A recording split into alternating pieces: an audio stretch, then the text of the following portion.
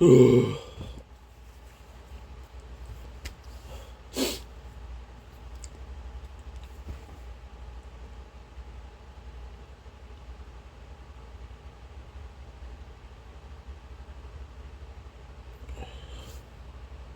a little too much. Look a little too much.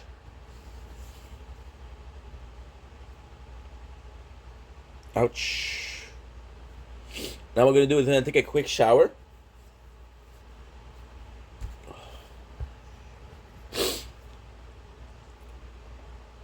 There you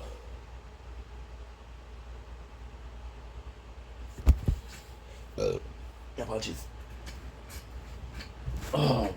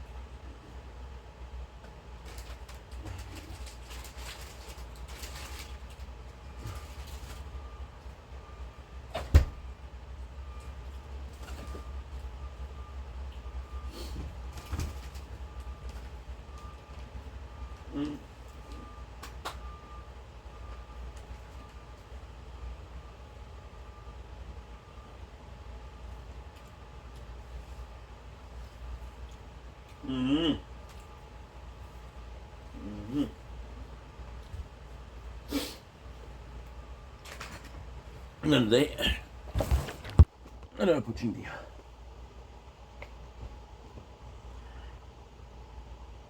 No, dude.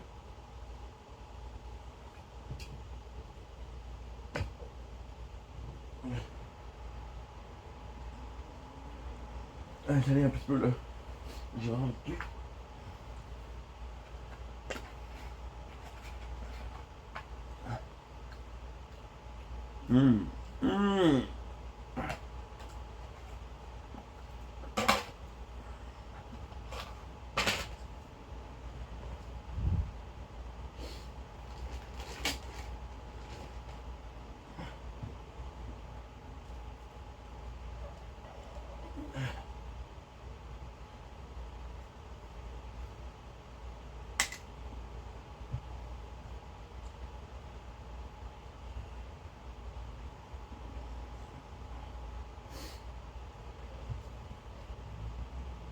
Let's do some the other voice.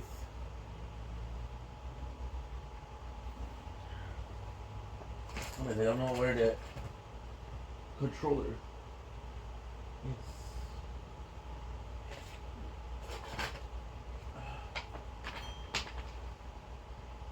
Where are you?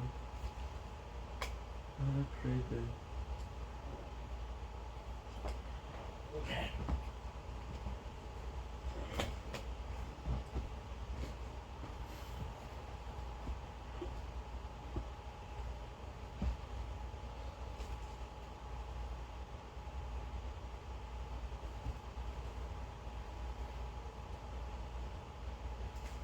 J'ai pas l'argent pour ça.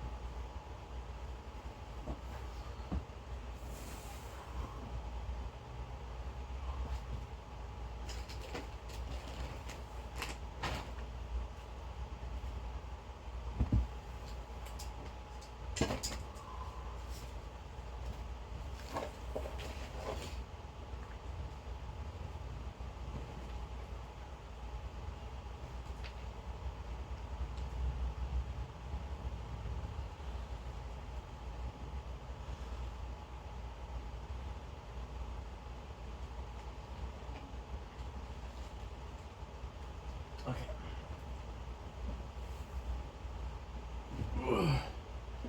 Wow. Real life gamer girl.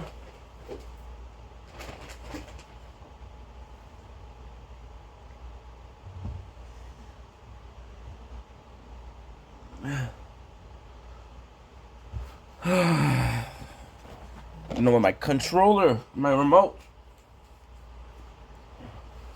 Okay. We're possibly gonna just watch some.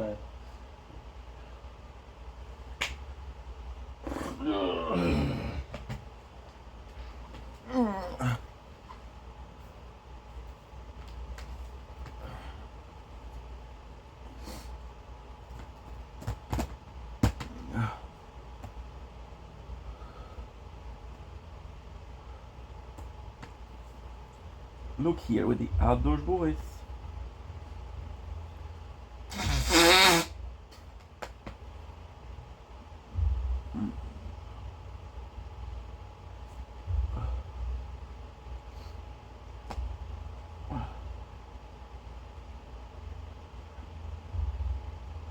Ooh.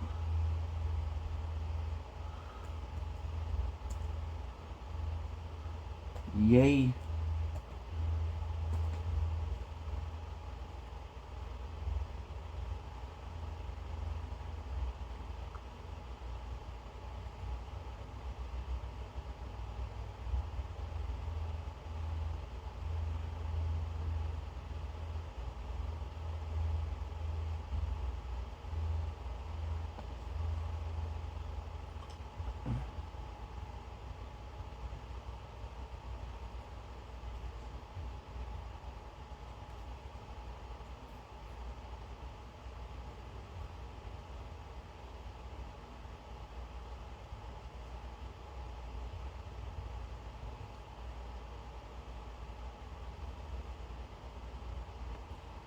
Okay.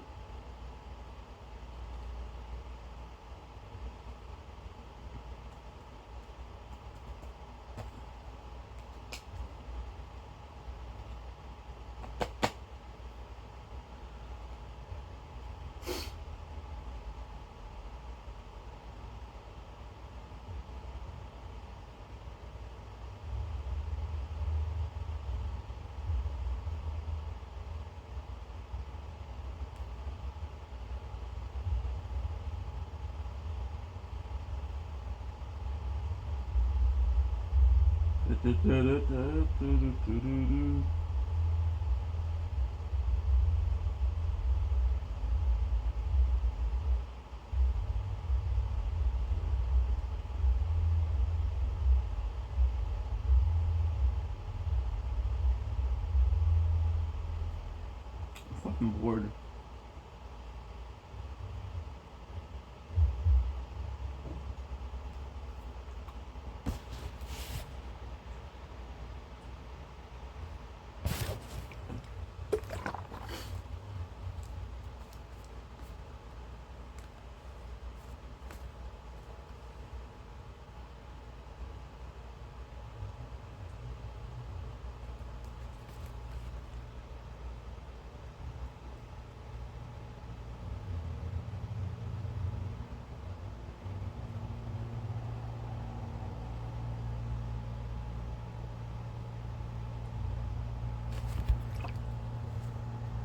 Well, if I don't have my controller.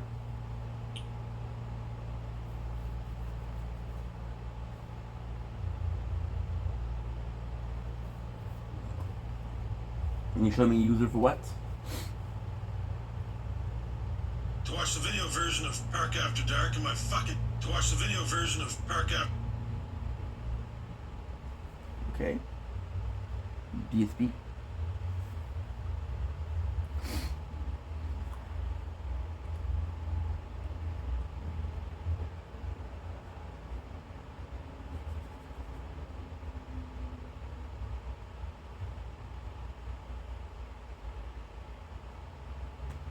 I am just a freak.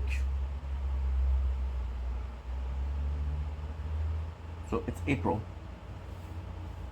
I make meaningful content for a group. I don't want to hear your bullshit. I'm not going to be a part of your toxic shit. This would not be the end of the feud as it would escalate. ESP revealed that he was talking to Wings and Boogie to do a podcast without Keem. Wings and Boogie started getting mad at ESP because he cost each of them $50,000.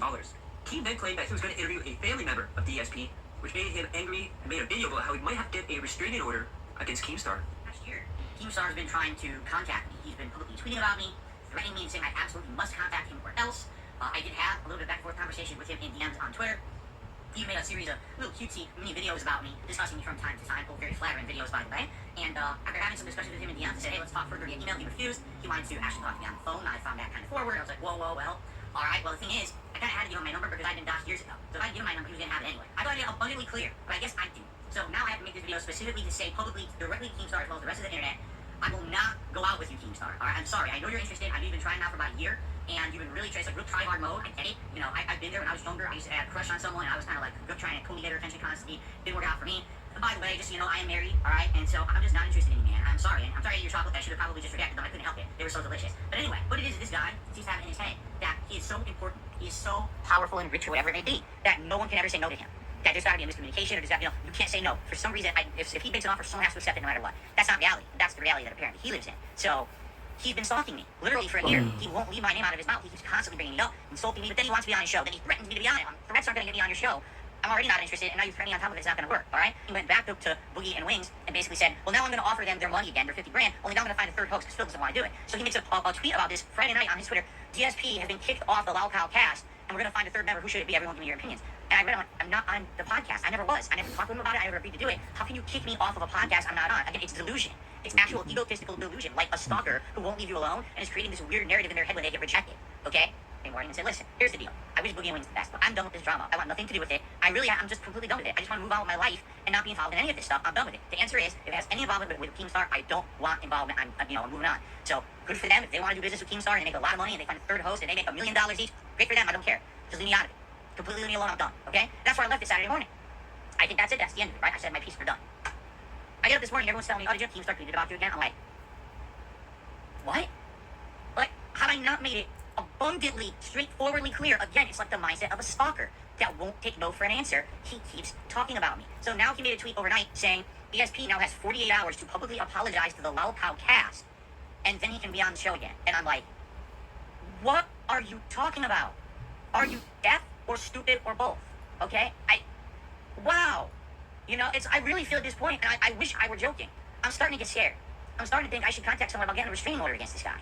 Like, he won't take no for an answer. I've said it a million times. I want no involvement with Keemstar whatsoever. All right, none. I want nothing to do with this man. I want him to leave me alone, stop mentioning him, stop considering me for a show or any project. I want no business relationship whatsoever with Keemstar ever to do with you at all. I don't understand why this guy keeps bringing me up. I don't get it. I'm at a loss. Again, the only thing that I can think of is that I'm the only person in his entire life who's actually told him no.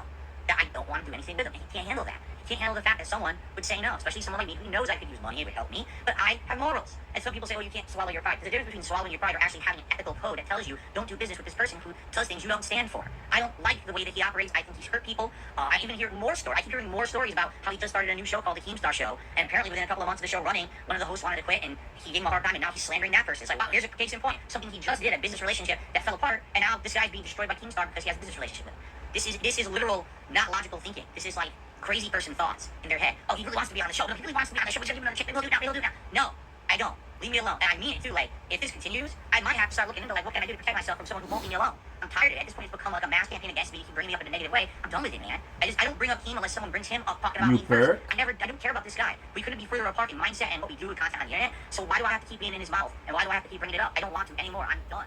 Every time there's someone going after Phil and creating drama, his viewers always wail out on him to soothe his ego and distract everyone else from noticing the drama. We then saw the emergence of Jinx, which we all knew right away that it was OYC.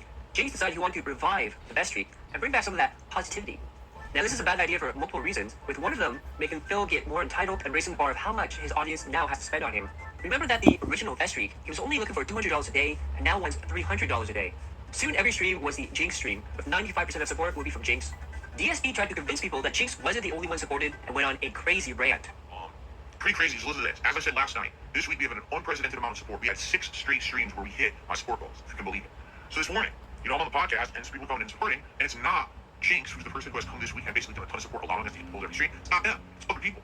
Before Jinx ever even showed up to my first stream today, we had already hit all the tips goals. And I was like, wow, that is amazing. There's a rallying. For some reason, I don't know what happened. There's something in the water, there's something in the air. Rallying support this week is outstanding. and we hit all the goals on the first stream, and on the late stream, we had some support. It was a little on the slower side, and then Jinx came in and did a big tip, and then we hit those goals too. So it's pretty crazy. The level of support that I've gotten this week. Again, I don't know what is going on there. Of course, now what happens is you hear all these crazy theories. I had some crazy conspiracy theories email me. Oh, don't you know that Jinx is a secret detractor who's teaming up with Secret Limited to try to ruin your channel and this and that? And it's like, oh, don't you know it's only iced coffee and he's just the same guy coming back from 4 years ago supporting you again? And it's nuts. And the thing is, here's the thing. If you haven't noticed, I'm not using a vest counter, and I'm not going to. I'm not going to use a vest streak counter or anything. It's not like 3 years ago, all right? If we continue to get this level of support every stream, I'm ecstatic. It's amazing. It's helping right now. It really is. I'm grateful and appreciative that everyone is kind of coming out and supporting in all the various ways they are. If it ends tomorrow, it's fine. It's not a big deal. I don't want my streams to be focused only on this. I talked about this, this morning, how the vest streak 3 years ago kind of didn't work out because after a few months of it happening, people were all about that and trying to derail the content. It was more about, gee, will you hit the vest streak tonight rather than, gee, what's the game he's playing? Is it any fun? Or, I don't want the streams to be about that. I feel like the quality of the content degrades when we just focus on that. So that's why I'm not going to be doing this counter or anything. But hey, if it continues, it does, and people are going to be talking about it, because obviously it's happening. It's not 8 straight freaking streams where I hit my sport goals. That's insanely cool. Store. So anyone who's been on those streams and supported, anyone who's been behind the scenes, there's overnight tips and stuff. Yeah, if you tip overnight, I always count that tip towards the next stream the next day. So if you happen to be watching this and I want to support those content, overnight tip, that will count for tomorrow's first stream. Okay? So thank you anyone who supported. Really, I'm grateful. 4%, This week, 8%. Just like every other mega whale, he got special treatment and was told his audience that if you talk about Jinx, you will be banned. 3 years ago, we were doing a special retrospective marathon as an event here on DSP Gaming. We were going down memory lane. In fact, this might have been my last retrospective event. I don't even remember. We were going down memory lane. We were watching old videos. We were having a good time. And we just so happened to be watching. Want to check if you disabled their accounts? That I had done maybe like 10 years prior. Okay. And the log, I happened to be wearing a vest, a beige vest, and everyone was like, "Do you have that? Do you have like a puffy jacket style vest? Like you still have that? Because we've never seen you wear that in any kind of recent time frame." And I was like, what it is I moved out to Washington. When I moved out here, What? I don't really wear that kind of clothing anymore. If I go out, I'll wear like a leather jacket. I'll wear a leather jacket out or whatever. They should disable their accounts. But outside Shit. I went downstairs, and lo and behold, I come out of the closet, and there it is. And it looks brand new. It's like unworn, right? And people are like, "Holy crap, you still have it? That's the one from over a decade ago you have." I was like, "Yeah, look, it's brand new. It didn't fall apart. It's really good quality, right?" And people are like, "Well, why don't you wear it?" So I'm not gonna wear it indoors. That's stupid. I don't need to wear a jacket indoors. So what we came up with the idea was that since I'm now an interactive live streamer, right? If I raise a certain amount of funds, support in this particular stream, I'll put on a vest. And so we started this practice. If I raise $100 on any particular stream, I'll put on a vest. Somehow, and I don't know how, this idea took off. Ladies and gentlemen, we hit an unprecedented vest streak. How many was it? I don't even know how many it was, but it lasted like 3 months. It was like, I want to say it was like March or April, and it lasted through like July.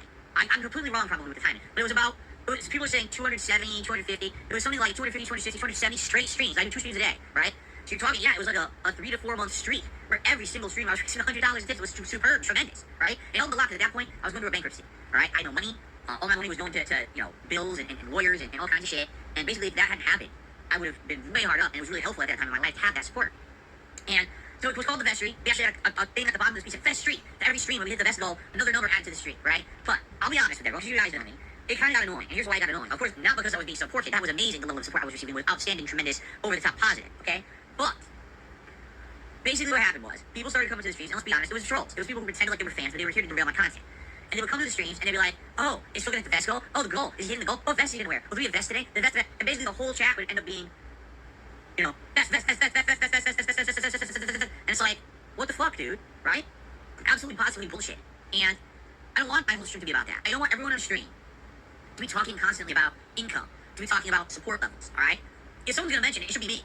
I'm the one running the business. I'm the one running everything. So I feel the need to do a plug. It's like, "Hey guys, want to support the stream? Please do this." That's on me. That's not on the viewer. But what happened was we had people, we had dozens of people coming in and did with stock accounts and everything. Oh, the vest, the vest. And it got annoying. Even my viewers who were here for gameplay were like, "Dude, this is too annoying now. Like, this vest streak is kind of like a double-edged sword." I mean, yeah, it's a blessing because you're getting all this support, but the content the quality's dropping because it's just annoying to hear these idiots talking about it constantly. We don't want to hear that. So eventually the vest streak ended. And after that, things tapered off. I still get great support, all right? Well, it's not a regular thing that we're hitting goals. Now, by the way, since then, we've even instituted different changes. I left Twitch. I lost a lot of income when I left Twitch. I came over to YouTube, and we actually adjusted the goals. Now we have 3 tiers of goals: a $50 goal, a $100 goal, and a $150 goal. It's gunner glasses at 50, a hat of your choice at 100, and a vest of your choice at 150, okay? So things are different now, years later. But very rarely are we hitting these goals. And quite frankly, I'm not harping on it. Overall, in a day, I do really well for a streamer of my size. I mean, ridiculous. I'm some of the most supportive viewers on this planet, and I know that. I'm incredibly grateful for it, okay? So I'm not going to sit here and harp on it every day, But for the most part, things are good. But then this week, all of a sudden, we started hitting the goals every stream. And I'll be honest, it's a combination of regulars coming and doing their regular support, combined with someone named Jinx, who just started showing up and contributing not only with tips, but also gifting memberships to the channel. And I'll be honest, I don't know who Jinx is. Jinx says that there's someone who's a long-time supporter. They said, "I've watched you since way back in the day. I appreciate all the content you put out, and now I can support your channel," okay? And listen, I really appreciate that. However, I know someone like this, they're not going to last forever. They're not going to be here on every stream. They're not going to support every stream. But literally, 6 streams in a row, we have hit the goals. All the goals. The gunner glasses, the hat, and the vest. So that's tremendous. And that has not happened. I don't think we've had a 6-stream streak like that. We haven't had that since, I can't even remember. The vest, I don't think it was the vest streaks. I think we haven't had 6 days in a row where we hit goals, but it's like very rare. Even during the biggest releases, Resident Evil 4 earlier this year. Last year, even Elden Ring, I don't think we were hitting 6 straight days where we were hitting all the goals like that. So this is unprecedented, except for the vest streak 3 years ago, you see? So that's why people are saying, oh, it's the vest streak. The vest streak is back. Here's the thing. I want to make my content about that ever again. I learned from my mistake 3 years ago how it became all about talking about the vest streak and the support in the vest streak. I don't want it to be like that anymore, alright? That's why I'm not going to put vest streak down here on the leaderboard, and we're going to start counting. We're not going to do that. You guys want to count it, I'm not going to stop you. But I'm not going to sit here and make every single stream about the vest, the vest, the vest. If we hit the vest, goal, the vest. We're not doing that, okay? So I'm just going to forewarn everyone. If people sit around and start doing this, and start thinking all about that, and essentially derail the streams and make it that we can't concentrate on gameplay and have good talk anymore, and instead of, they're not going to be here. They're going to be gone. Just like everyone else causing drama, just like everyone else who derails my streams, it's not allowed. Because that's what it is. That's exactly what it's called, derailing. That's what it was 3 years ago. People coming to the streams, they didn't care what game I was playing, they didn't care what we were talking about. They literally came in here to talk about money to make it look like that's all I care about. Well, that's not the case. I'm putting out meaningful content for my audience first, and if I get support or make a living doing it, that goes hand in hand with putting out good content people like. But that's kind of the icing on the cake. Primary, focus, the number one thing I'm focused on is having a good time with you and making good content for you, alright? So, it's been amazing this week. So far, 6 straight streams of hitting all of our goals. Both, by the way, tips goals and membership goals, because we've exceeded member goals every day too. That's why we're 100 members more than we were just 3 days ago, you see? So this has been outstanding. Can we keep it up? I have no idea. Am I going to freak out if we don't? No. It's not a big deal if we don't. Support comes and goes. Things get good. Things get slow. It's all good. It all evens out in the end, and it's all a good time. As long as we're having a good time together, that's all that matters, man. So I'm not going to make it all about that. Understand that. And I want to see people sitting in the chat constantly talking about Jinx, because he's been a supporter for 3 days, and talking shit, and where is he? What's going on with Jinx? Fuck off. It's none of your business. Why are you stalking Jinx, right? Fuck you. In a hilarious moment, Jinx during a DSP versus the internet was saying that he hated React content and wouldn't support the content. DSP thought this was a troll and banned him on site. Then Jinx tipped him to tell him that he was banned, and DSP started freaking out. Okay, so Jinx is actually here, but I don't know if the account that I banned was an impersonator or if it was someone else. I have no idea. I don't think Jinx is in the chat, right? Because Jinx is here and tipped me. I don't know if this is if the Jinx that I banned was a real Jinx or a fake Jinx. I have no clue. At this point, it's been so long, I scrolled off the screen ages ago. So, I don't know if I'm even going to be able to find it. Because it was like 20 minutes ago, wasn't it? Yeah, I can't find it here now. Well, all I can say, Jinx, if you email me and you send me the link to your YouTube channel, Jinx, if you email me the link to your YouTube channel, I can unban you. Obviously, I'm going to the next part now, so I'll have to do it, try to do it between parts or whatever. Anyway, so Jinx, yes, if you email me, I'll take a look, send me the link to the URL to your channel, and I'll see if I accidentally banned you, because obviously I didn't mean to. But I don't know if it was you or an imposter who would come in here and say something pretty toxic, honestly. They were like, oh, React content is horrible, and I would never support anyone who does React content or something like that. So obviously, I'm not going to freaking allow that in the chat, someone being completely destroying the show I'm doing, right? I'm not going to allow that. But, so Jinx, to me, $68. He says, I think I might be banned. I don't know if someone was impersonating you or not, but I apologize, and also vest type. Okay, so I have no idea if it was him or not. But you have to understand, if that was you, and you came on the channel and you're like, oh, I hate all React content, and I don't support any of it. Like, that's fine, but why would you come to the Reaction channel and literally say that in the chat of the Reaction show that I'm doing live? People are obviously going to cause problems, I didn't even know if that was really you that I didn't even know that was you. Thank you so much, Jinx. Again, biggest contribution of the day. This is keeping the vest streak alive at this point. 5 straight streams. At this point, DSP was rolling in extra money, and people started suggesting a new PC, and DSP being DSP talked about how the money is going to bills and other stuff. He then said that he doesn't have to tell you what he does with his money. Let's talk. First of all, it is official. The support streak of 20 straight streams ended last night. I'm not surprised. With the insane amount of support that came out during the Fight and Feast Marathon on Sunday, it was definitely going to be ending at some point soon. And what's funny about that is, yesterday, on the main gameplay stream, which was Star Wars, it continued, and it had nothing to do with Jinx. Jinx was the person who had started this streak, was coming in with giant tips almost every stream. And I would say maybe out of the 20 straight streams we did, probably about 17 of those streams were championed by him, while there's probably 3 or 4 streams that were everyone else, and he wasn't really involved. But definitely during the Fight and Feast, oh my freaking god, he massively supported that stream in such a huge way. He was giving memberships, he was doing ginormous tips to get me to drink shots of tequila and everything. And of course, that was kind of like a Hail Mary, and he got tapped out, and he said yesterday, yeah, I'm not going to be contributing anymore at this point, I'm tapped out. And we still hit the goal on the first stream, which is absolutely amazing, alright? But then finally last night, as we were playing Oblivion, it finally cooled down. Still had a great stream. We still had good attendance, good engagement, decent support. We had good super chats and memberships. But the tips finally calmed down. And we did not hit any of the goals of the tips last night, which is perfectly fine. And finally the streak came to an end. So now the good thing is, thank you. Because here's the thing. There's people who always want to be up in my personal business. And immediately when the streak started, oh my god, where's all that money going and what's this going? First of all, it's no one's business. Absolutely no one's business whatsoever where any money goes that I make on this stream. Alright? I could be spending it for great things. I could be spending it for frivolous things. I could be donating it to charity, or I could be fronting it to a drug ring out in Brazil. It's none of anyone's business. It doesn't matter. And you have no right to ask what anyone does with any money that they make on stream. It's none of your fucking business. So even by asking that, you're breaking the rules of the stream. And if I see people talking about that kind of crap in my chat, you will receive a permanent ban. Just so you know. It's none of your business whatsoever. Now, some people have already started to say things like, well, we'll buy a new PC and we'll do this and we'll do that. Alright.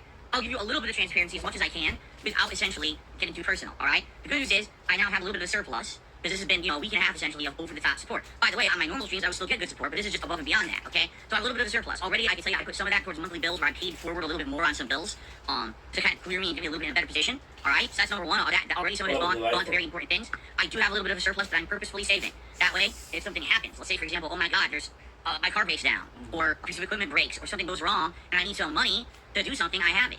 That is the pitfall of having basically little to no credit, is, having a bankruptcy many years ago, that, I don't have the same abilities as everybody else. I don't have just money to charge or spend on a whim, but I'll have a little bit of extra, which is nice. It's nice to have that flexibility. This will also take a little bit of pressure off of the next several months when I'm going to start buying lots of new games and everything. It won't be really a concern that I have to invest that money back into the business, that I have that flexibility. But the truth is, I don't need to be telling you this. I really don't.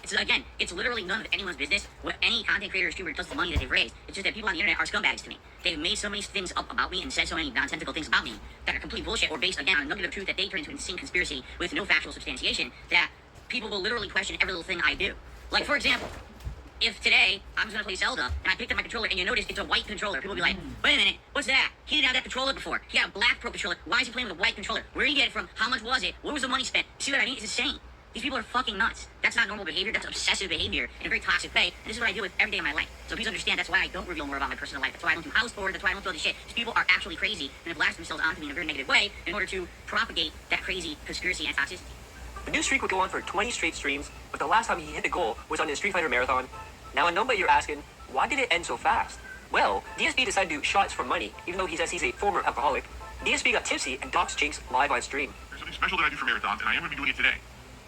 If I receive a $100 tip at any point during the course of today, it has to be $100 or more, I'm going to be taking a shot. Now, in previous streams, there were various different liquors that I've drank. Today we're doing something different that I've not had yet on the stream. Today, ladies and gentlemen, I have a handle, that's correct, a handle of tequila. You're going to see Drunken Rita today, depending on how much support actually comes in during the course of the stream. All right? Now, I'm not drinking this whole thing, you're on your mind, okay? I basically just bought a giant thing of tequila just to have for a long time and have margaritas and stuff with my wife. But there we go. We got tequila here today. I got my shot glass. We're ready to go. However, you have to understand something. I have to pace myself. All right? And here's what I mean by that. I'm not going to be taking non-stop shots. Right now, if 5 people tip $100 each, I'm not going to say, okay, I'm drinking 5 shots back to back. I mean, idiot, okay? I might have another tip. Oh my God, seriously? Wow. So Jinx, Jinx tipped me $100 again. This is insane today. Jinx has been tipping so much all day long. Yeah, guys, again, people are like, why do you say Ryan? Because I'm tipsy. I've been doing this all day. I read another email. I have a bunch of emails that I told you guys I'm doing different stuff today with emails. So please just ignore me for being stupid because I'm tired and, I say hat buzz. I'm not really buzz, okay? Anyway, so I got $100 tip from Jinx, another one, okay? I got a $2 tip here from Ryan. No, I'm just kidding. This is from Captain James Tiberius Kerr. The next day he would go on to try to do damage control and lie about doxing Jinx.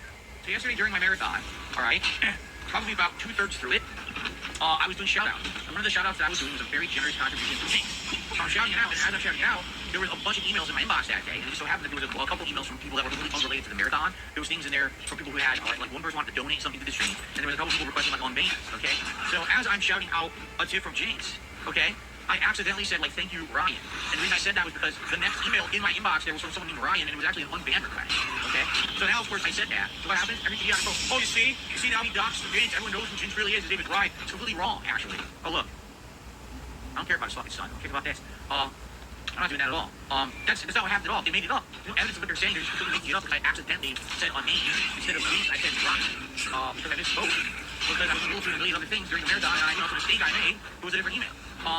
Come to find out, here's what's actually funny about that, right? So that happened, and then I got another email from like 2 other different people whose names were maybe Ryan, and they were like, oh, did you accidentally say my name or something on the screen? I was like, no. Well, I'm telling you guys, it's not. None of this was in relation to you guys. Everyone basically thought that I like doxed them on the stream. I was getting all these emails from people, they're all nervous and shit. I was like, no, it's none of you. It was someone unrelated who was trying to get unbanned from my stream whose name happened to be Ryan in their email. I don't even know, how that associates with their YouTube account. I'm sure it's not the same name. And I was like, so just because now if anything happens, that's some kind of a mistake. If I accidentally say like a word that's the wrong name, now there's an insane conspiracy behind it, no matter what. It's like, what the fuck? So I literally have to be absolutely perfect in every aspect of my life. God forbid, I stumble over a word or something. Like, that's the end of everything. Like, oh, Billy, dog, somebody did this, he did that. Like, what? Like, what are you talking about? People are just nuts, Like, yesterday was a crazy long marathon. It was fun as hell. I was drinking. So obviously I was like, tired. I'm gonna, make a few small minor mistakes. I'm accidentally saying a name that I didn't mean to say. It would have nothing whatsoever to do with what was going on the stream. Only that's obviously the funny thing now is that everyone thinks my name is Ryan as well, even though you've known my name for the past 3 years when I first emailed you. Yeah, exactly. That's what I mean. These people are dumb. These people just make shit up for the sake of drama. So now they're gonna have, oh, those doxing people and everything's like, I literally can't do a thing. If I sneezed, they would have said his name was fucking Good Zoom Titan, right? Like, dude, they're nuts. But it was all for nothing, as the next stream, the streak ended, and Jinx started appearing less and less on streams, only popping up on special occasions. Alright guys, indeed. Very good. Very good stream tonight. Had a great time. Thanks to those who didn't troll. And thanks to those who were chilling. Also, yes, it is official. Tonight is the end of the streak. It was 20 streams. Yesterday, or earlier today, was the 20th straight stream that we had tips call. Obviously tonight we did not do it. It's perfectly fine and acceptable. Thank you all who did support the stream during that crazy streak. And I really appreciate that. Looks like tomorrow, kind of back to normal. Alright? But it was good. It was a good stream. I'm not complaining again. It was a good 20 straight freaking streams of insano support as well. I do agree, Sadal, was 20 is a good number to end it on. Absolutely it is. So. We also got some new lore from DSP, as we found out he never learned how to ride a bike because of his bad neighborhood. He then started talking about a story involving his dad, which makes him sound like a brat. Okay? My dad was teaching me to try it. We went out maybe 2-3 times, and I was just starting to get the hang of it. Okay? And then, my next door neighbor, who was around the same age as me, went out on his bike one day. He was riding his bike, and he got his ass jumped, beaten up to a bloody pulp, and had his bike stolen. And when that happened, I said, I don't want to fucking ride a bike in this neighborhood. And I kept telling my dad, like, nah, this neighborhood's not safe. I'm not gonna fucking ride a bike. Like, I'm not stupid. I'll stay in the yard and play with my friend or go to their yard, but I'm not gonna fucking ride around. And because of that, I never actually learned to ride my bike. And eventually, my dad sold it. He sold it off because it was a good bike. And my dad bought me this bike, and it just went to waste. And then, funny enough, okay, this one time, so this already happened. Okay, so already I wasn't gonna ride a bike. It wasn't a big deal. I didn't care about it. We went to this charity basketball game where I think it was like the fire department against the cops. Okay, and at the charity basketball game, they were doing a raffle. So my dad entered the raffle, and there were tons of prizes you can win. They do the raffle, we win the grand prize. Take a wild guess what the grand prize was. A bike. Not only a bike, it was a 1990s high-end, all the bells and whistles, crazy neon orange stripe paint bike. Like, this is one of the ones you would go to, like, Toys R Us or a kid's store, and it would be the most expensive bike they fucking have in the store, and every kid wants it, but no one gets it. That's the fucking bike that I want, right? So here I am now. I know I'm not riding this bike. Like, dude, if my neighbor riding a normal bike got their ass jumped and got their bike stolen, can you imagine if my ass jumped on this fucking neon tiger stripe bike riding through my neighborhood? I probably wouldn't get 2 blasts of concrete before 10 people punch me in the face and take the bike. So, basically, you know, I won the bike, and I had to go up with my dad and pose in front of everyone as they applauded that I won the bike, and literally the bike came home, and my dad's like, well, I guess we gotta figure out how to get rid of this, and we sold that one too. At this time, his money started dipping more and more. As was the start of the summer decline for support, he started spending more money on WWE champions as a stress relief, and anytime that happens, he makes a story to get pity bucks. We got the return, this year, of chargebacks. How fucked up some people are, alright? So earlier today, there was someone who I guess had tipped a bunch. Now, I don't know who tips what, because if you don't put your name in the tip, I have no idea who it's from. Okay? I really have no clue who a tip comes from, alright? So this person was tipping multiple times, and apparently they tipped once or twice, and they were bringing up drama. Distinctly, I remember 1 or 2 tips were like real big drama shit from outside the stream. As you guys know, that's not allowed. So I ignored those tips. Now they came in later on the stream with more tips that weren't drama related. One asked, why did you tip my earlier tips? And I explained why. And the other tips that came in were completely unrelated, and I answered all of those questions or whatever as normal tips. They're charging back all the tips right now. Every one. Even the ones that I addressed, even the ones that I answered, they're just charging them all back anyway. Because they just can't, because they're scumbag. You see? It's fucked up. People are fuck faces. You know? It's not like, listen, you know the rules of the stream. I told you the rules of the stream. I said, no drama. It literally is pinned in the chat. It says no drama. You actively choose to do a couple tips that are drama related. I have the right to skip them. Okay? So now you do other tips that aren't drama related, and I give you full shout outs. I credit them. I add them to the running total of the stream. Oh, I'm gonna charge those back too. Okay, so you're a piece of shit, basically. You're a human piece of fecal matter. Because you have no fucking respect. You have absolutely no honor. You're just a scumbag who came on the stream to fuck with me. You know? It pisses me off. It does. It really pisses me off because it's not like I selectively said I just don't want to entertain the tips from this person. It's the content of the tip. Everyone is subject to the rules. No one is immune to the rules of the stream. Every single person, whether you don't contribute at all, whether you contribute a ton, whether you contribute $1, whether you contribute $100, everyone has to abide by the same rules. It makes it even for everyone. So you choose actively to break the rules. I'm going to ignore you. You choose to be a nice person and talk about other topics that aren't rule breaking. I'll entertain it. But that means now I get punished because you're a scumbag, basically. You're going to charge back everything. Okay, fuck it. You know, it really pisses me off, but what are you going to do? Some people are just scum. DSP also decided to make an improvement on his streams. Instead of manually blowing bubbles, he bought a bubble gun. And, I wonder what it could be. Oh my god! Holy shit! That's a lot! Ladies and gentlemen, I present to you a bubble gun. That was pretty awesome, and that was like half a second of holding it down. But the bubble gun is amazing, alright? It is absolutely amazing. However, there's a catch to it. This thing uses a lot of bubble juice. That's the bubble juice it came with, and it uses a lot of bubble juice. So if I even like hold it down for more than half a second, this thing starts shooting out like dozens and dozens of bubbles all over the place. And it was funny because I tried it yesterday for the first time, and Kat says, wow, that's really good, but be careful because you're in a room with a bunch of electronics, and if you go crazy, right, you might end up like soaking all your electronics in bubbles, and you know, it also, you know, gets everywhere. You gotta be careful. And I was like, oh, okay. And it was actually funny because yesterday I was talking with my moderator team, okay? And I told them, hey guys, guess what? I got something new for the streams tomorrow. And they go, oh no, Phil, is it a setup? I was like, what are you talking about? They go, oh, did someone send you a gun that looks like a handgun so you put it on stream and everyone will look and think that you have a gun on stream and try to get you banned from YouTube? Yes, ladies and gentlemen, as you can see, this is an authentic Glock. And, now I'm going to be banned from YouTube because this is such a dangerous weapon. All right, you can't send your kids to my streams because I'm waving firearms. Okay, so what it is, it looks like an alien blaster, doesn't it? It kind of looks like the alien blaster from like Fallout. But just to show you how crazy good this is, watch this. Ready? That's a lot of bubbles, dude. And it's cool that they're small, but they shine nicely. Like they're really good quality bubbles, right? That's cool. Now, whenever we hit a bubble goal on the stream, I'm going to use the bubble gun. All right, that's how we're going to do it from now on. Now, of course, the question is, do we really want to do full screen? Because this is how I used to do it. I used to do this, but now it's like too up close, and I can't really see the bubbles. I think you might want me to actually be going full screen or on webcam, to stay a widescreen webcam, so when I shoot them, you can see them all on camera, because now they're going everywhere. All right? But, ladies and gentlemen, you see, around here on DSP Gaming, when we have a new edition, we just don't do it normally. A lot of people, they would say, wow, that's great, it's a new edition, it's very exciting to streams, this is cool. But you see, ladies and gentlemen, here on DSP Gaming, that's just not one step. One step isn't too far. We gotta go the whole Monty in. Ladies and gentlemen, I present to you the dual-wheel bubble guns. Yes, not fire. Fire. The dual-wheel bubble guns. That's what I'm talking about here on DSP Gaming, baby. Yeah. That's what I'm talking about. Oh my god. Wow. Oh my, I'm so, dude, there's bubbles everywhere. It went absolutely everywhere on my setup. That's right, I'm a Kimbo bubble, baby. Yeah. Woo. All right. I dare you to say I'm still on level 1 now. But anyway, I have to now get a tissue and clean because like the bubbles went everywhere. Like they're seriously all over my desk here. Which is what that's what I was afraid of. It was the bubble guns like this. Said the bubbles are gonna go everywhere, explode, and make a big bubbly silky mess. And indeed they have. Alright? One of his most memorable playthroughs this year would start this month, as DSP would play Zelda Tears of the Kingdom. This game would prove how dumb he was, and show how he lacked any imagination. Here's an example of his gameplay. Only use one? Only use one fan. Seriously.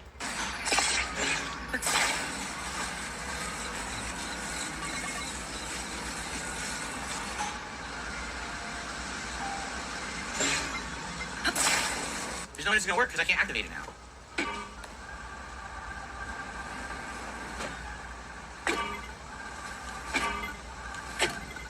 And you see, that's the problem, is like, if I don't do it within like a few minutes of trying, I just put 25 minutes on that, I just don't care anymore. I'm a streamer, I have to make progress, I'm not gonna fucking sit here and waste all my time. But it's hilarious online, I'm seeing these crazy someone built a mech, someone built a Trojan horse, someone built that, that's great, and how many hours did you waste doing that exactly? Right? Like, seriously, how many fucking hours did you waste doing that superfluous nonsense you don't need to do to play the game? And it's great you can do it, but the normal person doesn't have time to sit here like an idiot and fucking spend 40 hours building your mech. So I just want to make progress now, so screw this. I just don't care, I understand what they're going for with the building. Oh, look how creative and ingenious it is. Yeah, except that normal people don't do that. Normal people want to like make progress in the game and see story elements and do a dungeon. I don't want to fuck around with your building. If I want to do that again, I'll play Minecraft or something, with meaningful to the universe. Seriously, I don't want to fucking play a building game. I want to play Zelda. I really don't. I just don't want to play a building game. I'm interested in Zelda. That's what I bought Zelda for. Oh shit! Oh, you threw me off.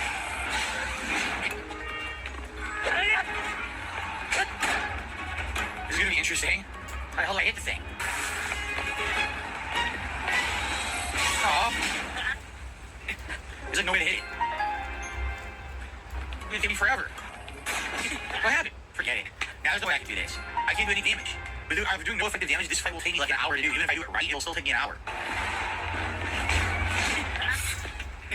After shattering the boss, grab the crystal. How would I get it back to the shrine, though? It was funny you say it's a kid's game. Dude, this one is definitely not a fucking kid's game. This is not a children's Zelda at all. There's no way you can even consider it a children's Zelda. Just the complexities of the things you need to do in the game. This is 1 million% game for adults. Tell me how a little kid's gonna beat this fucking game. No kid is gonna beat this shit.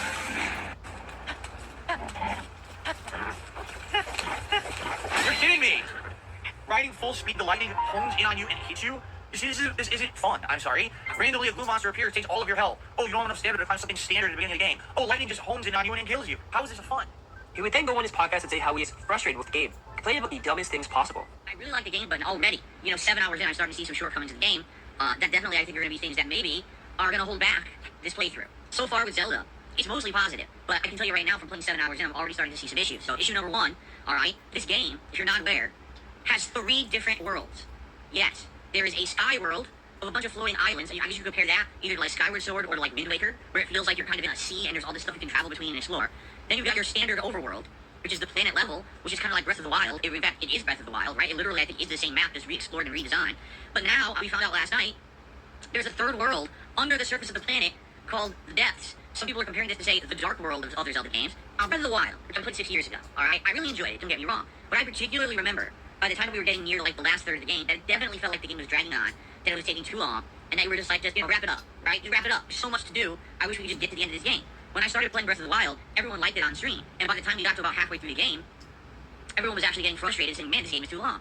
And I think it is a major thing that we need to start talking about in the modern era, game length, okay? At what point is a game too short, too long, or hitting that perfect happy medium spot in the middle? Because I do feel like game developers these days don't really consider this. Or, for example, some game developers just want games to be so long, but is everything you're doing in the game meaningful, right? I would much rather play a 20 to 25 hour, streamlined, linear, awesome experience than an 80-hour open-world, bloated experience where like 50 hours of gameplay are pretty unnecessary and bent on backtracking and open-world exploring.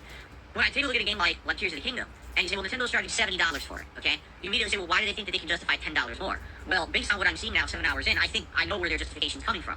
They're basically saying, it's Breath of the Wild plus up here, plus down here. You know, we've essentially almost doubled the number, the content from the first game. But it begs the question, do modern gamers want an experience that's 100 plus hours long? Is it going to hold interest, and is it going to actually be interesting that entire time, or are you going to get bored, right? It'll be interesting, because the thing is, with a game like Zelda Tears of the Kingdom, there's no achievements. There's no trophies. Now, here's the thing. I approach things from a different perspective. I approach it from the perspective of a content creator, alright? Not only am I playing a game for myself, I'm playing it for you. I'm not just sitting here in 100 hours of my personal time. This is me actually putting out a lengthy playthrough for you and trying to entertain an audience of hundreds, and then on demand, an audience of thousands, right?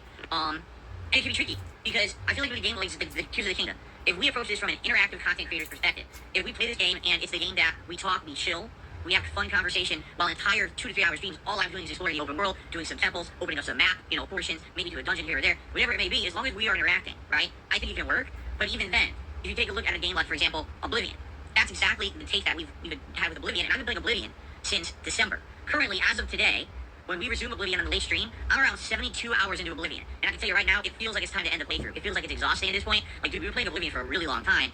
So how am I supposed to be playing a 100 to 120 hour long game, right? Even, let's be honest here, a normal person who doesn't do what I do for a living, who has a job, a family, or in school, you have responsibility. You can't just sit around playing games all day. Realistically, how many hours a day does a normal person have to play games? A couple hours, maybe? You expect me to play this game for 3 months, and I'm still gonna have interest in it? You know what I mean? Like, I don't know. At this point, I'm starting to actually strongly question game developers' logic when it comes to the way they're developing games. Okay? And here's where I'm starting to actually get legit upset, and only 7 hours in. So every optional dungeon, or every puzzle that I've done, I've tried to do the optional objective. And the optional objective, arguably, is much harder than the standard objective. You have to figure out, like, an extra way to do the puzzle solving, the traversal, whatever it is, to get this extra chest. Okay? I've opened up 8 of these. Literally, every single one is a complete waste of your time. There's not been a single optional chest I've opened that had anything to use. Last night, the last thing I did on my Zelda stream was an optional temple. We figured out how to complete it, and then there was the optional chest. Okay, let's figure this out. So we figured it out. It took a while. It was tough. It was actually quite challenging. You had to make a thing that was in the way have to be suspended in the air, and you had to hit a ball with timing, and had to hit a target. To figure all this out, it took like 15 minutes to figure out the second half. We go and we open the chest. It's an elixir. It's a stamina elixir. The same stamina elixir you can easily make yourself at any cooking area in the entire game. Much as what happens in these games, you have different groups working on the game, correct? So you have one group who is tasked with designing the puzzles in the temples, right? So all their task was make a challenging puzzle. So they did that, right? They said, here's a puzzle. The standard one is here. The extra one is here. It's an increase in difficulty. Estimated 20 minutes to complete or whatever, right? But then you got another team, and that team is working on item placement. Oh, whereabouts in the game should certain items be for plot advancement? You don't want to put an item too early in the game because it would be overpowered. This particular temple is early on in the game. So the item placement team, not looking at the difficulty level of the temple, just arbitrarily places an item in the temple, not even realizing you have to solve a pretty difficult puzzle to get that reward, so you work your ass off to solve it to get a piece of junk, right? That is a disconnect in game development. It should have been the teams working together and saying, wow, the actual difficulty level of the challenge equates in a better reward. If I'm going to work my ass off to solve this tough puzzle, give me something good. Give me a unique weapon. Give me a component I can combine for a unique item I never had before. Don't give me something I already had in my inventory, right? It's just stupid. One of the things that annoys me is that unlike other open world games, this game is not a game that scales. It's a game that essentially has regions of enemies of various difficulty, and there's no way to tell how difficult those regions really are. So for example, at the beginning of the game, they just say, just go any direction. Oh, okay, I'll go this direction. Nope, everything there insta-kills you. Oh, well, I wouldn't have known that. Okay, let me go this direction. Nope, that's not it either. Okay, finally, let me head over all the way to the northwest. Now, finally, I can freaking explore because I'm not dying everything in one hit. And so then you go, you head that direction, you're doing temples, you're doing stuff. Oh, I finally got to a story. Cool, one of the story areas is a story dungeon. Let's do it. And then after that, the game's kind of like, all right, now you figure it out. Wait, what? Well, where should I go next? You figure it out. Okay, let me go to this region. Nope, everything one-shot kills you. It's like, again. Right? Now, it's funny because the game has no formal leveling system. It's not like an RPG where you grind, you get experience or anything. In this game, it's based on how many shrines you complete. When you complete those optional shrines, when you have complete 4, you either get a health upgrade or you get a stamina upgrade of your choice. Or you have to try to get equipment and or weapons of your own volition, meaning go to an area, kill a tough enemy, they'll drop components, and then start fusing things together to get better items that you can use.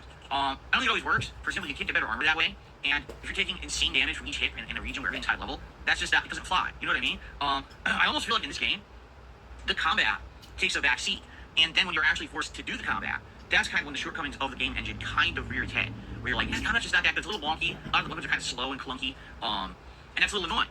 The thing is, when you're doing stealth and stuff, the game's actually pretty fun. Like yesterday I was doing a mission where I was Lincoln, I was trying to sneak through a town and take out all these sleeping, like, baka bobolins or whatever the hell they're called. And that was entertaining to me.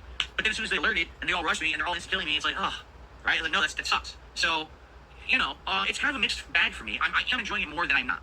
At this point, people started pushing back on DSP about Zelda, and you would get toxic against Nintendo and fanboys. It seems like the Nintendo community absolutely positively love to complain, but then they spend their money anyway. So why complain? Just don't fucking complain anymore, right? Oh my god, we want Switch Plus, we want Switch 2, we want Switch improvement. And so they come out with the Switch OLED. That's not what I wanted, buy it anyway. Everyone buy them all. Oh, buy them. What the fuck is your problem? It's like, so they don't bitch. They're like the super whiny, super loud complaining, but then you spend your money anyway no matter what, right? Oh my god, the Wii U sucks, the Wii U games are terrible, I can't believe the Wii U's so bad. Hey everyone, spend all our money on Amiibos for 2 years to keep Nintendo afloat, and don't play the games, but buy Amiibos instead. I mean, I wish I could make this up, but this is what happens all the time with Nintendo. Like, they always get the pass. It doesn't make any sense. I'm just confused as shit. That everyone has a right to complain. Everyone does have a right to complain about graphical performance in the modern gaming era. Everyone should be asking for better. If you're, especially a game like Zelda, they use $70, $70, right? So why in the hell are we not demanding better? What exactly is the extra $10 going to? It ain't graphical performance, right? So where is it going? Why are we paying?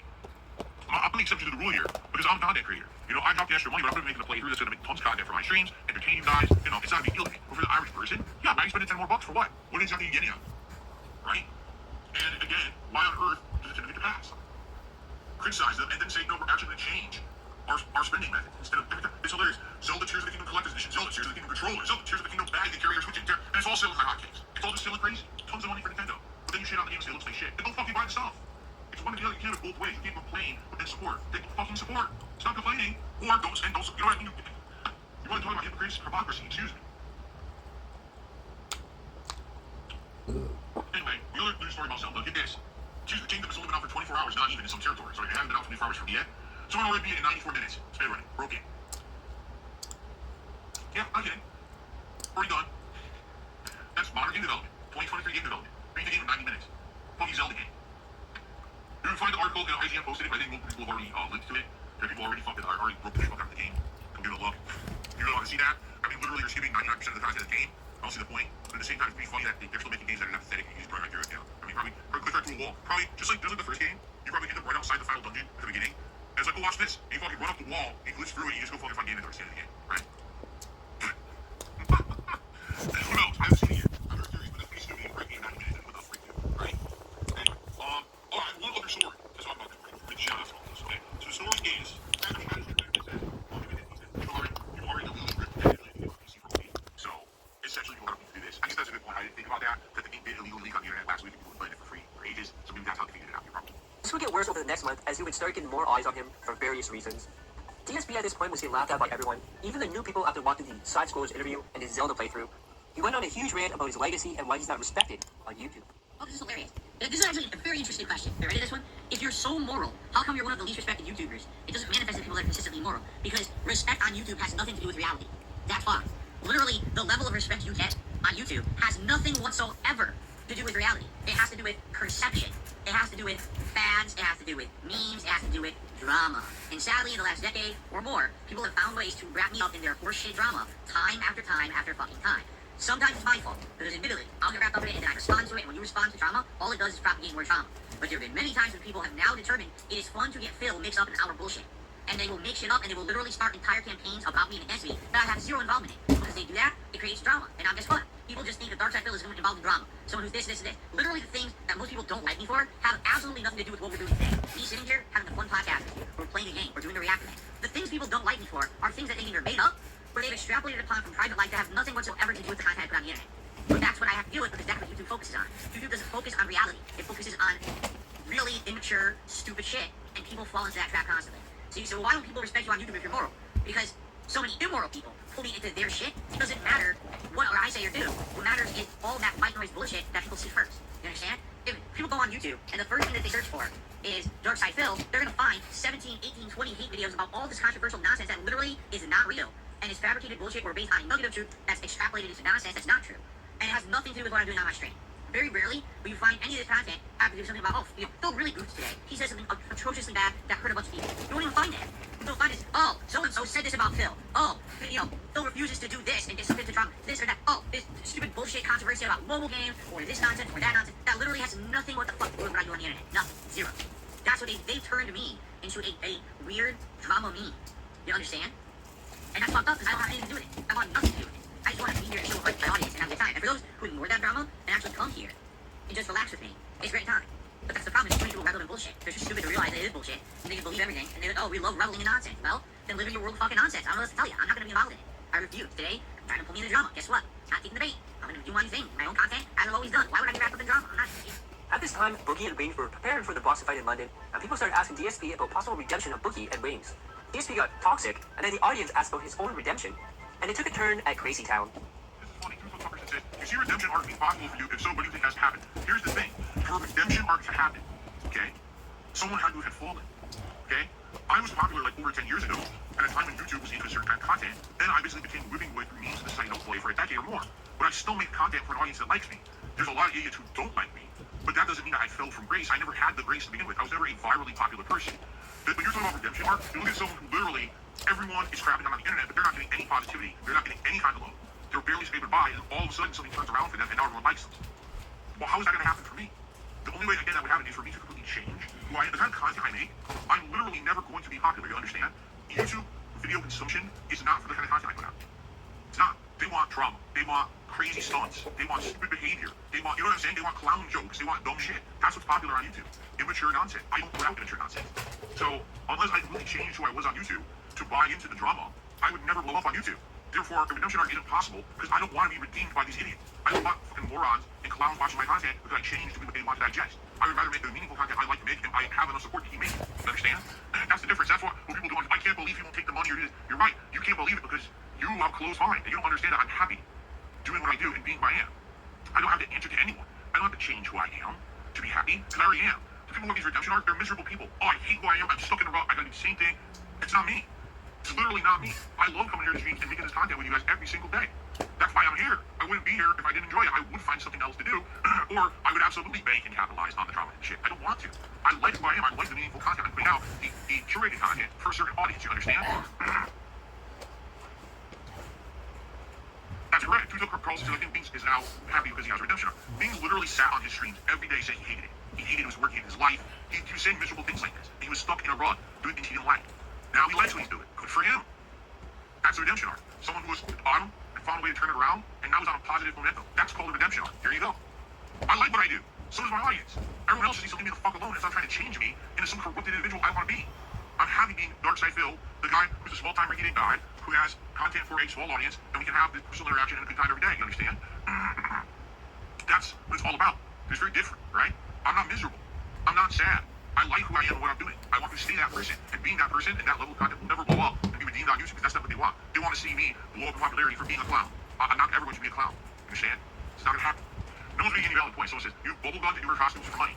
Yet, but what am I doing when we're doing that silly stuff? They'll laugh, and then we move on to doing more gameplay, to have a more meaningful conversation, right? You're not tuning into the Darkside Phil stream because you wanted to see me put on a cowboy hat, or because you wanted to see me shoot a bubble gun for 2 seconds. The people who are actually here for the content, who contribute to the content, are here for the content.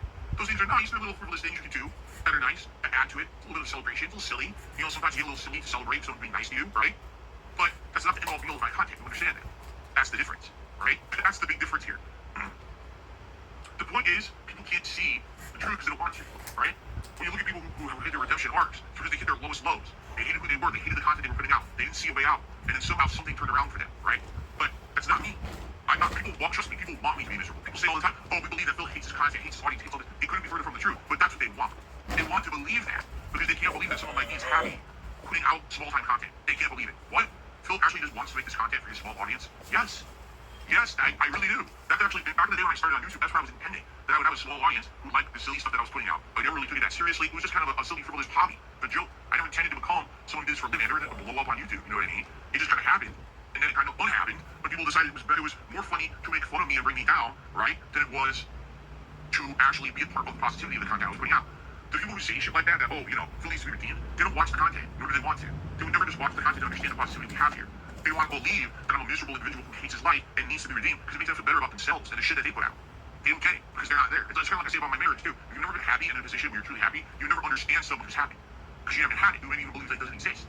There are people who cannot believe that I'm happy sitting here putting out this content for you every day. That he's a liar. He's making it up. He, you know, oh, you have evidence that he hates his job, he hates his viewing audience. What are you talking about? Again, I have opportunity. I have so many opportunities to do other shit.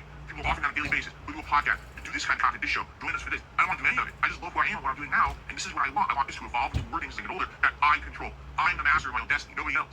No one else is gonna lock me into something that I can't control, and now that's when I would truly be miserable. If I gave up control of who I am, alright, in order to make money. That would essentially be the ultimate failure for me. If you want to see Darkseid feel unhappy, that's when I would be unhappy. But being that I am the master of my destiny right now and no one can tell me what to do or what kind of content to put out, that's where it's at, man. And you know, there's highs and lows, there's times of popularity and there's times of strife, and there's all kinds of stuff that happens that goes along hand in hand with that. But the fact that no matter what, I still am able to have fun with you guys on a daily basis, we're still able to love this kind of positive, non-destructive content. And that's a big key factor. What I'm making here on streams every day is not destructive to anyone. No one's being hurt by it, no one's being brought down or bited, no one, you know what I mean? It's fun, positive content. That's what I strive to do for the rest of my life if I can, you understand? I just want to have fun and play games, interact, and help people in some way every day, and not have to hurt others to get ahead. But that's what people on the internet saying with these redemption arcs don't understand. They don't get that. They all, how can he like who he is or what he's doing? He needs redemption. No, I don't. What I need is for you to leave the fuck alone and mind your own business. Move on. No one needs saving here. If anyone, you do. If you're so infatuated with me, you're the one with the fucking problem, not me. I'm doing all right. Just like all the other months, we had unrecorded Bangin. However, this month we had him begging for support and also to keep the best streak alive. So guys, we're gonna resume, but FYI, thank you for everything so far. If you could support the stream today, it'd be great. Remember, this is back to my normal streaming stuff. 2 streams a day. Hoping to hit some goals today. It'd be great if we get at least at the tier 1 tips goal today. We're at $38, so we're only $12 away from better glasses. If we did better than that, obviously it would be awesome too. But thank you in advance to anyone who supports the stream in any way, whether it be a like, a super chat, a membership, a gift membership, a tip, all appreciated. Okay, thank you. Okay, so all right, guys, we are just so you know, we're gonna have to do the gameplay of today's stream. I hope you guys are having a good time. I'm glad we're out of depth. I know we can do stuff. Thank you for the help. Any support would be really appreciated, whether it's as simple as liking the stream or maybe a super chat, a super sticker, a membership, a gift membership, a tip, all appreciated. We're almost to our first tips goal. Like, we're very close. It would be great if we could hit that goal, get the dark glasses where we're going. I guess we're not gonna hit this tips goal. Not even the tier 1 today. It would be nice if we could do that and have better glasses, but it's not looking too good. We're about to go on break, just so you guys know. We're gonna spend a couple more minutes here, but probably gonna go on a break here. Alright, so guys, I'm gonna take my break here. It's not gonna be a long one, maybe 10 minutes tops. Then we're gonna come back for just under another hour. Another hour of Zelda. Thank you for being chill. Thanks for being a great audience. When I come back, it would be great if at the very least we get the tier 1 tips goal. That would be great for today. But outside of that, everything else has been great. Alright, so please enjoy the break. I'll be back shortly with more. From Jinx, he says, I love this playthrough so far. Seems like the DLC is dragging down. Can't wait to get back to the main story and fist tight. Well, we have hit the tier 1 tips goal for tonight with this $24 tip from Jinx. If you want to know about the stream tonight, there's a million ways you can do it. You can become a member. You can give the membership to somebody else. You can simply like the stream. We're at 76 likes and 100 likes. We do a celebratory bubble blow. You can do a cheer, a super chat or a super sticker. Those are both great. Or you can tip. If you want to see the streak continue, we've had 7 straight streams so far. We've had both the hat and the vest. Please tip. The sooner you tip, the better, because the earlier that we hit these goals, the next hour you can pull and vote on what you want. We only have an hour left, so if we don't hit these quickly, there won't be time for polls, and I'm just going to have to grab something out of the closet fast when we happen to hit these goals, okay? Please, it would be great tonight, since this is the send-off of Oblivion. Man, it would be great if we could have some celebration, right? Some bubbles, perhaps. Maybe I have, maybe wear the Viking hat, do the send-off. I know the Viking hat I've been wearing on and off during Oblivion, because it kind of feels like it fits the world of this world. It'd be nice to have the Viking hat tonight for the end of Oblivion. Alright, so if you like this playthrough, this 5-month-long, 80+ hour playthrough, please support the stream tonight in any way you can, whether it's simply liking the stream, which would get us towards our bubble goal of 100 likes, whether it's a super chat or a super sticker, a membership or a gifted membership to help the community, a tip, all would be very much appreciated. And thanks in advance to anyone. Obviously, I will do shout outs when these contributions come in. Wow, well, I totally wasn't expecting this, guys. I used the register when I come back, and to my surprise, I received nothing. Absolutely nothing. Just kidding. Nothing there. Okay, thank you so much. Obviously, to change for the support. I believe it was Nathan who had the membership earlier. Guys, we're at 61 likes. You know, which I need 100 likes every stream. I'm so tired of this shit. So it'd be great if we could hit that. And by the way, it would be great if you could support the stream if you're enjoying it. Other than Jinx, we literally have one gifted membership, and that's it. So it'd be great if other people who are enjoying the content, if you can support it. It shouldn't all be on Jinx. As simple as liking the stream or a super chat, a membership, all that stuff counts. All right, guys? Okay. So guys, good stuff so far tonight. Thank you for chilling with me. Thanks for the engagement and support. If you are thinking of supporting the stream tonight, you hit our tips goal. It would be great if we get some super chats, maybe some membership or gifted memberships. Today was a very slow day for membership. We started at 7:02, and here we are, and we're still at 7:02 after all day. So it'd be great if you're thinking of maybe coming a member and doing or maybe gifting to some fellow viewers. Tonight would be a good night to do that. All right. Outside of that, likes. We're 72 likes. We hit 100. I will make bubble blow with a bubble gun. But if we have to hit 100 likes, it'd be great for engagement. Please consider. Thank you. And guys, again. Guys, it would be really great if you support the stream today. We have had a very slow support stream. I don't know why. Typically, these other research have done really well today. As you can see, it's not doing so well. So anything you can lend for support would be greatly, greatly appreciated. Thank you. All right, so guys, all I'm going to do is pee. All right, and then we'll continue. I don't have time for a formal break. I've been too late trying to kill that stupid thing. So I'm just going to pee and go right back. I'm just going to mute the mic. And guys, final hour, it really would be great if you support the stream. As you guys can see, it's been a pretty darn slow stream. We had one new member, about $30 in super chats, and about $30 in tips. So it'd be great if we could get a little bit more support in the next hour. All right. All right. So guys, it is time for a quick break, about 10-15 minutes. When I come back, another hour, we're going to try to see if we can finish up Volcano Manor. I don't know if we will, but we'll see. And thank you. It would be great when we come back to possibly get a little bit more support in regards to hitting that hat goal. Yesterday, I didn't hit the tier 2 goal on either stream. In fact, between 2 streams, I don't even think we hit a tier 2 goal at all. So, you know what I'm saying? Like, total. So, we're going to get a little bit more support when I come back. But you guys have been a great audience, and I thank you for that. I'll be back shortly with more. All right, I'll be back. I would say last chance if you'd like to support today's stream, it would be a great time to do so. So that way, if we haven't hit the tips goal, there'd be time to pull and have a hat rather than us rushing and tossing anything on. Let's continue. Got about 10 minutes to do it. Last chance if anyone would like to help the stream in any way, so it was liking stream or maybe a super chat or a super sticker or a tip, which would be nice because we haven't had one in about 2 hours. What we're trying to do. Let's go. By the way, I guarantee you there's going to be trolls and idiots today. I'll take care of them as I see them, it's fine. You know, so whenever there's like a fallout from a big marathon or whatever, you get a bunch of idiots coming in here. And I already got a few of them earlier today. I'll take care of them as I see them. It's trying to find. No, there's no. I'm not mentioning anything whatsoever about getting a new PC. All right, no, I'm not mentioning that at all. The support in the last week and a half Nice. is absolutely outstanding. Right now, it's helping a lot with bills and other stuff. Yes, I Boom, do have boom, some right now, boom. which is great, but it's kind of already going to bills. Boom, in the boom, future. If this kind of boom. support continues, which it sync does, then yeah, we can start talking about long-term stuff. For now, though, I'm not jumping the gun and making any plans to spend thousands of dollars. I would certainly like to get a new PC by the end of the year. Being that it's been a year since we talked about it, I think what we need to do is sit down and look at the situation and be like, No. so what's going on now with PCs? Because last year I had this big listing of components and things that I should get. How much you want to bet if we sat down today and we did it, we completely different, right? Especially because I think component prices dropped and everything. Because that whole, what is it? Bitcoin mining on PCs isn't even possible anymore, or you do it's not economical, so no one does it anymore. So I think all the prices dropped, right? So we'll talk about it. Let's talk about it soon. Let's see if the support continues and go from there. But I'm not jumping the gun and changing my whole setup right now. If anything, if you take a look between last year and this year, everything has improved. Like literally my visuals, the quality of my capture, right? Everything has improved dramatically since last year. The only thing is my PC is old and could die, and I just still every once in a while have corrupted video. But it's not a humongous, imminent thing that needs to change immediately. Do I still get corrupted videos? I do. I still get corrupted videos, but it's, let me put it this way, when I get corrupted videos, it's not like, oh my god, I can't stop getting corrupted videos. It'd be like, I get one a day, and then I've got some advice. You should know Japanese on my mind. I ain't trying to hide. There's custard inside. It's the best thing you'll ever find. Ah, can't you eat fish? Don't you wonder how Dory tastes?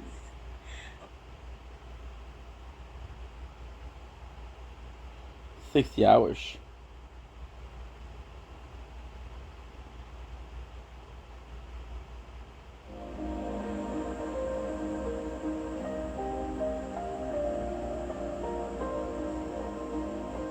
Always been big fan.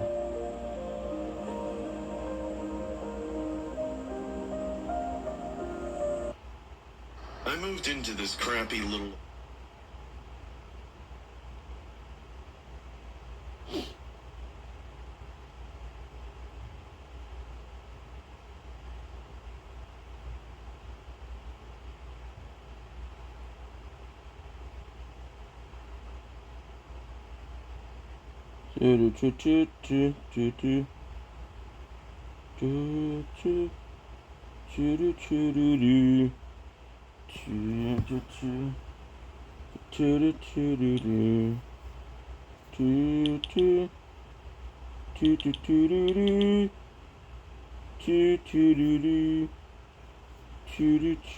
there's another one, and then all of a sudden they just kind of calm down. Usually when I have a corrupted video, it's not a big deal. I can just pull that raw video out of the archive of the stream anyway, and then I use that.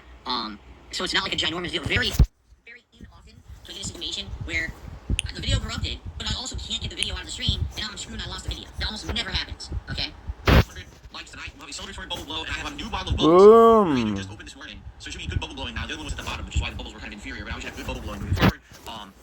Super chats and super stickers are greatly appreciated. Any of those, great. Memberships, gifted memberships, also greatly appreciated. As you can see, sadly, we lost a ton of memberships this week. A lot of membership bombs. Most of it happened at the end of March, and they expired at the end of April, early May. So now they've all gone away. Now we're down around 600. Some we're at 700, which is great. So please consider becoming a member or maybe gifting membership to your fellow community member. That would help a lot, both the channel and someone else. And also consider tipping. Tipping would be great. Earlier today, we did all right. The first stream was okay. Wasn't outstanding, but wasn't terrible either. It would be great. We get at least hit the tier 1 tip scroll tonight. Get some glasses and all that going. Like I said, I know for a fact there was a bunch of different memberships at the end of March, and they just expired like April 30th into May 1st. And that's what happened. Then I wasn't here for a day, and everything expired basically. There was like, we were like 670, 680, and we went down to 610. So like, damn. But what are you gonna do? Let's take a look here. I just want to make sure, because we haven't had a tip in a long time. I just want to make sure I'm not missing any tip. I don't think I am. I'm not doing it. I just want to make sure I'm not missing your contributions back. Remember that stream like 2 weeks ago? Where I was like, oh, I'm not gonna say nothing. It's just a slow night refresh. It was like 20 tips there, uncounted. It was pretty bad. Go use the restroom, but guys, it would be great if you can support this stream tonight in any way. Liking the stream helps tremendously. We have 100 likes, I'll do a bubble blow. Super chats and super stickers would be great. Memberships would be great. Give the memberships, amazing. And of course, tips. Right now, tips are really slow at $6. I was hoping to hit at least tier 1, so between 2 streams today. I essentially could hit like a tier 2 goal. It would be nice, alright? I'll be back in just a couple of Whoa, minutes. look at this. Look at here. My prerogative if I choose to say, hey guys, please contribute or not. It's not your job. And anyone who's going to be doing that and trying to basically derail the stream and try to pretend like they're me and that they're responsible for that will be banned. And everyone knows that too, so good luck. Don't ask for shit on my behalf or you will be banned for good. From a Shia, hours from Final Fantasy V, I'm having a chill time. I'm glad to hear that, Shia. I believe that's Good. our big 7 of the night right now. I guess that's the advantage of when there's a slow night for kids. They can get on a leaderboard. A pretty small contribution. Thank you so much, Shio. Biggest one of the night is a $5 tip, and we're at 11 now again. Really hoping we can hit the tier 1 tier 12 for tonight. Would help out a lot, considering coming off of the fact that I wasn't here on Tuesday when I needed to be and I couldn't be because of personal reasons, and also of course the fact that earlier today we did have an okay stream, but not exactly the best. So it would be great to at least hit the tier 1 tonight if possible. roughly half an hour left on the stream, so I would say last chance for anyone who would like to support the stream in any way. If you could, I would appreciate it. As simple as a like would help a ton. We're trying to get 100 likes, a super chat, a membership, a tip, all appreciate it, guys. If you could, thank you. You know, trying to come back from missing a day of work this week, which really sucked that happened to me. And on top of that, earlier today, the stream wasn't necessarily, overwhelming positive one with getting support. So anytime we appreciate it, thank you. Would have been great, great if we have more support, but you can't have that every night. You understand? And I'm not super upset or anything like that. Don't get me wrong. Just, it's a freaking stressful week for me. So please understand. Having a date earlier today, and I was kind of stressful with Star Wars being a pain in my ass and everything. So anyway, don't worry. It's not the end of the world. It's good. All right. Okay. And again, to those who did support the stream, thank you. I know it wasn't a humongous support stream, but I appreciate everything. Thank you so very much for that. And tomorrow's another day. Gaming fun here on DSP Gaming. All right. Hope you all have a good night. Thank you. After Jinx was doxxed and people started looking into his whale's social media, DSP gave his viewers advice on what they should put on social media. From Steely. He's like, I got spurned by the trackers because I contributed to you yesterday, so you know what? Here's $20 just to spite that. Stay awesome, Phil. Well, thank you, Steely. And the thing is, yeah, these idiots, they do it every day. They try to attack viewers, they try to attack supporters. They're out of their minds. Like, seriously, what do they think he's going to accomplish? Absolutely nothing. It doesn't affect anything. You know what I mean? All I'll say is this, because I see this every day. Well, I don't say it every day anymore, but I see this every once in a while. Everyone, please be careful about the information you put out on the internet. Because there are people out there that are malicious. They are not logical thinking people. They are pretty messed up. And to them, a day that they can hurt someone because they get away with it is a day where they feel some kind of weird recognition. These are sociopaths. These are not people who think like us, who think about positivity or fun, or they just have nothing to do with their lives and bring down others. And this is how they operate. And when they're on the internet, they tend to come together. So you gotta be careful. I always tell everyone, please, whatever you do, don't put a ton of private personal information all over the internet. Facebook, delete that shit. No one needs a fucking Facebook in 2022. It's just a liability. Twitter, have Twitter. Don't put up your personal information on your Twitter. Separate that from your real life persona. Same thing, you have an account on YouTube, you have an account on Instagram, whatever. Make sure that they're all separated. That way, if someone has a book up their butt about you and they try to harass you online, it doesn't spill over to your real life, you understand? Because some of these people have no lives and they will absolutely try to do that stuff. Okay? So just be careful. Alright? And I appreciate anyone who hangs out with me and shows me, who enjoys the content and supports the content. You guys are the reason I'm still here. I'm a crowdfunded individual. I'm not someone who has partnerships, sponsorships, product placements, or anything like that. I'm here very much because of your crowdfunding support. I really appreciate that. And I apologize, obviously, for anyone who gets harassed online. I can't control that these people are nuts. But that's why I say just be diligent, be careful with your information. You should be alright. Best case of action, if anyone tries to harass you, ignore them. That's the best suggestion that I can get from any. Just ignore the assholes. Or you ignore them, or you realize, well, not getting anything, no rise, no reaction, and move on. The more DSP's money goes down, the more toxic he gets towards his viewers, and this started happening as in the next clip. Ronnie Blaze, what the hell are you talking about? He's like, oh, sounds like you're starting to get chained by video games. You don't like it anymore. You're rushing through. I mean, without watching me play the game, you're not seeing the problems I'm having, and I'm not making it up. The game is bad. The frame rate's bad. It's full of bugs. I still am playing it. I'm still trying to enjoy it as much as I can, but should I ignore the problems and act like it's a perfect game? Like, dude, come on. Like, what on earth are you saying right now? I mean, you gotta have your eyes closed and not see the problems, right? Why go out to FPS every time we see it too? Because I'm an online gamer and commentator. It's my job to commentate on what's going on in the game, or else I can just sit here quiet, let it keep my mouth shut. That'd be pretty boring stream. No, the streamer just dips their lips, doesn't speak. I mean, I don't know what else to say, man. It seems Ronnie seems pretty like you're just not liking the content recently. But I don't know if that's necessarily representative of me or you. You know what I mean? Ronnie, again, he's just suing me for being honest. Ronnie, you're suing me for being honest. I'm a commentator. It's my job to speak on what I'm seeing and experiencing. And again, that's the whole point of being a streamer, no? Right? I mean, unless you want me to show products all day, because I do that too. That's what a lot of people do. I don't do that. So it's my job to give you an idea of what a game is going on. You're telling me, well, that's all negative. It's not all negative, but I'm being honest. And now you're actually suing me for being honest. And now I say, well, why are you being like that? Why are you not okay with me being honest? And now you want, that's not right for me to criticize you. So you can criticize me, but I can't criticize you back. It's interesting. I don't know what else to say, man. I can't please everyone, I guess. You're one of the people I'm not pleasing. Modern gaming. Chop, chop, chop. Oh, but I probably just upset that I criticize the game again. Sorry about that, everybody. Yeah, Ronnie, don't listen to people. Just relax. If I'm an issue with you, I'll let you know. You don't have to listen to anyone else. Don't let anyone else give you shit. Tell them to shove it up their butts. That's what I do. See, like Green Goblin right now. In fact, enjoy Green Goblin. Enjoy this big time out for harassing someone in the chat. Enjoy. See, I like 10 minutes away. You stupid idiot. This month also started with him taking personal days off from streaming besides for his taxes. During the late stream, I got some news, and I cannot stream tomorrow's daytime stream, normal stream, like the Level 1 podcast and the first stream. I can't be here, alright? I don't like doing that. It's something that, there's nothing I really have control over. It's something personal going on, and I cannot stream tomorrow's early stream. So that means nothing at all. No podcast and no gameplay at all. I guess it kind of works out that Redfall sucks, because I don't think there's going to be too many people sad that I'm not playing Redfall, but I do think there will be people who will be sad that I'm not playing a major stream on Tuesday, like I was supposed to and was scheduled to. It sucks, but it's just life. There's nothing I can do. Sorry, I'm not going to tell you why, because it's really no one's business. It has absolutely nothing whatsoever to do with my streams or my business personal, okay? I do hope to do a late stream Tuesday night. Now, what it'll be, I mean, I'd like to play what I wanted to play, Final Fantasy V Pixel Remaster. So, I will let you guys know during the course of the day how things are going, and if everything is fine, then I'll tell you, hey guys, I'll be here tonight, 6:45 p.m., and what I'll do is I'll post up both on my Twitter at TheColemanDSP. I'll also post up on the community tab here. I just can't share details anymore with anyone on the internet, because of people online who like to bully people because they can get away with it online. There's such a mob mentality of hate against me that any personal information I put on this internet is used to harass, to bully, to threaten, to do really awful things. So, I would love to tell you exactly what's going on, and I just feel like that's not safe to do it, and I'm not going to. So how were things going on DSP Reacts, his new channel? Well, his stupidity and mind-blowing reactions were on full display, as he would explain what free will is, and also how he inspired Review Brock. Many of them optimistic. Secondly, it sounds like what he's saying is free will doesn't exist because free will is determined by a number of concrete factors in life. He's right. But that's the concept of free will is not, you have an infinite number of possibilities of which you can just do whatever you want. That's not free will.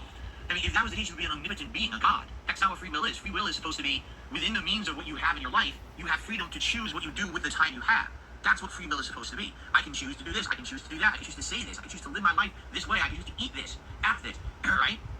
That's what that means. So it's confusing to me because it seems like he's saying that free will, if we're truly free, you can just do whatever you want. Yeah, but no one's omnipotent. I think there's a qualifying characteristic here. The qualifying characteristic is that you understand that you can only act free within the means of how you're living, right? For example, a frog can choose to eat this bug or that bug. That's a choice that it makes. It's free will to choose, do I eat this bug or that bug? But the frog can't choose to drive a car because it's a frog. It'll never drive a car. It has limits. So you're saying it doesn't have free will because it can't drive a car? Well, no. It's limitations of your existence. You understand? Anyway. Speculation around whether consciousness is a quantum phenomenon. There's no hard evidence that even if it turned out that the future is not determined because of quantum physics and that consciousness is a quantum phenomenon, that wouldn't give you free will. That would just mean that you are random, and random isn't free. Consciousness really relies on quantum Because physics. random, that's also true. Random is not free will. The idea of free will is that you have choice. There's each active conscious choice to do something. That's supposed to be will. Get it? Free means you have the freedom to choose. Will is the choice. That means every time you make a decision, that's like a quantum coin toss as to which way you'll go. Try flipping a coin to every decision you ever make. You won't feel free. Trust me. Now, why does this matter? Why does this annoy you so much? Because so much of our society and systems of living are predicated on the idea that people could have done otherwise. Big example, the justice system. Rehabilitation always takes a backseat to retribution because the punishment of criminals is the right thing to do because they chose to do the wrong thing. Maybe they made the choice. That was because of their brain structure, which they didn't choose. Or their upbringing, which they didn't choose. Or their genetic, which they didn't choose. Look, on an emotional level, I get it. I want my enemies to suffer. But that also doesn't make sense because how many people don't commit crimes? If it really was not a result of free will to choose to do the wrong thing, then why is everyone just committing the crimes because no one can stop themselves, right? If this were the case and it wasn't a free will choice to do something wrong, then why does everyone just do things wrong constantly? Why do some people choose to do the right thing and others choose to do the wrong thing?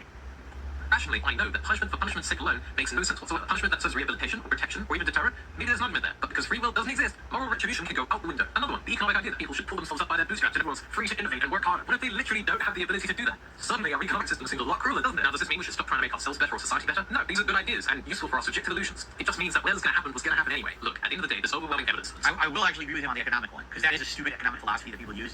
Oh, the reason that this one person ended up rich and famous and successful, and this person didn't, is because that person was lazy. And that's literally not the case in like 90% of cases, actually. It does have to do with means. It's the means, not the choice. If you have, think of it this way, Elon Musk is one of the most wealthy, influential, powerful people on the planet, because he's rich. If he didn't get born with a spoon in his mouth, like he was, we probably would not know who Elon Musk is. Even if he's a genius, probably most of his ideas never would have actually ever gotten the light of day in a popular way. You understand? But that's because he's rich. And that's not anyone else's fault. He's rich and you're not. You know what I'm saying? Decisions you make were born by the factors of your genetics and your upbringing, neither of which you control. Even if you do believe in free will, there's like a tiny, tiny margin. Like, we're not free to do a lot, surely, right? So if we can agree that almost everything you do is determined, if not everything, but like whatever, then why doesn't it affect more of how we do everything? But hey, if you disagree, I can't blame you.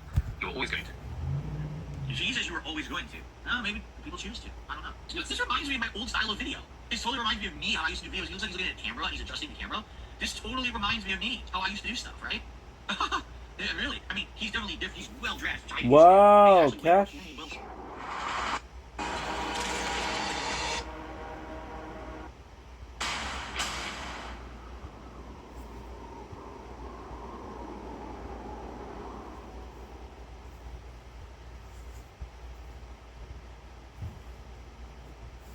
I know that's true though.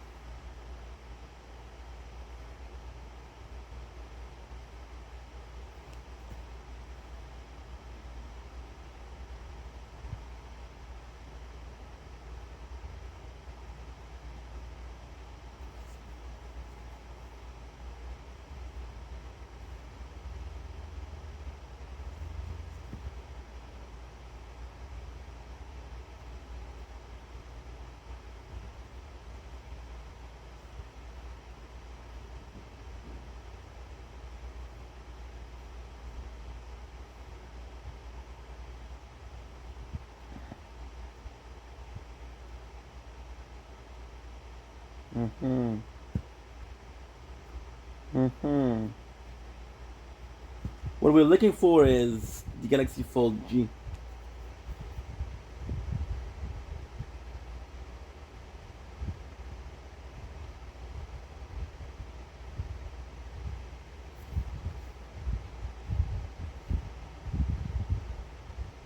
But and look at his hair, right? He's all fancy made up for the video. But that's kind of the style I used to do with my old vlogging stuff. I think that this item is on the Little Caesars menu. So he is doing it just like I used to. He has a camera that he sets up. He records himself. This is exactly how I used to do it. First, I was recording just the food, then I would record me eating food with a camera. So it is my old style. Huh, got the slides. I have a little bit of the cribbage. If you get distracted looking at something to the side of the camera, I wonder what it is. Oh, you know what? I know exactly what it is. I used to do this. He has a camcorder that has the screen that flips and it pops out the side. So he's looking at himself on the screen. That's exactly what it is. He's using a handheld camcorder that has the flip screen. So he sees himself on the flip screen, but it's slightly off the center. So that, dude, this guy, wow. If I actually inspire someone to do something on the internet and they got successful, that's crazy. And I'm happy for him. He's taking this seriously. He's doing it in a very professional manner. It looks like he's damn popular for doing it. 273,000 views. Good for him. Good for him. Yes. No. A standing ovation. A standing ovation. I can't believe it. Yes. That's good. Thank God. Because let me tell you, I couldn't keep doing it. Remember? I had to stop doing these. I told you guys I couldn't keep eating this food, and I didn't want to keep having my meals become a video for the internet. So I'm happy that someone has taken the idea and ran with it and got huge. That's cool. Because this is 1,000,000% my style of how I used to do it. He's even having the same things I used to do, which is pretty crazy. So good for him. I'm very happy for it. I'm glad that he's doing this. I mean, 273,000 views on a food vlog. This is when I used to do DSP Tries It. It used to more than pay for itself. Like I go spend $20, $30 on a meal that would be an expensive thing, a big pizza or whatever. But then the video would actually make a good amount of views and money on it, so it would be justifiable. This guy, and the 270,000 views, he's probably making good bank on it. So good for him. I seriously, this is awesome. I'm glad that someone has, and by the way, again, he's kind of different, right? Very different in his style. How many guys do you see dress up professionally looking like this to do a food vlog? It's interesting. Someone is saying, listen to this. Review Bra, also known as Reporter of the Week, is highly articulate compared to you. Review Bra was not inspired by you. He doesn't know who you are. Who said that he was? What are you talking about? You just said it. The guy, I like it because it seems to me like it's very similar to my old style. This guy took it ultra seriously. He's getting that kind of views, which basically means to me that he's found a way to find it and catch on to the YouTube algorithm and blow up, the YouTube algorithm, and blow up and be popular doing it. He's even using my camera techniques and things. Like I'm understanding why he's looking off center for the camera. I get it. I'm saying he's very different from me. Look, he's dressing professionally. He's more seriously spoken. He's talking about the product for like 5 minutes before he can eat it. Different from how I used to do it, but that's cool. To see someone doing the same kind of content and succeeding, I give him a standing ovation. Why are you talking like I'm trying to say he was inspired by me and should know who I am? I never said that, you fucking idiot. You stupid mouth drooling moron. Why do you put words into my mouth because you're a jackass trying to make me look bad? How about this? Go fuck yourself. How about that, piece of shit? Thanks for the $1 bite. Around this by time, the we way, started thank doing movie reviews as well, which didn't last long because of low views. Reviews have been hit or miss. I started reviewing things with the Last of Us television show, and those reviews did well every week. But since that show ended, and I started reviewing older content such as movies, television series, they haven't done so well. I'd say the best reviews I did was the Joker movie, The Joaquin Phoenix Joker, and The Whale, starring Brendan Fraser. Outside of that, my review videos struggled to even hit 1,000 views. And that's rough for me to watch a whole series. I watched all of Peacemaker. I only 8 episodes, and then I reviewed it, and didn't really get any traction. And this is the thing, like, people ask me for years and years to do reviews. I start doing them, not that interesting. Well, nobody asked for it, right? And the thing is, a lot of people are watching movies. That's not even viable. To watch a new movie, you have to go to the theater. You have to schedule a time to do it outside of my streaming schedule. You have to spend big money on movie tickets and the like. Oh, let's go. You're talking upwards. At a minimum, if I'm by myself, it'll be like $20. If I'm going with my wife, which is more than likely, you're talking 40 or more. Range, baby, range. To get range. 1,000 views and make me $2. No, I'm not going to do that. You see, what is viable is watching stuff on demand on these video services. Anything that's on, HBO Max, Just Max, Amazon Video, Hulu, Disney Plus, Netflix, or anything else, Paramount Plus. What's the other one too? Peacock, right? All these different on-demand services. Okay, so all these are viable to watch if you know exactly what you like to see. Another video service in place. What video?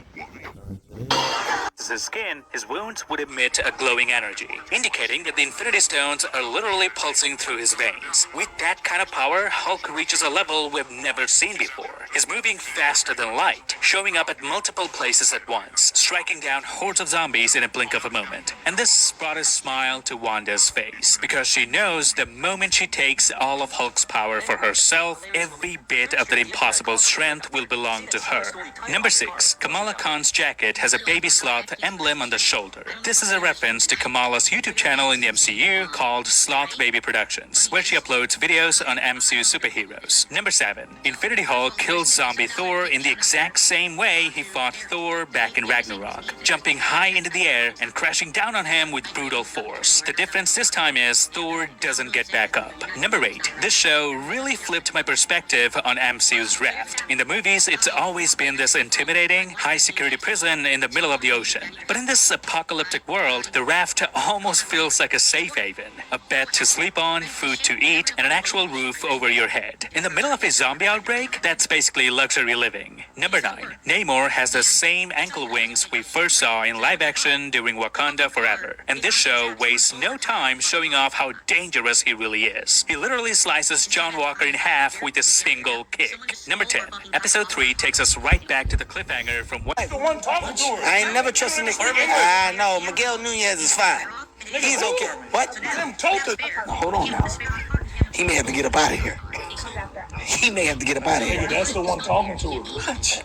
You don't speak English? Hey, son, is he good or not? Dad, can you? I don't like this. I don't like this energy over here, Ed. That's the one talking to her. I ain't never trusted Nick. I know, Miguel Nunez is fine. He's okay. What? Now, hold on now. He may have to get up out of here. He may have to get up. I'm gonna have to take time off of work to take this car place to explain I need a wheel immediately, right? I need a new fucking tire. I can't drive on 3 tires, and I don't want to drive on the spare more than just, a minor thing. This sucks. I have to buy a whole new fucking tire now. And the other thing is when you get a new tire and you're banging it with other tires, now the alignment's off, right? Now I can't afford 4 new fucking tires for this car. This is an emergency. Now I have to buy 1 tire to replace the stolen one. Like, this is so fucked up, right?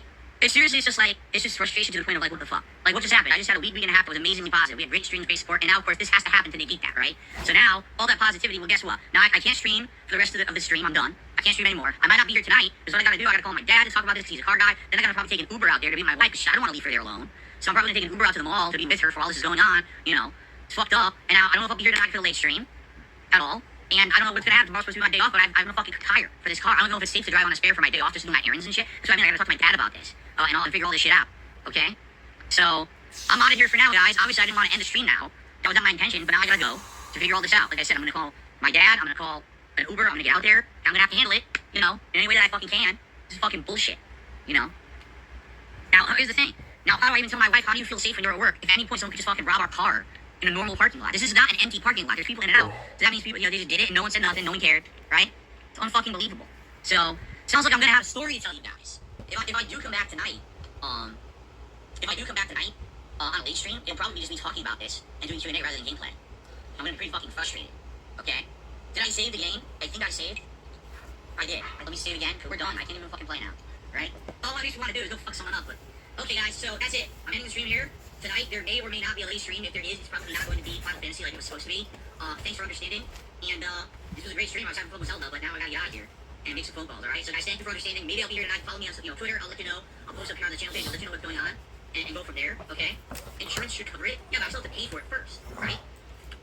Well, I still have to go there. I still have to get the spare on. I still have to contact a place. I probably have to look for my car insurance, call the car insurance company, tell them what's going on, and they'll probably say, well, I think I'm going to have to file a police report. That's another thing. When I get there, what do I do? Call the fucking police? I don't even know what to do. You file a police report for a stolen wheel? Are they going to do anything? Alright. I gotta get out of here. Okay? DSP was then doxed that his wife worked at the mall and went on a crazy rant about his tire being stolen. Get back to the story. So I'm streaming Zelda Tears of the Kingdom. Okay? We're having a good time. Right? We're about 2 hours into my stream. It's time for my break. Okay? So I go on my break, and I looked at my phone, and I noticed, oh shit, my wife has been texting me for about 30 minutes or so. But, I've been playing the game, so I'm not paying attention to my phone particularly. As you guys know, I have everything on silent in the office on purpose, so there's no distractions during streams. Kind of necessary when you've been doxxed multiple times, all your shit's on the internet, you gotta make sure everything's, silent so you don't get interrupted. And so as soon as I go on break, I see this, like, oh shit. So I call her right away, and I said, what's going on? And she says, so basically, she was getting, I don't even remember what the story was exactly, because the whole thing hit me so hard. I don't know if she was going on break, or she was actually getting out of work, whatever it was. She was leaving her job, and she walked into the parking lot. And as she's walking to the car, she realizes, she's like, what in the hell? Our car, get this, which is locked, secure, everything should be safe, is supported by a car jack, and a tire is missing. Okay? If you don't believe me, I have evidence. That is our car, in the parking lot, where my wife works, missing a fucking tire. The entire tire, not just the rubber, the entire tire has been removed. And as if to be extra dickish, they took the lug nuts. They took those fucking lug nuts with them. They did not leave them, okay? That is what she sees when she's coming out to the car after work. So, the funny thing is they left their jack. But I hate to tell you guys this, I'm not sure if you're aware, what do they call it, economies of scale, or, you know, the law of equivalent exchange? The value Apologies. of a car's entire wheel is not equivalent to the value of a car jack. It is a very unfair exchange. And although I appreciate the fact that they actually left the car jack, alright, sadly, it is not a fair trade. And I am sorry, I appreciate the nice gesture perhaps, but it's just not right. Okay? So this is what my wife sees. She's going out to her car. Like, what the fuck? So, she runs back inside, and of course, first thing she does, she tells other people she works with what's going on. They call mall security. Mall security gets involved, comes out, looks at the car, and the mall security basically says, well, you can't touch anything. We're not true investigators. We can't do anything here with that.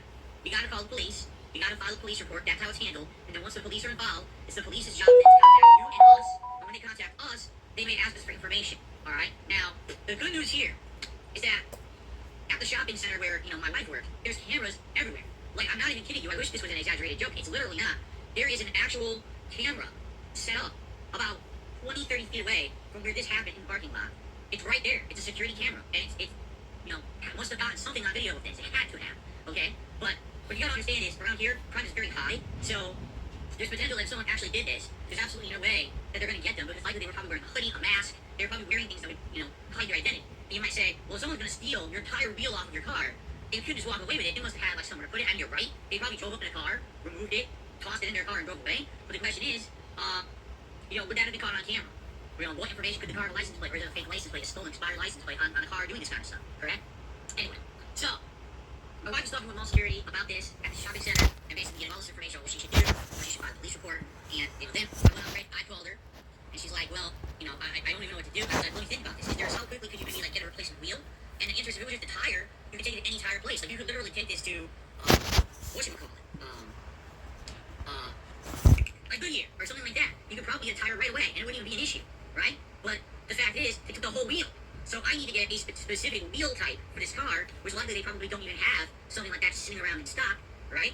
So already you're talking about that's going to be a pain in the butt, right? It's not just, oh, just get a tire replaced like the tire pop. It's, oh, the whole freaking assembly is missing off of the car, okay? So, that's the issue there. So we're talking about what should I do? So in the meantime, I said to my wife, I said, let me call, my dad knows more about cars. He'll kind of know, he'll be more minded on what to do about this. In the meantime, you know, work there with the security and file a police report. Get that moving. So that way that's in process. While on my end, I try to figure out what else we're going to do here. Okay? So, I call my dad, and we have a conversation about it. My dad's very level-headed about this stuff. And he says, basically, you know, you basically got to get it to a car place. You got to get them to look at basically see what tires they'll order one for you. There's nothing you can do about it. They're going to have to order a tire. They're not going to have one there. But it really is a situation where, you know, can I get this spare tire on the car and drive it around? Is it secure? Is the spare tire good? Right? The good news is, I've owned this car since it was new, and I never used a spare tire before. So the spare tire should be fine, okay? So the issue that I don't need lug nuts for the damn thing, because they hook them, okay? And by the way, shout out to Kevin who did super chat, talking about Tesla anti-theft protection. That's great. If only we could all afford a Tesla, you know. Sadly, we're not all insanely rich. We can't, but thank you for the super chat regardless, yeah. Okay, it's ridiculous.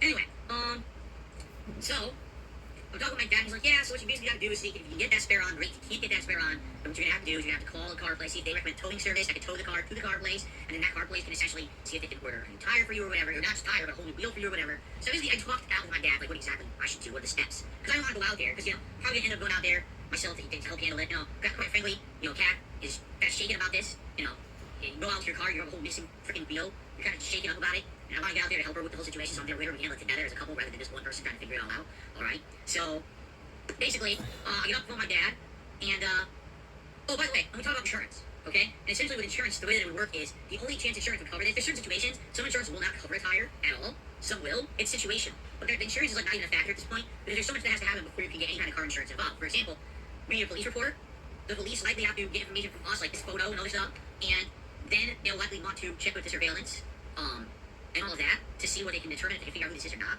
alright? And then, after all that's done, alright, then you can worry about maybe, after having a replacement tire and everything done, or replacement wheel, I should say wheel, because there's a difference between tire and wheel. The tire is just the rubber, the wheel is the entire assembly with it, okay? So once all that's done, once the tire replacement wheel is purchased, then you can look to go to your insurance, give them a call and say, hey look, so here's the deal, my wheel got stolen, you know, I have evidence, there's a police report, there's all this about someone get a claim against it, can you maybe get this, you know. But also there's other factors there, you know, about deductibles and shit, right? So what if your deductible is more than the cost of the wheel? Then there's no point in doing it. You know what I'm saying? So anyway, It's just, it basically, we're in a situation where, like, I'm sure with insurance at this point, I just need to get the immediate stuff sunk, okay? So what I ended up doing was, I actually called, a couple places and got some details on where to take it and stuff like that, alright? And I said, well, I gotta get out there. So I called an Uber, I jumped in an Uber, and I scooted over to the mall, alright? It was actually a nice guy who drove the Uber, very nice gentleman. And it was a nice smooth ride, he was quick. So I was happy about that. I actually gave it to back in the fact. Because I just found Uber, what you can do is you can pay the fare, but then after the fact, if you have a good ride, you can tip. I actually gave him a tip, because I thought it was a nice ride, it was a nice person. Okay? So I got over there, on the Uber, and, I'm just as shocked as you guys are. I saw this in person. I was just like, in broad daylight. This is the middle of the day this happened, so it's not at night, so it's not, this is not off in a corner, right? A corner of the lot. This was like, right there in the middle. In the middle. Just, what the fuck? Seriously, what the fuck? Okay? Okay, hold on. I got a couple shout-outs. Let's do shout-outs. Stitches get britches. The super chat saying no one steals a single tire, laughing out loud. I know! Let's talk a little bit about that, because when I got to mall security was there and I had a conversation with them. Okay? But, thinking Stitches get britches. And I received what appears to be a generous tip. Yes, George Costanza 6.0 has just tipped me $100. Wow. Well, thank you to George Costanza 6.0. That's very, very, very generous of you. Let's get that up on the leader. I know I wasn't expecting that or looking for that tonight at all. And it's so very nice. And that was May 2023. Hope you guys enjoyed that. By the way, I'm just gonna start banning people right now because I had enough. I'm serious. I'm really tired of this bullshit. Okay, here we go. Here's another one. I'm just gonna ban like 10 people. Wanna know why? Because they're scumbags. They're sitting here, alright? And here I am, talking about all kinds of topics, and all they're doing is harassing Jinx in the chat for being supported this week. So fuck all of you, and you're all getting banned right now because I know you're just fucking sitting here trying to ruin things for everyone. You're assholes. Okay? So there's 4, here's 5, let's keep going. Here's 6, here's 7. I'm just gonna keep going. Because I've had enough of your shit. I laid down the law last week. It's like you guys are fucking deaf or something. No, I'm not gonna put up with your fucking bullshit. You're gonna come here, you're gonna harass other people. You're gonna be stupid and talk only about like, fuck you. So I got like 8 people. Should I keep going? Should I literally just ban every person? Oh, here's another one. That's 9. Okay, let's keep going. Because, I mentioned it, and I moved on. I'm being on other topics. Then I look back, and there's all these fucking, support, Jinx, fuck you. I've had enough of your shit. I'm really done with this shit. I get to the point where, like, every damn one's gonna come in, I'm gonna look for these fucking new sock accounts and just wipe them out. I had enough. There's another one. And here's another one. Where are all these generic accounts coming from? I'm serious, I just banned like 14 of them. They've only been for like a week. It's like they sit in the fucking wings. They literally sit here in the wings, waiting for moments like this, and then they fucking all come out together. There's like 14, 15 of them. Well, I just got rid of like 14, 15 of them. There. Now half the chat's empty because I got rid of all the fucking idiots. Here we go. There's another one. It's unbelievable. Here's another one. See what I mean? What it is it's this one. Here's the truth. It's not a lot of people. I want you guys to understand that.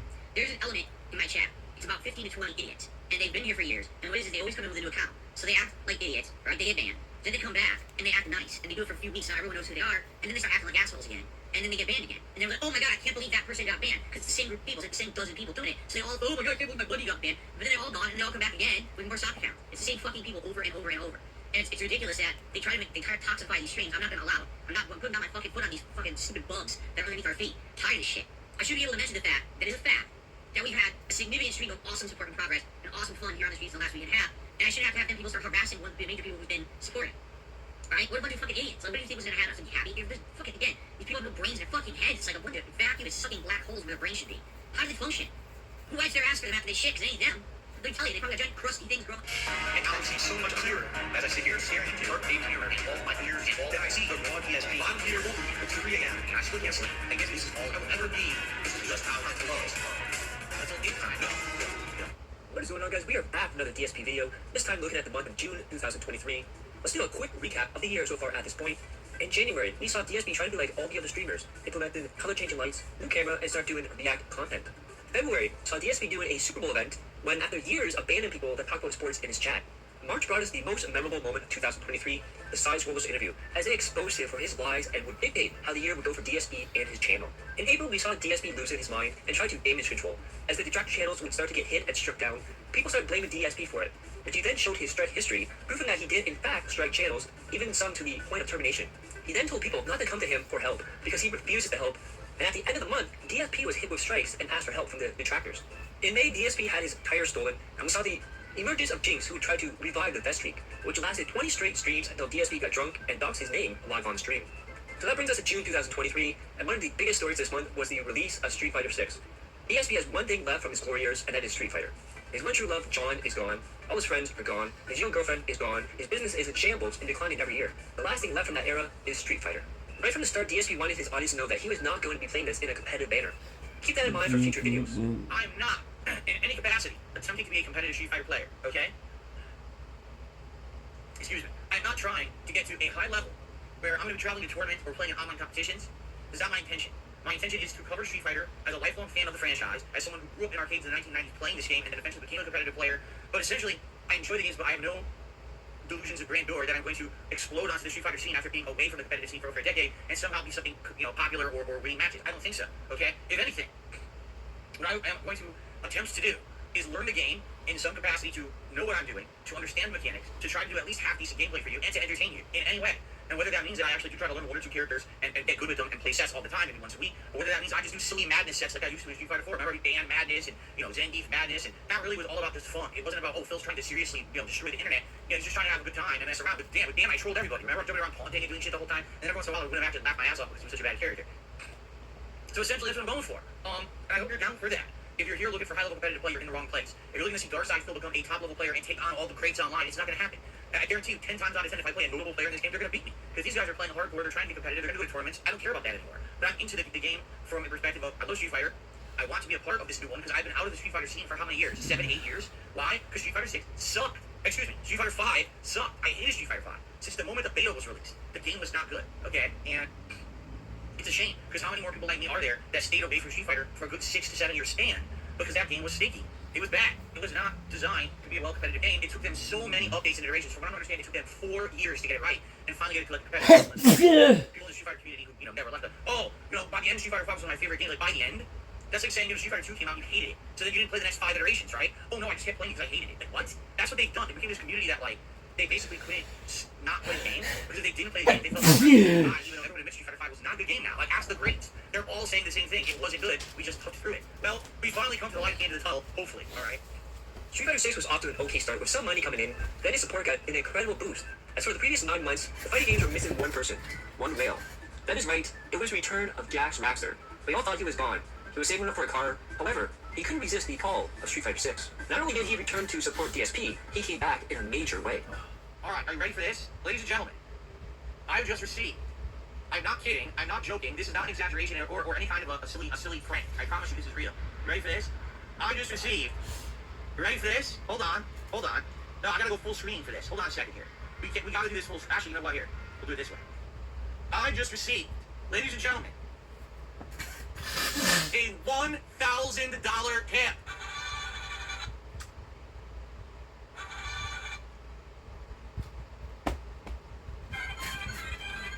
It doesn't fucking work. I received a $1,000 tip from Jax Raxer. Jax freaking Raxer. Holy shit, Jax. I don't have an animation. I don't have an animation. The best I can do is clip one of every animation. So we're going to start with the $5 animation.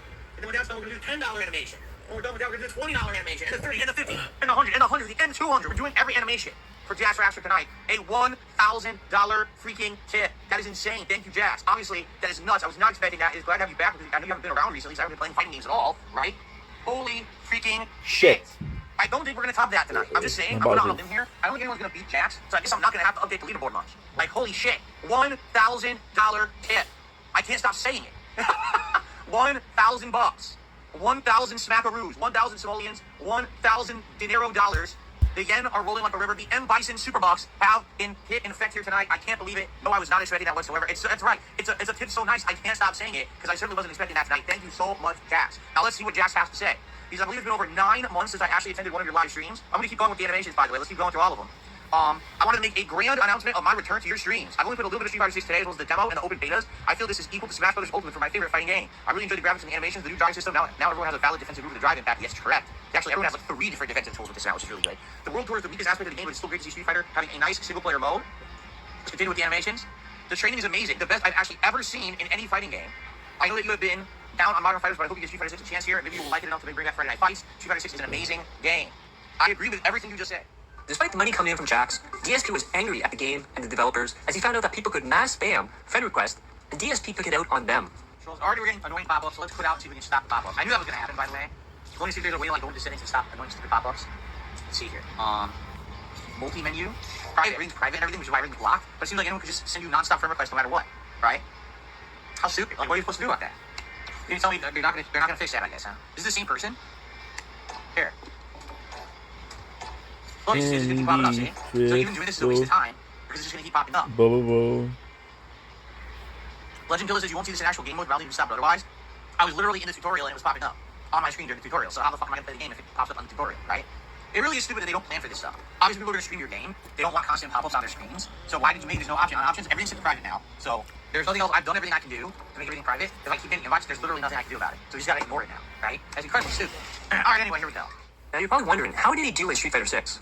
Well, let's take a look at some of the footage. Wow, my 360 got stuck by a jab apparently. Uh-huh.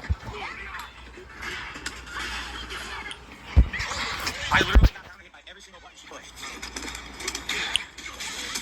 It seems like all her mid-range normal beat her. Or beat him. All her mid-range normal seems to stuff his. It's all friendly advantage to her. See? Okay, we're good. It's all friendly advantage to her. I can't do anything about it. Seriously. I did mine. It didn't come out. It's bullshit. I keep using Air 360. I've been holding tap and kick. It's giving me Air 360. That's awful. I don't know why I keep getting it. What the fuck? Yeah, literally that. And beats with Dobio. I'm doing the right move. I'm doing the burn conquer fire. There's a fireball, but it doesn't come out. It's too slow. One night I have no meter, everything's slow, I have no charge, nothing at all, no wind, no fucking meter. What am I supposed to do? One night and one more time. Oh my god, thanks for the memories, even though they weren't so great. He tastes like you when you put it. It stuffs it. You're supposed to do EX, Condor Rush, through Fireball to punch it. It stuffs it. It's supposed to be invincible to fucking Fireballs on makeup, and it's not. They fucked it up.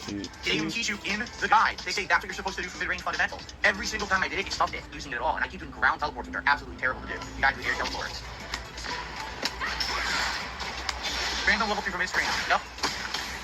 Random level 3 for mid-screen, that's gonna tell me.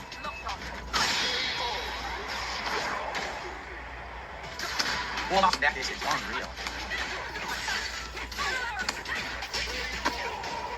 I'll take it to the corner, I'm pretty bone.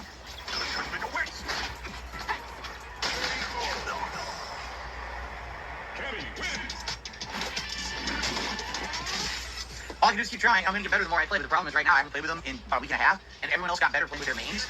And now I'm trying to learn matchups and things, you know. Very frustrating. A lot of mashing going on with Wander Control, that's for sure. Unfucking believable. I keep dropping moves, that's my problem. I have her, it's like here comes, why can't I anti-air her? I can never anti-air her, I can't lean from the air, which she should never be able to jump. Again, why is that beating everything I do in the air? Look, it beats everything her light kick. It's like my jump moves are coming out super late, so she gets away with that jumping light kick over and over, and I can't do anything about it. Right there, I lost my roll, no roll. Yeah, dude, this is really annoying, half my moves don't come out, so I can't win this fight. Oh, what? It sure gave me an awful lot of time to recover from that. That was a throw. I had it, I punched, I baited it, punished it, and my throw didn't fucking come out. What the hell? Doing anything aggressive whatsoever at all. He's just standing mid-range, mash kick, mash fuck punch, dash cancel, mash dragon punch, do everything. It beats everything. It's stupid. I can't bait him because there's no bait to be had with Tank. He's free on everything. Everything he does is completely open and free. There's no way to punish his shit. It's absolutely ridiculous. He didn't even outplay me, it's just the character is so much better. The character is absolutely ridiculous compared to everyone else in the game because everything's a free option, everything's safe, right? I can't nothing to punish. I'm trying to get in there with punches and dash cancels, doesn't matter, because he just keeps kicking, if he hits me once, that's it. Or if I'm getting in offense, I'm gonna just mash dragon do everything. Like, damn. That's stuff to be outplayed like that. It's disheartening to think that that's going to be the meta of the game right now, that they made 10 like that, but he has so many options, everything's free and easy to do. Everyone else has to struggle. He's like a fucking ridiculous character. He stuffed it. I did Rising Condor. Yes, Rising Condor. He stuffed it. Oh my god. Yo, she's terrible. She's gotta be like bottom tier. She has to be. She absolutely has to be like ultra bottom tier in this game. I can't even get close to hitting the enemies. Every time I push a button, everything they do counter hits. He was attacking her. I did EX Rising Condor, the OG version that's supposed to be invincible. He hit right through it. He hit right through his stuff it. What the fuck? Last month, we saw Jinx wail out, and Street Fighter 6 was going to be wailed out by Game Tracker. He would give between $30 to $50 with a message giving both tips or his win-loss stats. This is incredibly dumb as the game tells you your stats. The more that Game Tracker spent money, the more PayPal noticed, to the point where his tips were frozen. Oh, there's a weird thing going on. So, ladies and gentlemen, I don't know if you're aware of this. There's been a certain individual, all right, who has been incredibly supportive of my Street Fighter content. Okay? I don't know if you're aware of who this is. Might or might not be. Goes by the name of Game Tracker. Might sound familiar, okay? And Game Tracker's been awesome. Like, listen, Game Tracker, if you're listening, which I don't know if you are or not, but you've been so supportive of me playing Street Fighter 6. Like, seriously, absolutely amazing, outstanding amount of support. Every day, not only is he coming by and, giving a tip, but he's also giving a tip. What I mean by that is he's financially tipping the streams of Street Fighter 6. So I want to say thank you to Game Tracker. So Game Tracker attempted to do his usual overnight tip before a Street Fighter 6 stream, and he had some stuff to say, and PayPal froze his tip and says that they're investigating it. Now, this has happened before. And I have absolutely no idea what causes it, because this has happened to various people. There have been people who sat and supported my streams daily for years and never had an issue, and then there'll be someone who'll come in and tip $1 tip randomly and get it frozen. And there doesn't seem to be any consistency to it, why it happens. I have no idea why his tip froze. And he even said, he wrote me an email, he's like, I'm sorry, because this sucks. He says, I can't just continuously tip and have them all go on hold. Obviously, especially if somebody might unfreeze, I can't keep doing it. I'm like, yeah, Game Tracker, no problem, I understand, but I don't want you to keep tipping and have them all frozen, and all of a sudden, 10 tips unfreeze down the line, it's $100, right? That's crazy. So, essentially, he did a big tip today, right? It was his usual $29.99 tip that he does overnight, usually the $30 tip, we play animation and everything, but it's frozen. Since it's frozen, I can't apply it to the stream. There may be a chance that, sadly, they're going to end up, what can I say, they're going to end up, not clearing it. Now, I don't know why PayPal wouldn't clear it. It doesn't seem to make sense that they wouldn't, but you never know with this damn thing. You know what I mean? Was Street Fighter 6 saved every stream by Game Tracker, you would think that DSP would not have to beg, right? Well, it seems that Street Fighter 6 was the only game bringing in support, as it would play Diablo and Zelda as well, which bombed. So this month, the bag increased 1,000 times. Guys, it would be great if you just support the stream today. As you can see, I'm continuing to try to use new characters, which is what you were kind of telling me you wanted on today's pre-stream. Please support the stream in any way, alright? Thank you. Oh my god, this sucks that, this really sucks that the PayPal stuff is so screwed up. But there's nothing I can do about it. Well, thanks to those who have supported the stream again, guys. It'd be great if you could.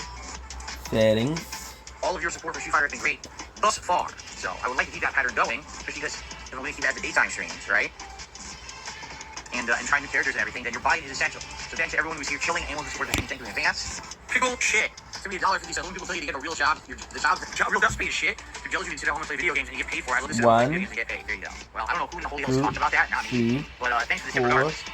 Again, guys, about 1 hour left, a little over an hour left on the stream. It would be great to get support. As you can see, today is probably the slowest Street Fighter stream we've had since the game came out. It would be great if we could pick it up a little bit, maybe get the hack. Tips goal would be great. Thank you in advance to anyone who contributes to the stream, okay? Again, any other support, guys, we're in the final hour, would be greatly appreciated. DSP is the GOAT, just did a $10 super chat. Thank you to DSP is the GOAT for super chat.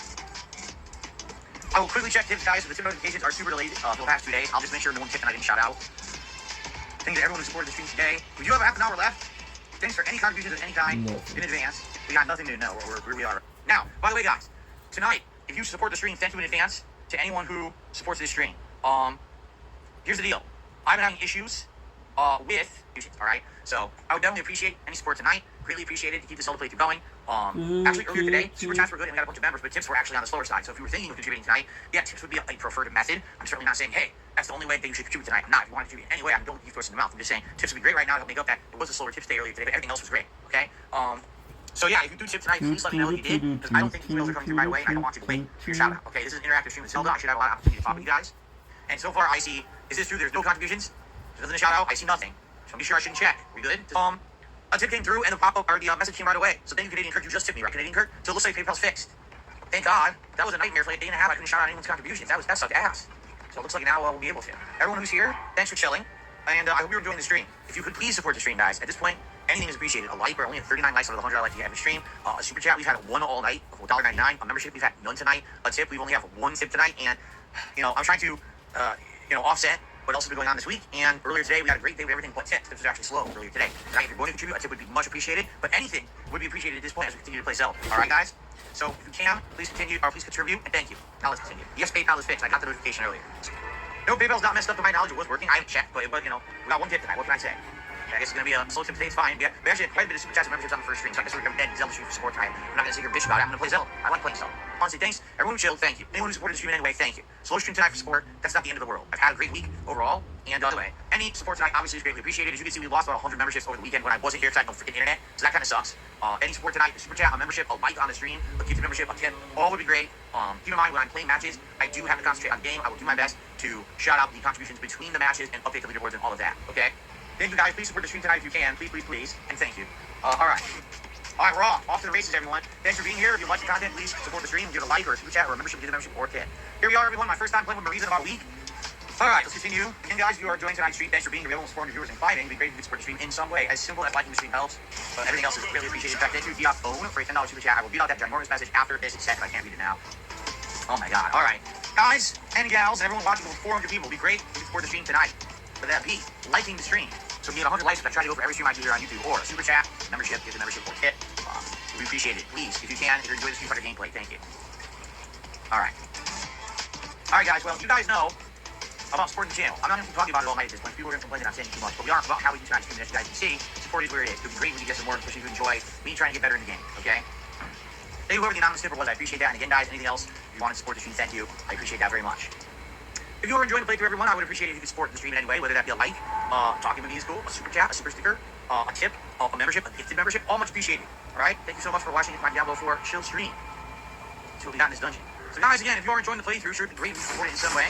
Thank you to anyone who does. Also, if you're watching this on demand on YouTube, remember, simply liking this video, leaving comments. Perhaps considering that there's a floating bush right there. You see that right next to the tree, there's a floating bush? You see it, right? It really sticks out.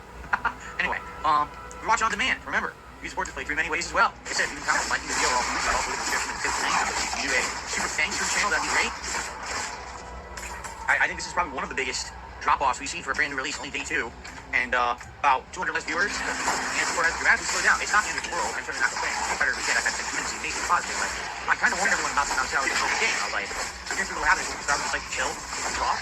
I don't really see mainstream attendance throughout this Diablo. This is the kind of game that it is, you know. Well, I think this is a good time to split the part, guys. We've been for about an hour. Again, if you are enjoying Diablo 3, it would be great. If you could like the video, leave a comment on it. If you're watching it on demand after the fact, that would help a lot for engagement. Again, anyone who liked it, if you want to contribute, thank you. Let's continue. Alright guys, so yeah, we're halfway through tonight's Diablo 4 stream, and yeah, as you can see, this is slid down to a crawl when it came to support, and actually, we have about 200 less viewers than last night, so it is what it is. I was curious, how would this work? And now we know. It's just going to be another late night chill stream like any other game. It's basically the same as like Final Fantasy V right now, honestly. In fact, I actually think we have less support tonight than we have Final Fantasy V, so it is what it is, I guess. Not a huge deal. Street Fighter's been going great, so don't get me wrong, but I'm just making a factual observation here. Yeah, and all the people who screamed, Diablo 4, where are those people exactly, right? Gee, I wonder. Anyway. Let's continue on with another hour of chill fun. Let's go. Give advice if you can, and support if you can. Earlier today, I was able to do an impromptu 2.5-hour stream, which was nothing like my normal daytime stream. It was really weird. You know, some people did support who could, but it was a really weird one because I showed up so late because the effing internet wasn't working. And so tonight, any support you could lend would be greatly appreciated to make up for my missed stream last night and my essentially weird half stream earlier. Thanks to anyone who you know, does anything to help out, whether you like the stream, whether you toss a super chat or a gifted membership or a tip my way. I really appreciate that. Thank you, Little Crow, for the super chat. Our first super chat of the night. Again, guys, please, I would appreciate it if you support the stream tonight. Already, we had a missed stream last night and a totally screwed up stream earlier today. So already, I'm basically way behind this week, which sucks because I had such great momentum going with 256, and this internet being out for a day fucked me over. So if you guys can support tonight in any way, I would really appreciate it. Whether liking the stream, super chat, super sticker, membership, gifted membership, we lost 100 memberships, and then I couldn't stream for a day. And simple, of course, we didn't hit the 6 goal, the hacker today either. So anything appreciated tonight, everyone. Thank you. I hate losing momentum, I really do. But it's not my fault. Some fucking bullshit that screws me over. Alright, guys, please, tonight, if you're enjoying yourself, please support the stream. We have $8, not even. It's $6 in tips, and earlier today we didn't hit the goal, and I missed 2 fucking streams. This is stupid internet bullshit. So if you can support my stream tonight, I would really appreciate it. Tomorrow we'll go back to Zelda on the main stream, alright? Zelda on the main stream tomorrow, and then Street Fighter tomorrow night. I don't even know what I'm playing tomorrow night. It might be Zenyu, it might be Marisa. I'll think about it while I'm on that late stream, and then we got one more major stream with this Tuesday, but Tuesday night we got Diablo 4. But yeah, guys, please support the stream. Right now, this is one of the slowest streams I've done in ages. It's the slowest Street Fighter 6 stream, that's for sure. And it's also, I'm already behind this week because of this fucking internet bullshit. So, guys, we got a little under an hour left on stream. Again, I would really appreciate it if you guys like Street Fighter to support the stream. I'm starting to keep asking, but as you can see, it's the slowest supported Street Fighter stream I've had. After a whole day, I lost the streaming. So I'd appreciate it if you can support it, and if not, well, I guess I'm screwed. Alright, so guys, everyone who's here, thanks for chilling. And I hope you're enjoying the stream. If you could please support the stream, guys. At this point, anything is appreciated. A like, we're only at 39 likes out of the 100 I like to get every stream.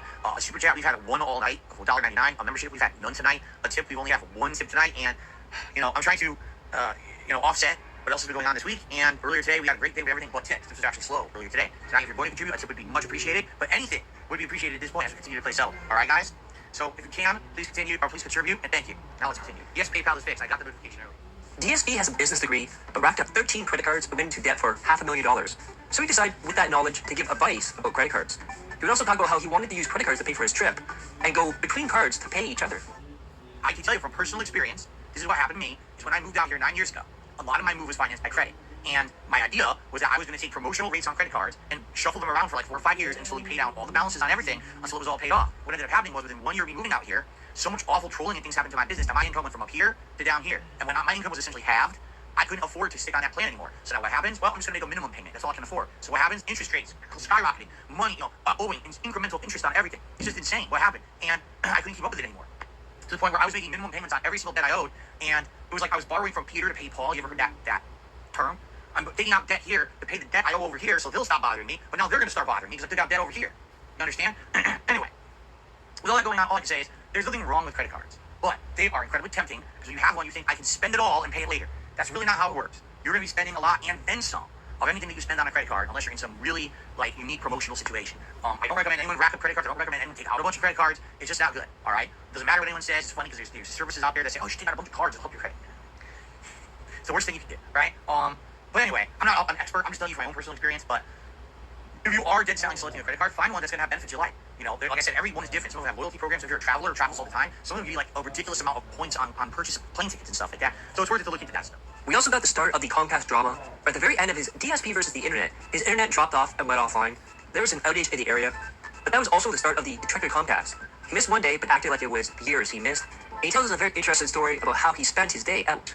All the internet in the house went out. It wasn't just this internet line in the office that I stream with, because I have 2 internet lines. I have one upstairs, and this is for uploading and streaming, and I have one downstairs, and that's for things like the wireless connection to my phone, watching TV downstairs and stuff like that, so that way they don't cross over and they don't interfere with each other. So I'm like, if both lines went out at once, there's absolutely no way I got hit with a double DDoS. It didn't happen. It had to have been that the internet's actually out, legit. So I check everything, and yeah, everything's out. I contact my neighbor. Yes, my neighbor's internet's out too. All right. So I figure we'll wait a little bit. I'll have dinner. I can't upload or anything. Right now, here's the thing: when the internet goes out, the only way that I have the ability to go and talk to you guys is by connecting with my cell phone internet, the 5G internet that my cell phone has. All right, to their wireless network. Excuse me. And to try to post up via Twitter or make a community post via my phone. Now, here's the big thing, and this is what a lot of people didn't know or didn't understand. I don't have a good cell phone reception at home. To give you some perspective, right now, I have 1 bar in my office. Okay, if I move around my upper floor, I can get upwards of 3 bars, but it usually dips down to 1 bar or 0 bars all the time. It's not a consistent thing in my home, all right? It's just not good cell service here. In fact, I need to drive around the corner, and then cell service is great. I have better cell service if I leave my block than if I'm on my block, all right? And it's not just my cell phone company, it's all cell phone companies here. It's just the service is not good here. The internet is fine. When the internet's working, my phone is always connected to my internet, and that's how I do everything from home. So some people think, well, why don't you get a 5G hotspot? Why don't you have the 4G backup that your internet company offers? Because it doesn't work. It's just as bad as my cell phone internet. I literally would not be able to stream on it because the connection is awful. You understand? There's nothing you can do to fix that. If you have bad cell phone reception, you have bad cell phone reception. I just can't improve it, all right? It's one of the reasons why I need to have the internet I have, the very expensive business line of internet, because I can't use other alternate things. There's satellite internet. That's terrible out here. But I have to use Comcast. They're the one option I have to be able to do streaming and stuff that I do on a daily basis. They're the only one. Other companies out here don't have the speed, don't have the capacity, and the cellular style satellite service isn't good enough. There's nothing you can do, okay? Now, that being said, I tried my best to try. Oh, by the way, I just went to 2 bars as I'm sitting here. You see what I mean? It fluctuates like crazy. It goes 1, 2, 3, 2, 1, 0, 2, 0. That's how it works. So I tried to keep you guys in the know. I let you know, hey, if I can come back tonight, I'll do this other stream on late night. Sorry that the stream ended the way it did. But in the meantime, I have no way to turn off my stream on DSP Reacts. Excuse me. Because on YouTube, here's how it works. If you start a stream on desktop, the only way to turn off that stream is on a desktop computer. If you turn on a stream on your phone, the only way to stop that mobile stream is on your phone.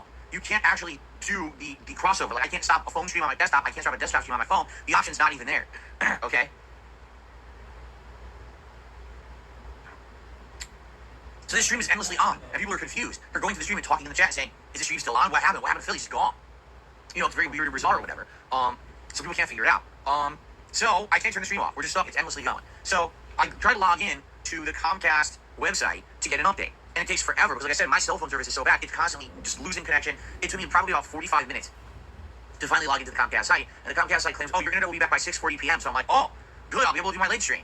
So my wife and I can't do anything. We eat dinner, but we can't do nothing. So we took a nap. We took a nap on the couch. What else are you going to do? There's no internet in the house. You can't do anything. So I wake up at 6:40 p.m. and I go and check. There's no internet. So I go and check the business website. Oh, update. So now your internet should be live by like 7:45. Oh, wait a minute. Right? Like, what is this? So I tell you all, I guess the stream's canceled because I can't come back. There's no internet. 7:45 comes and rolls around. There's no internet. Oh, they changed it now. 9:45. I was like, oh, I'm seeing a pattern here. What's happening is they don't know. They don't really care to actually communicate that, but instead they're going to keep lying to the customer, which is probably the worst thing you can do. Instead of having unreasonable expectations, just don't give the expectation. I told you guys this a million times. You under-promise and you over-deliver. You don't over-promise and under-deliver. If they keep giving ETAs that are blatantly wrong, all they're going to do is piss off the customer, and that's exactly what they did. It's the worst thing they could do. Their customer service is fucking horrible, okay? So here I am thinking, oh, it's going to come back. Oh, it's going to come back. Oh, it's going to come back. Never comes back. So basically, I have no internet all night, all right? So first, my wife and I are like, so what should we do? We have no internet. Well, we have some things to do around the house. We do some housekeeping.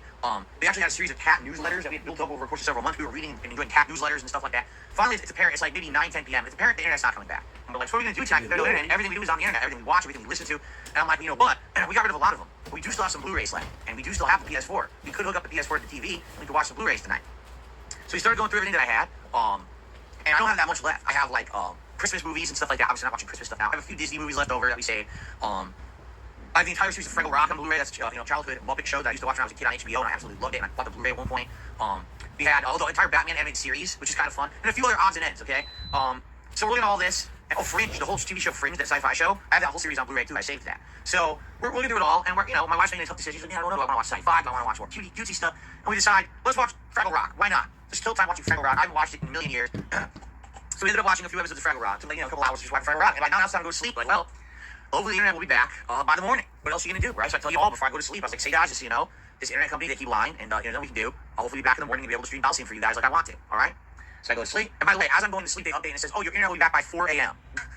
4 a.m. Okay. By the way, in the meantime, no, Comcast didn't reach out to any customer to tell them that there was an outage at all. You have to somehow figure it out for yourself. And you have no internet. How do you do that? So they leave you in the weeds. They don't care.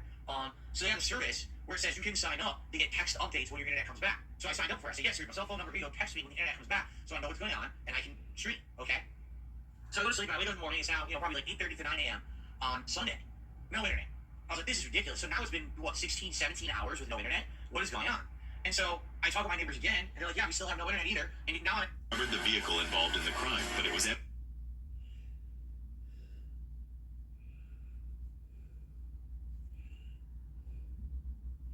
Aha.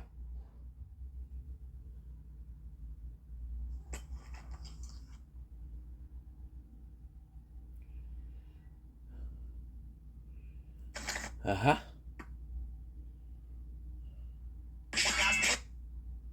Oh my god. level 80. If the celestial scales of How? Tu m'as dit que tu peux pas être au restaurant. Je sais que depuis que tu as eu ton bébé, t'es moins là. Je sais, je l'ai vu, t'inquiète pas, tu me l'as dit de toute façon. Moi, je t'en veux pas, t'inquiète pas, toi. Moi, j'en veux, c'est aux 3 autres surtout. Le loup-garou, Mimi et Amoureuse. Je m'en fous après. Bon, ça va, Léna? T'es en conduite? Ouais, je rentre du boulot, là, je pars seulement maintenant. Ah, d'accord. J'ai fait 8h, 18h, j'ai pas fait de pause ce midi, la journée était longue. Ouais. Ah, t'as pas fait de pause? J'ai fait 15 minutes, quoi. Je suis allée chercher un sandwich et je l'ai bouffé devant mon PC, quoi. En fait, t'es parti chez notre sandwich, t'es reparti là-bas. Laisse tomber. C'est ça. Non, mais elle a rien fait de mal, ma meilleure petite étoile. Elle est super gentille, attention. Elle vient d'avoir son petit bébé et tout. Et puis elle était au restaurant, ça me l'avait dit, c'est le jour de son anniversaire en plus. Mon match. Non, elle est toujours là. Mais quand il y a son... Comme j'ai dit, hein. We're back. Sorry about this. Part 2 of our look. Surtout quand il y a des enfants. J'en veux pas, moi. Ah non, j'en voudrais jamais, la petite étoile. Là. Elle a toujours été là. Sorry, we didn't have enough space. Ça va, la vie en rose? Tu veux pas monter, la vie en rose? Vous voulez pas monter, mais là, elle est toute seule, là. Il y a que des femmes, hein, sur ton live? Moi, j'ai que des femmes la plupart du temps. Et les mamies, elle me kiffe. Je te jure. Les mamies? Ouais, une fille. Elle dit je t'aime, tu m'aimes comment? Mais je dis je t'aime bien comme amie, pas plus. Quoi? Bonjour Vitaly, ça va? Fini? actually able to go online. I'm able to see like a service map, and the service map says it's not using 8,000 players. It's about 9,000 people, including business. That they would naturally they're going to have more business and need the business. So just think about that, right? So I'm looking everywhere, all right, and basically I'm in a situation where what are we gonna do? There's no internet. My internet company is not giving a proper ETA whatsoever. I said to my wife, here's what we're gonna do. I'm gonna call them. I'm gonna talk to someone. And if they can't tell me when the internet's coming back today, we're just gonna go out. We're not gonna have a whole day wasted. What an awful thing to sit at home all day with nothing to do, right? Because everything we like to do is on the internet. So we're not gonna waste our day. We're gonna go out and we're gonna have a day out. Which is rare that we would just do that. We never do that randomly. But hey, why not? Why not just go out and enjoy the day, right? So I call the internet company. They won't let you speak to a human. Because basically what you do is you put in your information and say, oh, we detect you have an internet outage in your area. We cannot help you. I'm serious. This is what the line says, the automated line. We cannot help you with that. Even if you talk to a customer service rep, they still cannot help you with that. Therefore, we'll contact you when it's better. Have a good day. And the line hung up on me. Yeah, that's the customer support that Comcast has. The line tells you we can't help you and hangs up on you.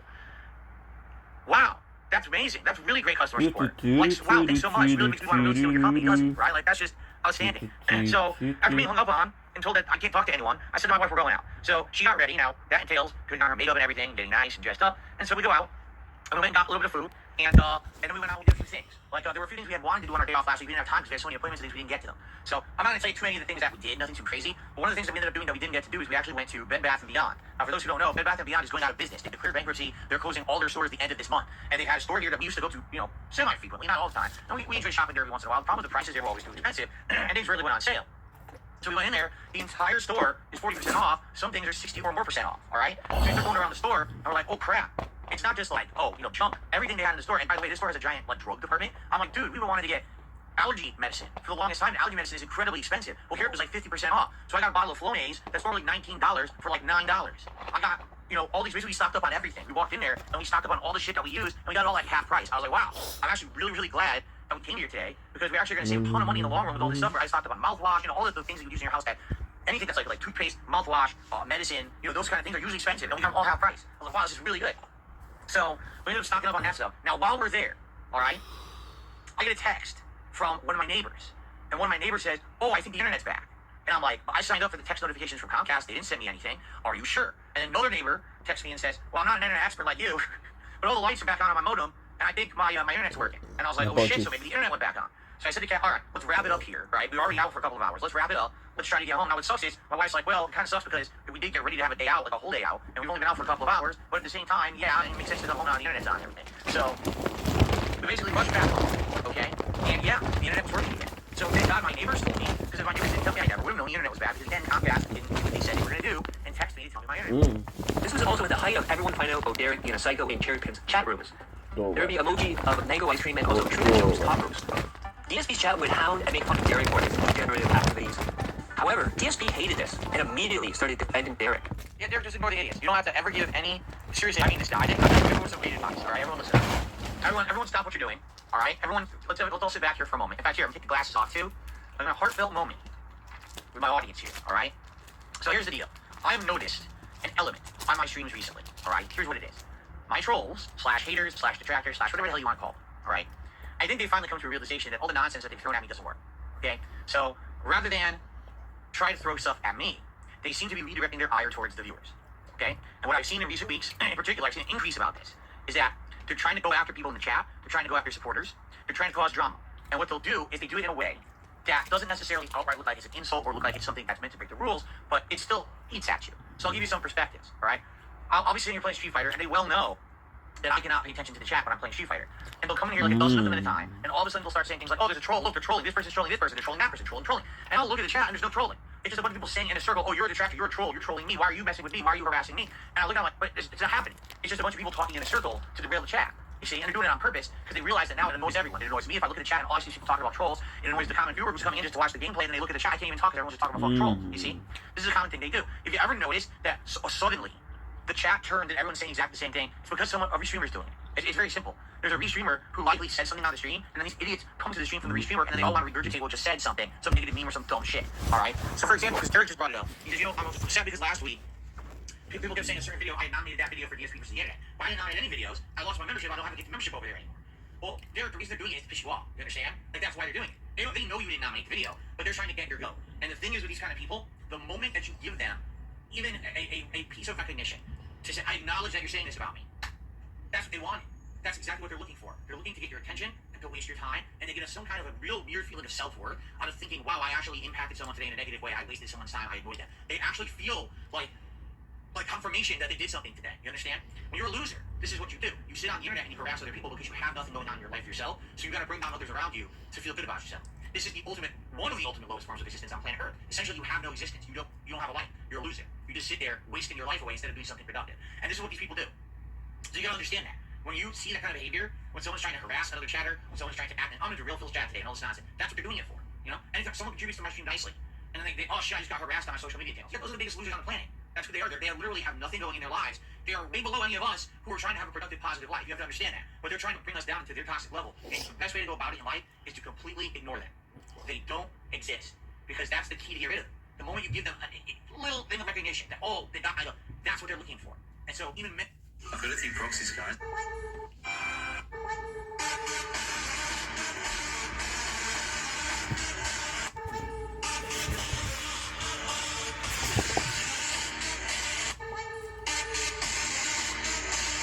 Ouch.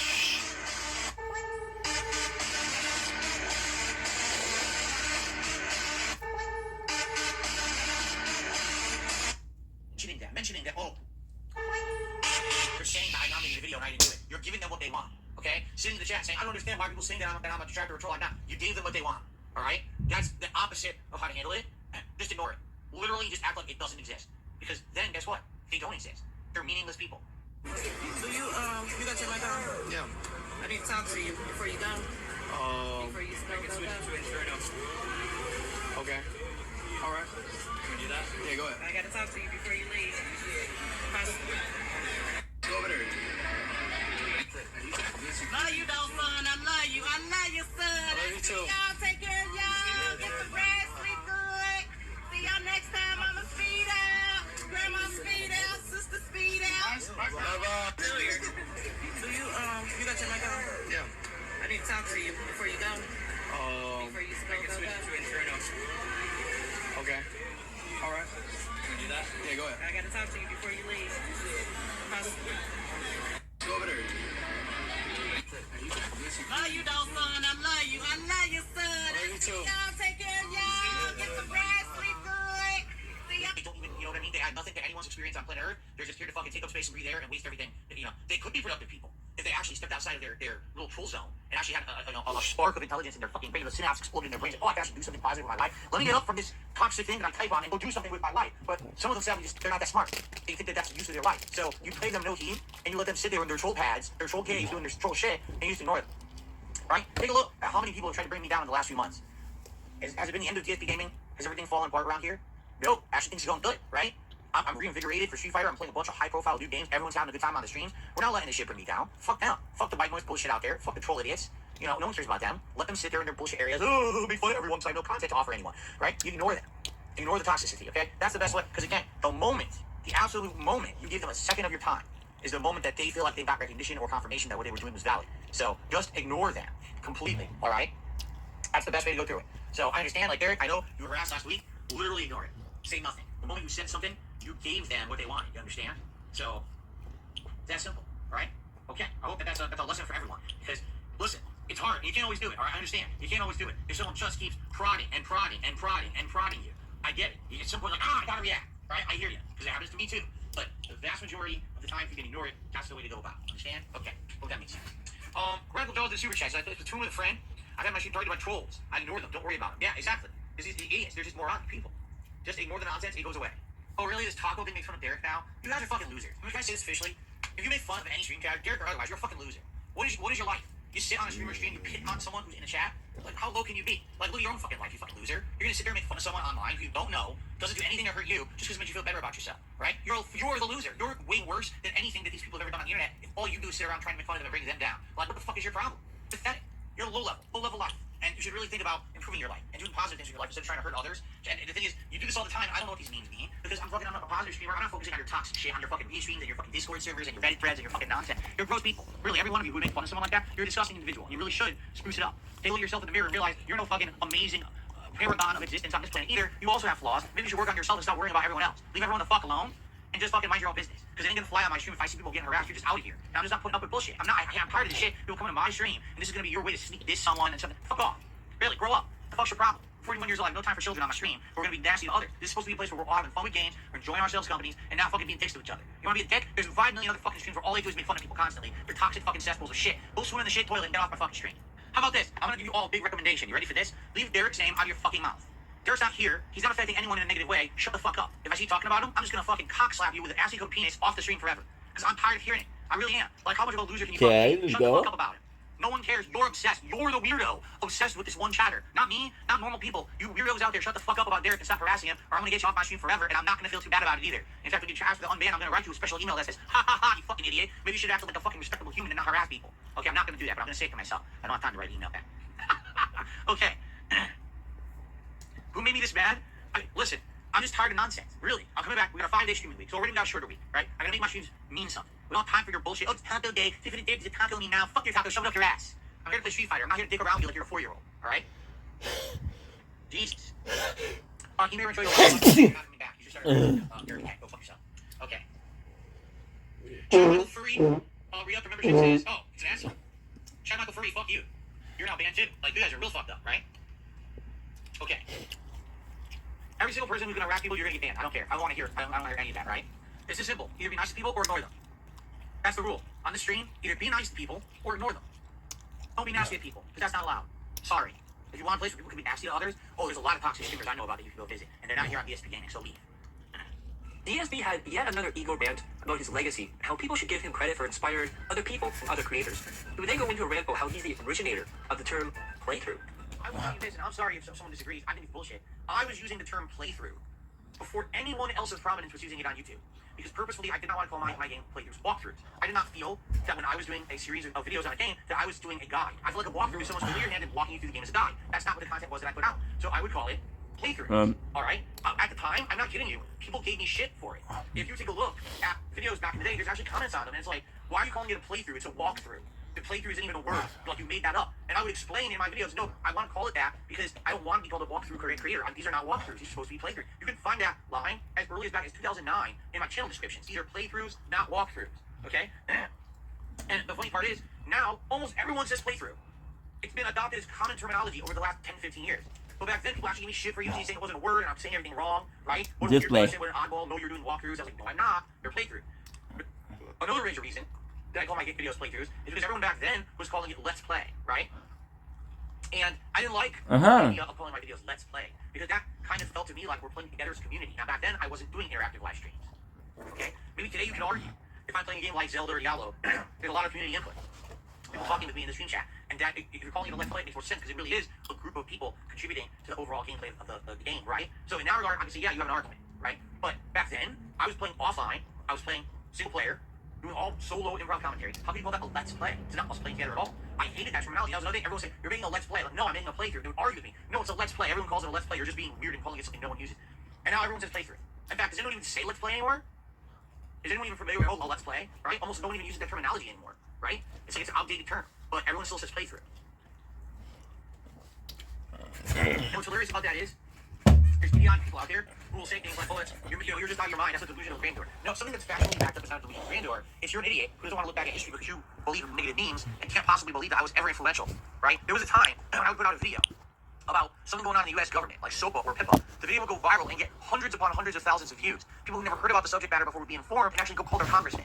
Yes, that's how influential I was on YouTube at one point. Just because you don't want to believe it, or you don't like me, and you like the negative memes about me, doesn't mean it didn't happen. It means you're a jackass. So fuck you. If someone who's out there, I want to change history because I don't like Phil. He was never influential. He didn't coin any terms. He wasn't one of the most prolific YouTubers. He wasn't at the top of YouTube ranks. He never was good at Street Fighter. I mean, you want to talk about revisionist history, what these idiotic people have done. And then you get moronic people who are interviewing me, do no research, and then say dumb shit in the interview like delusions of grandeur, proving how unprofessional and idiotic they are. Yeah, then you get these really stupid fucking takes from people on the internet who don't know shit. Sorry, I'm the person who was there 15 years ago, busting my ass, putting out videos on YouTube, basically changing the face of how commentary was done. Where were you? Probably taking a shit, okay? So, I don't want to hear this nonsense from idiots on the internet trying to say dumb shit, delusions of grandeur. You kiss my fucking ass. I was there, you can't change history just because you want to believe a negative meme and be toxic about me. Go fuck yourself. DSP always tries to be an expert on everything, and is usually wrong. This month, he decided to be an expert on healthy lifestyles, and starts to give advice to his audience. It's called, in reality, it's this simple. If you don't have the things that are bad around you, you can't eat them or drink them. If there's no soda in the house, I can't drink soda, right? If there's no unhealthy food in the house, I have to eat what's here, correct? Right? So if I don't buy greasy potato chips, then I can't eat greasy potato chips, but I can eat popcorners, you see? And that's essentially all I do when we shop. We buy just what we need, for the recipes we want, a few snack foods that are on the healthier side, and that's all I eat. I don't snack between streams or anything. I wake up in the morning, I have breakfast. What do I usually have? A bagel with a little bit of cream cheese. Guys, guess what? I'll have a breakfast burrito.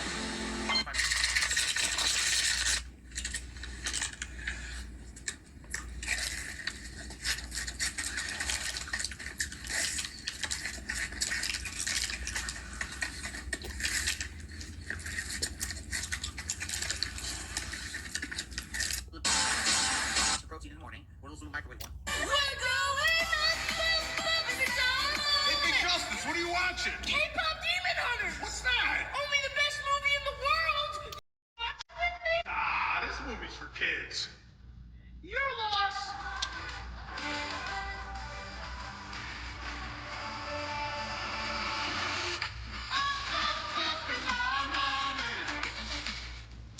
I thought you said this was a kids movie.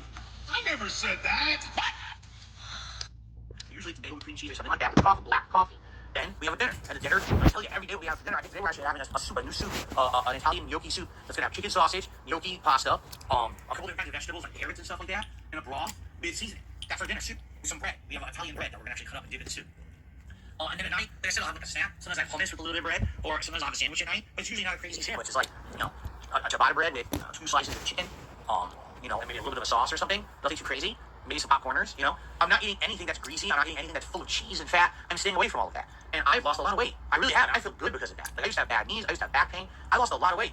I mean, I don't know what I weighed because I think my scale's broken. Like I told you guys, I tried to weigh myself like 2-3 weeks ago, and it said I was like 195 pounds, and I was like, I only have 195. I really don't believe that. Even looking at myself in the mirror, I'm like, dude, I'm definitely over 200. I think the scale's busted. This is an old scale. I'm not going to get a new one. But just not having the bad things around means you're not tempted to eat the bad things. You know what I'm saying? Now there is another factor to this, Dragonito. I do have some medical problems. I have to limit my diet. You guys know about the gout. I can't eat a lot of red meat. I can't eat a lot of things that would be unhealthy. So when I let's say I order out the one day a week that I order out with my wife, I usually get something that's chicken, right? Sometimes I'll get like shrimp, but usually it's chicken. Why? Because I need to. If I have too much red meat, I get all kinds of problems in my joints and stuff with swelling and freaking acid crystals. So I have to stay away from some of the stuff that would already be considered more unhealthy anyway. You see what I'm saying? So in that regard, it's kind of been like a forced diet change too. But that really is the key. If the temptation isn't there because it's not available, then you're not gonna do it. You know what I mean? If I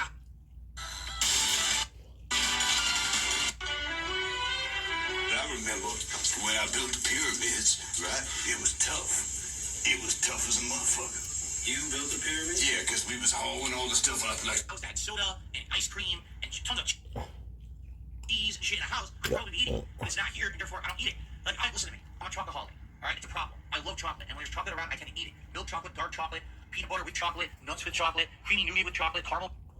Like that. Let's start.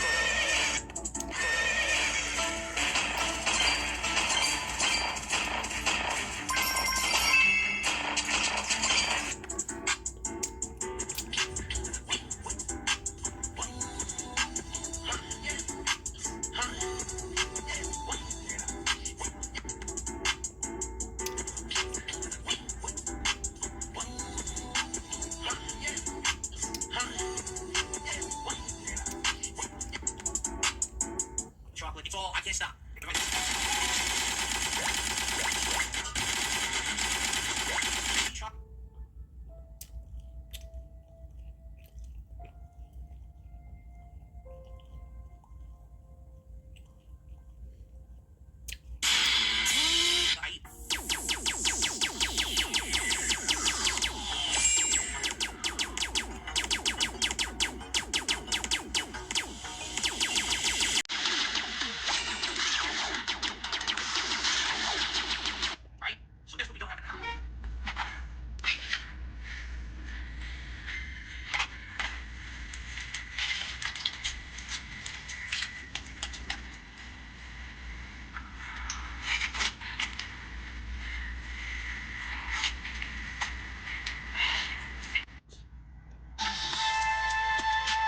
Who is the most useless character on this list? Absolutely useless.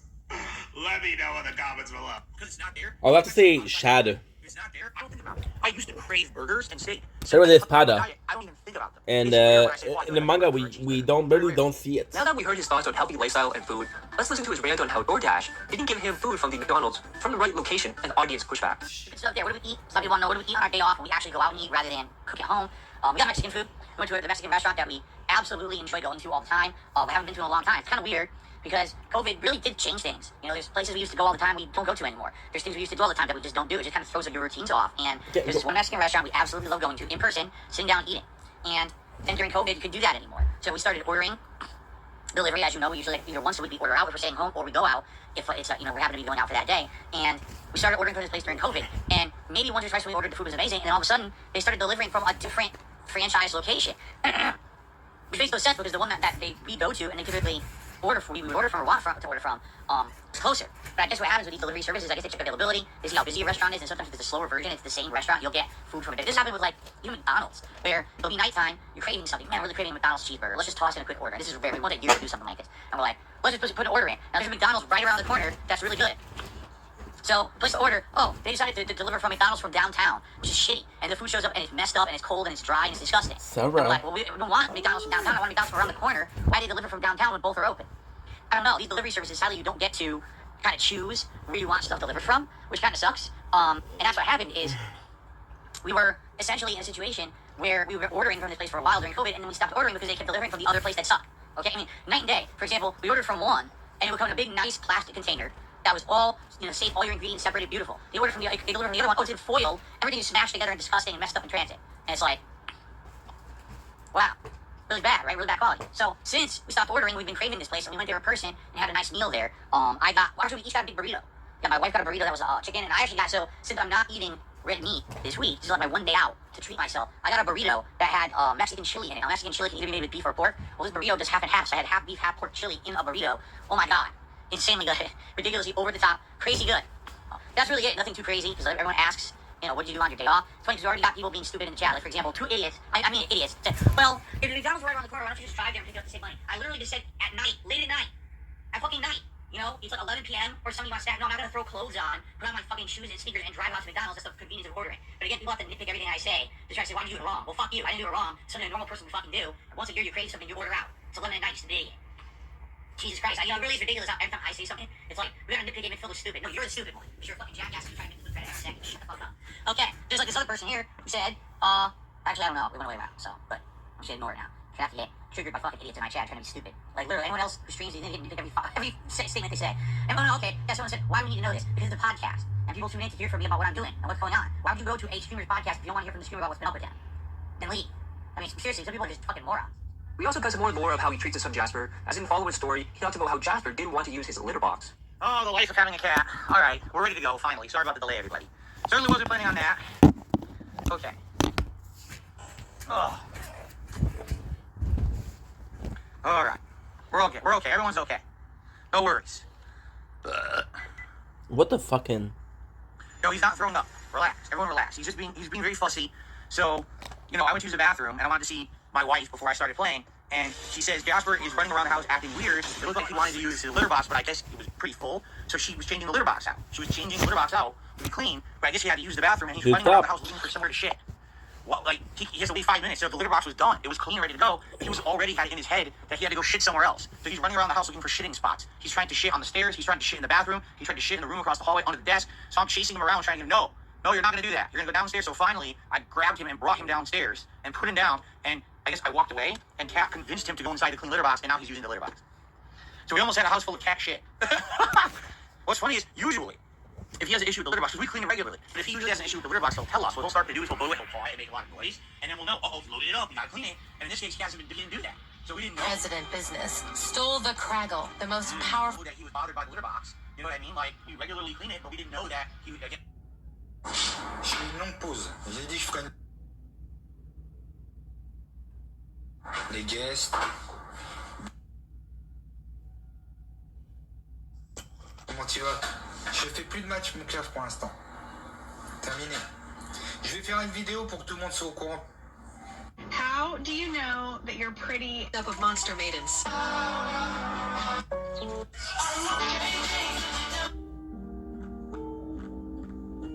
Mon frérot, imagine.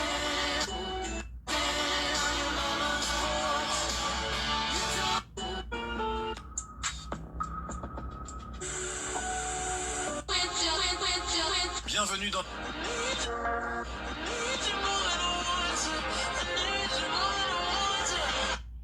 I don't know. It's clean now, so now you should be alright. After the long-supported long-form react of internet historian, ESP decided to make a decision of long-form reacts. Of course, he decided to wait with it. As of the time, I went to sleep last night, right?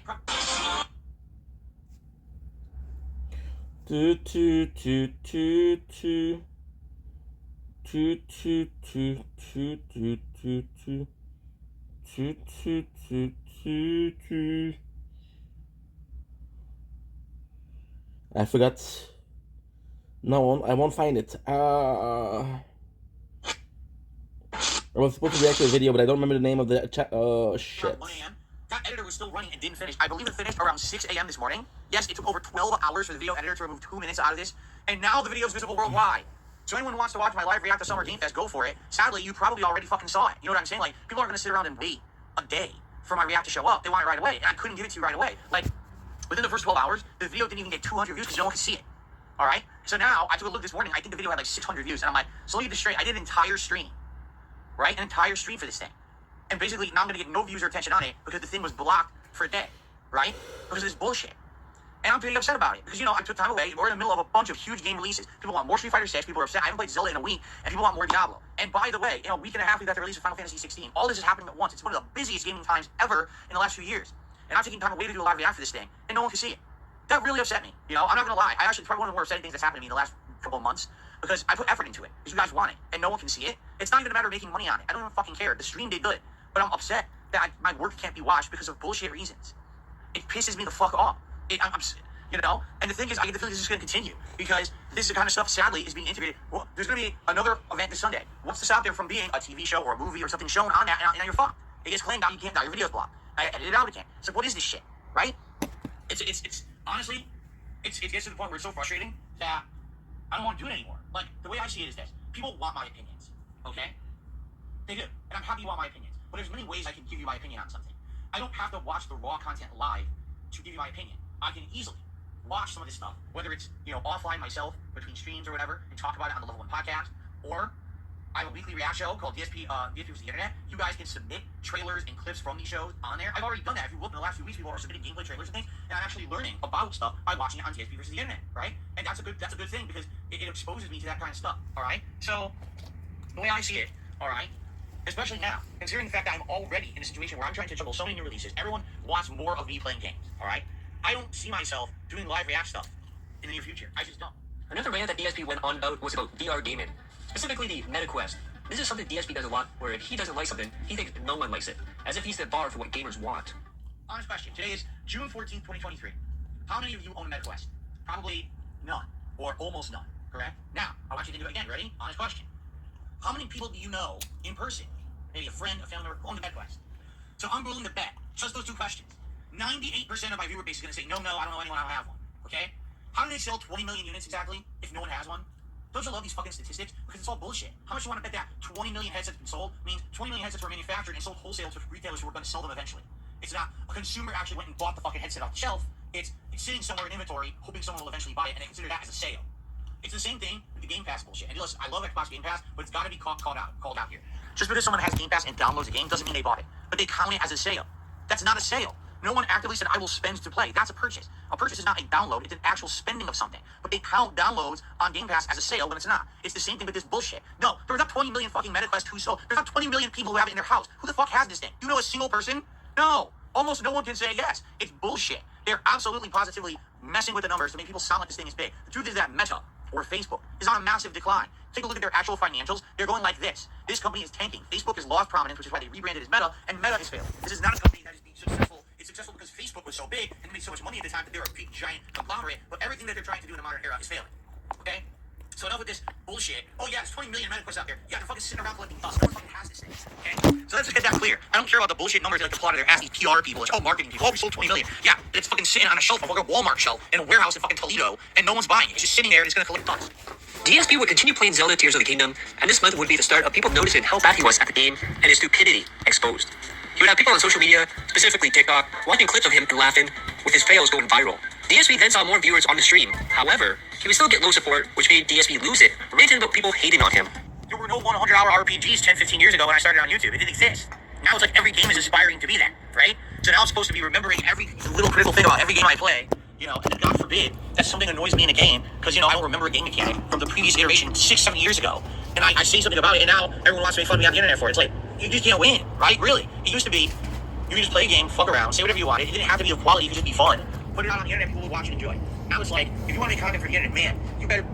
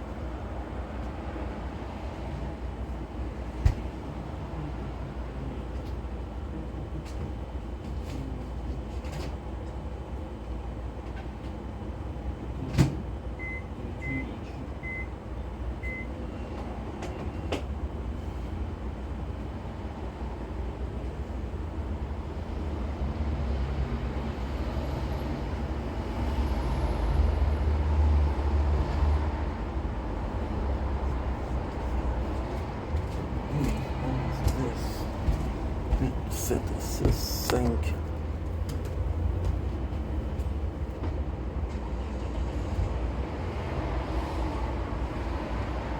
Don't blink, it's your bugging. Welcome to the show. Considering Walks are having a wonderful day on this glorious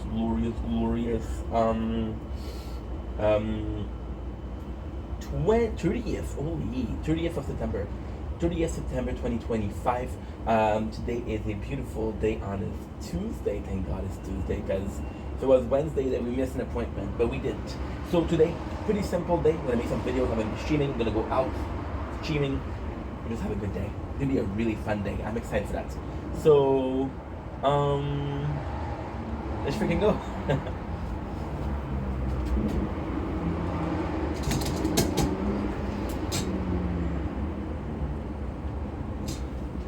Something to corn, baby.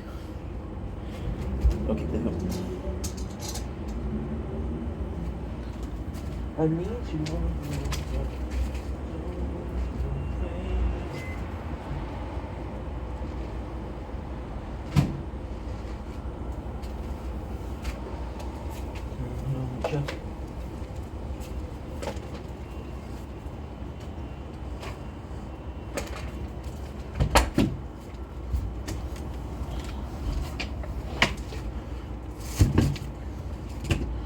Okay, good.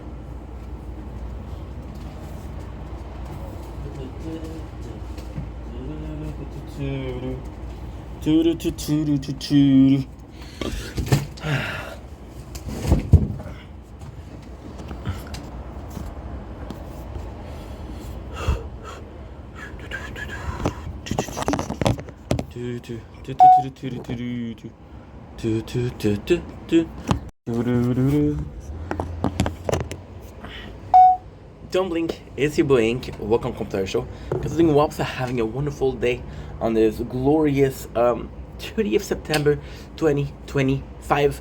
Today is a fantastic day. It's a fantastic morning on this day, so I am extremely excited to present to you a couple of things, which is the intro of the day. So we have our breakfast, which is basically 2 pieces of bread, some cheese, and some hot dog. Today I cannot eat a lot because for supper we have a chicken wings fiesta, and we have work today. So the first thing we're gonna do is kishlak. Today we are doing different. We're doing a different intro, which is gonna be the first of a completely different way of doing things. So with the intro, because who cares about what I did on that day, right? Did we receive a text?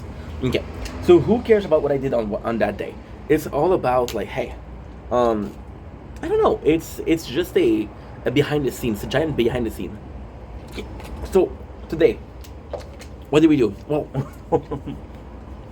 I found an old tablet, like a very old tablet, and I'll basically do a video about it. This tablet is so old, and I do mean delightful. I'm good shit. This tablet is so old that the tablet that I found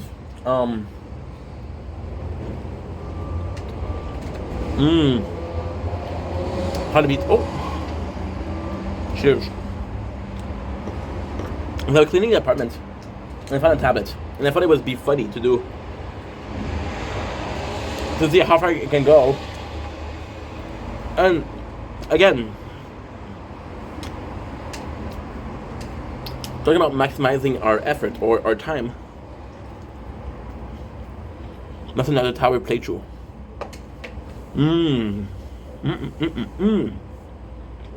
I was looking for doing another power playthrough, but I figured out something even better. Which is what? Well, I'm just gonna be doing that. And I'm going to do like a no comments. But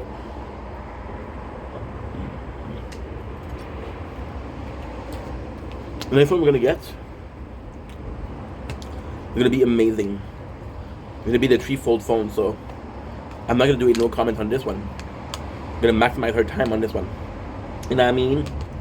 So I'm excited. We'll see how it goes. And this is super, super, super, super nice. Super, super nice. And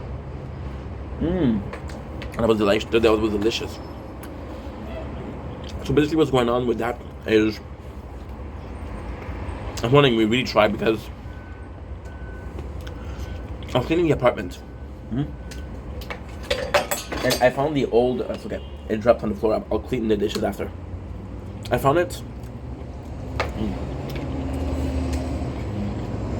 behind the TV, which I don't look there. And we're looking for a wire. Luckily, I'm a pack rat. I don't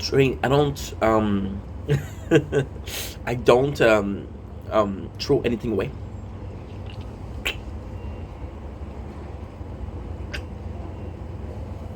Zdrowia.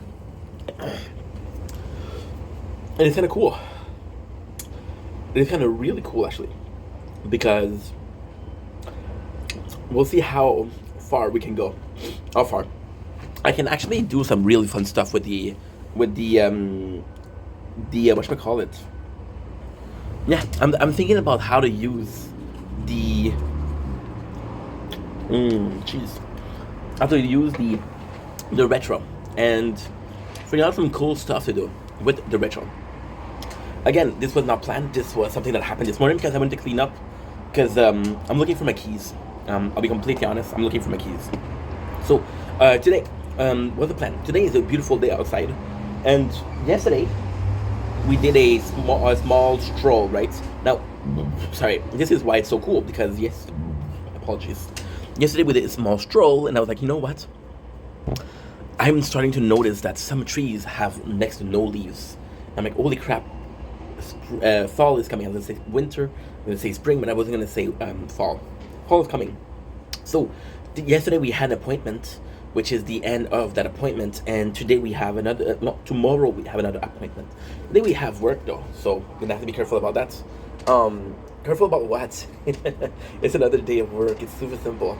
But tomorrow we have another appointment. So this can be 3 days in a row where we go out and we have some fun on the road. Today I want to do something special because we'll talk about it in this specific video. I was talking about unmotivated, right? And with this unmotivation, now we're having the repercussion of being unmotivated. So when I'm working a lot, all I can think about is work, right? But then when I'm not working, this is the insanity, and this is the worst part. This is really, really, really the worst part because last time we had that, we had a depression, right? Which is what last winter. I'm not depressed, don't worry about it. But so with no motivation, I make less content. Because I make less content, I tend to be bored. I was bored yesterday. I was bored the day before. And this morning I woke up and I was like, okay, well, what to do? We're bored, right? This is why when we found the old tablets, it was fun. But at the same time, what am I going to do with it? I'm going to do another playthrough of the tower. And it's not going to be perfect. It's not going to be optimal, right? It's going to be something that's effing boring. Effing boring. So we'll see how it goes. We'll see how it goes, as they say in French. Am I excited? I'm excited, yes. Because again, there's so much cool stuff. Like, for example, you have to understand something. The marathon that we're doing for Resident Evil is because I'm trying to put I'm trying to hype myself up. I'm trying to have this feeling of I'm giddy about making content again. And it's kind of crazy because you guys have been so helpful. Yesterday we were talking to Sucks on live, and it was just a good laugh, and it was just like someone that I care about. So the content creator part was like, okay, well, I would prefer to talk to more people than one. But the personal person, which is Steph, is like, okay, you know what? Talking to a friend is actually quite nice. So that was right now. That was nice. Now because we're bored, and at the same time, I think we're bored not because I don't feel like making content, but I feel like we're bored because 50%. It's okay. don't have a lot to do today. I feel like we're bored because we're always to the way to move right through. And I'm not paralyzed, but I just get this stuck by you and only make you move. Finger 11, paralyzed. Duh. I feel like I'm always overstimulated, and because I'm always overstimulated, my body gets a habit of being overstimulated. And I'm gonna tell you a story that's disgusting, okay? I'm gonna tell you a story that's disgusting, but at the same time, I have the perfect example. When I was a kid, I never had the bird and bee talk, okay? And I start, you know, and I never had the bird and bee, so I didn't know that when you had an orgasm, it would stop, which created nerve damage, right? So now when I'm actually intimate with a person, I have a harder time having an orgasm. So what I need to do it myself, because I'll go hard when I need to go hard, and I'll go slow when I need to go slow. But ultimately speaking is understanding how your body works. So with the overstimulated, that is the case. You're doing a bunch of things yourself, and you're overstimulating yourself. But when it comes to being stimulated by something else, which is TV, which is radio, which is gaming, it's not enough anymore. So you need to do it yourself, and you do it yourself is making content, putting that IV sauce, IV in vendetta sauce on it, you know, and stuff. Because you shouldn't always be in that. You should be able to enjoy something, right? I had a good morning because we were waiting for the tablet to open up because it's taking a large time to charge. It's normal. It's a 12 years old battery tablet. So yeah. And that's pretty much it. With that being said, I don't know. I don't know what I'm gonna do. You know, we were watching with the tablet. We were waiting until it charged, so we were watching a bit of YouTube, and we saw a short, which is the Marvel Zombie, and it was being called one of the best Marvel thing they did in a while because it's a perfect representation of presenting new Marvel heroes, which is another phase, I guess. They call it like that. Oh, what is going on with my phone? You're going down. But yeah, and ultimately speaking, this is very critical. And that was my first thought with the Marvel was like, ooh, should I watch it or not? Because if I watch it, can I get copyrighted? You know. However, we have a good news. We're bringing back Brooklyn Nine-Nine as a playthrough, because as a watch through, because it's on Netflix, and I want to laugh lately. I need a good laugh, and Brooklyn Nine-Nine will offer me that good laugh. Okay, simple as that. There's also Nazarovia. See, it's also really important because you're aging. You're really aging. Maybe I would have loved to read Naruto again. Maybe I would love to read Bleach again. Maybe I would have loved to read Tokyo Ghoul again.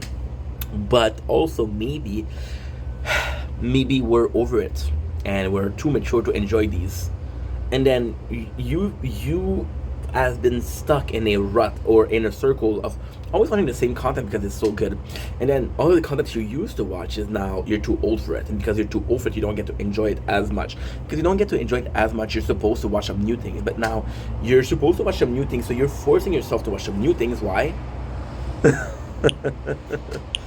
Because you don't want to be bored. So you're so afraid of being bored that you're willing to watch anything. You're willing to talk about anybody. See, and this is the same thing when it goes to social. Oh, I'm lonely. I'm going to talk to people that I shouldn't talk to. Why? Because I'm lonely. It's not a solution. It is, but a temporary solution to a trauma that is everlasting. Think about it. Anyway, long story short, we're having a really good day. So streaming. Some Fortnite. I'm going to be watching some Brooklyn Nine-Nine. I'll be doing a bike ride, possibly recapping Brooklyn Nine-Nine. Then I'm going to be doing some Resident Evil, possibly playing some Resident Evil. And that's pretty much my day. We're going to do a TikTok live. Today we have chicken wings. Guys, we've been doing this video for 12 minutes. My phone was at 20, it's at 7%. So I'm going to have to go. I love ya. Cause I'm so paralyzed. I seem to be stuck by you. I wanna make you move. paralyzed, but yeah, battery is super low, guys, when I go. Me on my way to you. I'm not paralyzed, but I seem to be stuck by you. I wanna make you move because we're standing still. I'm paralyzed, but I'm stuck by you.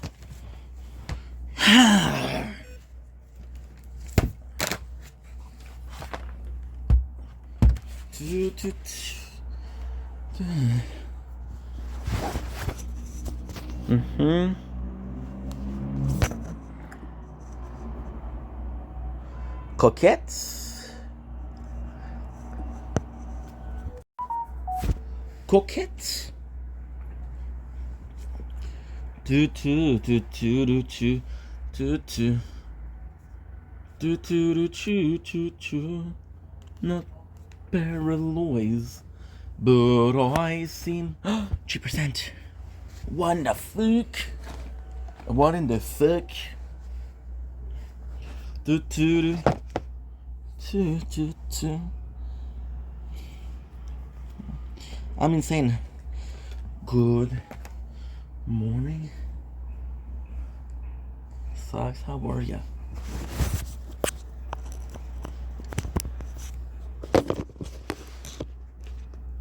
Good mythical morning.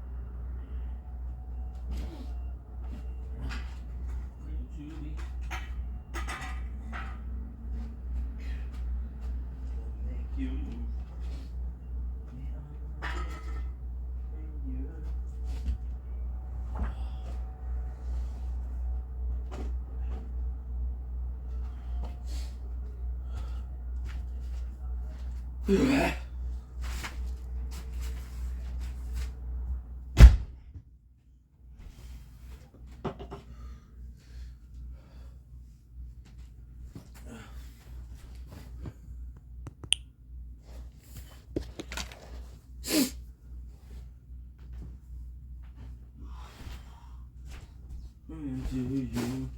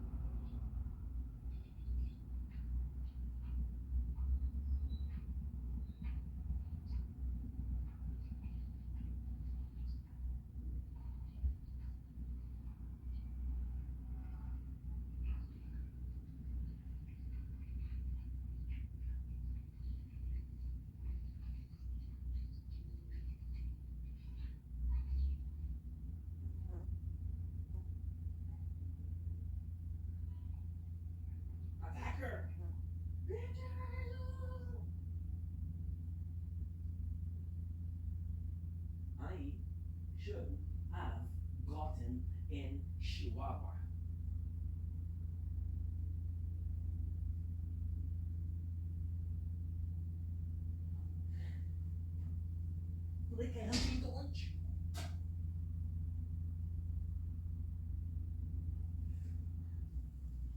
Ah, dat was Ruski, huh? Hey there, sus, how are you? How is Petersburg today? Don't know the weather is, but right here is kind of okay. Can't you see? Sunset is right behind me. Oh, behind me. Hey there, sucks today. I watched a show that was crazy. Say Zombie World with Marvel. And you should watch it. Oh, trust me. It was low-key crazy. Low-key crazy. Oh, Thor was Donzo. Hulk was the shizzle meow. Oh, 1,000 zombies seem pretty tough, but they ain't got the Mjolnir, and that is all they needed anyway. Alkaya had a Atlantis. She broke off the Young Justice. I swear it was the 90s again. Oh. Connect charger will take longer to charge. Use the original charger and cable that were provided with this. Delilah, I can promise you the time that we get through, I'll walk to you if I had no other ways. I want to see if, and only if, the tablet is working. The tablet is working! Mein friends, this is wunderbar. Delilah, I can promise you the time that we get through, I walk to you if I had no other way. Way. Delilah. Dear Delilah, what's it like in New York City? I'm 1,000 miles away, but girl, tonight you look so pretty. Yes, you do. 10,000 miles away from you. Away from you. Edair Consuela. This is working. Delilah, I can promise you the time that we get through the walk to you if I had no other way.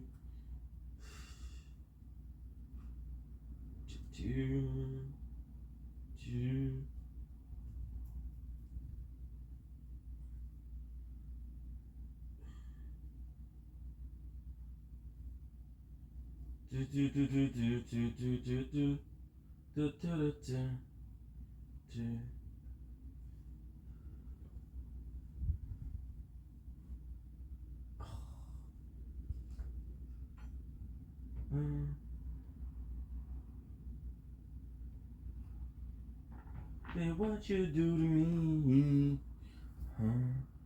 Say what you do to me, huh? Say what you do to me, huh? Say what you do to me, what you do to me.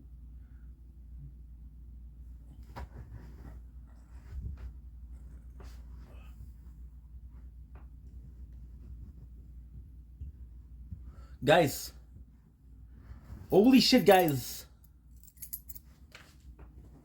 Holy shit. Guys, we found the keys. We found my keys.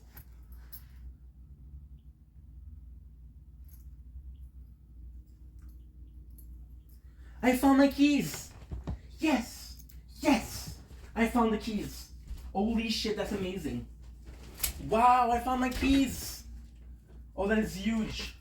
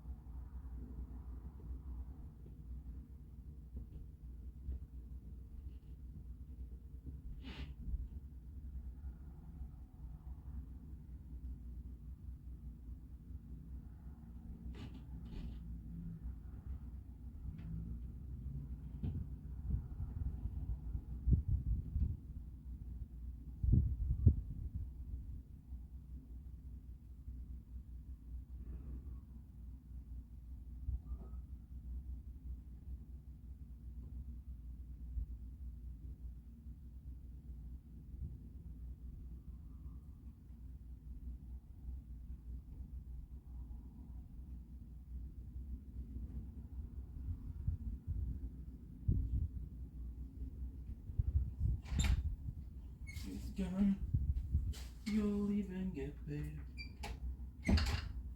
Guys, we found the keys. That is so huge. Oh, holy shit. Holy shit, we found the keys. Holy shit that we found the keys. We found the keys. This is huge. Oh, this is humongous. We found the keys. This is humongous. Oh, I have to call Sandra to tell her not to get the guy. I'm gonna pay $50.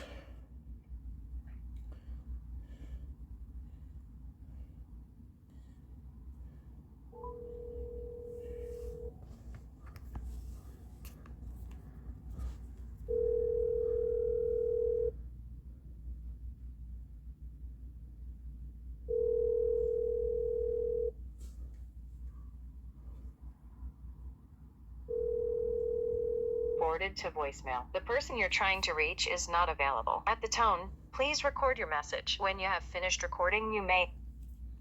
Zigak.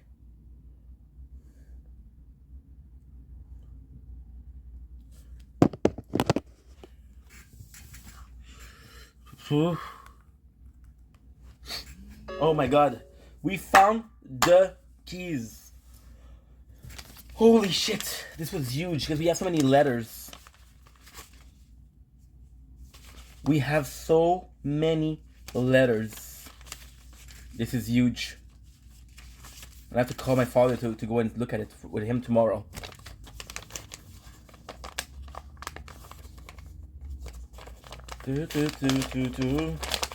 Bullets and haze. I asked her to stop. I begged her to stay. But she pressed on. So I lifted my gun. And I fired away. Black leather boots. Bitchin' so bright. Do do do do. Do do do do. Do do do do.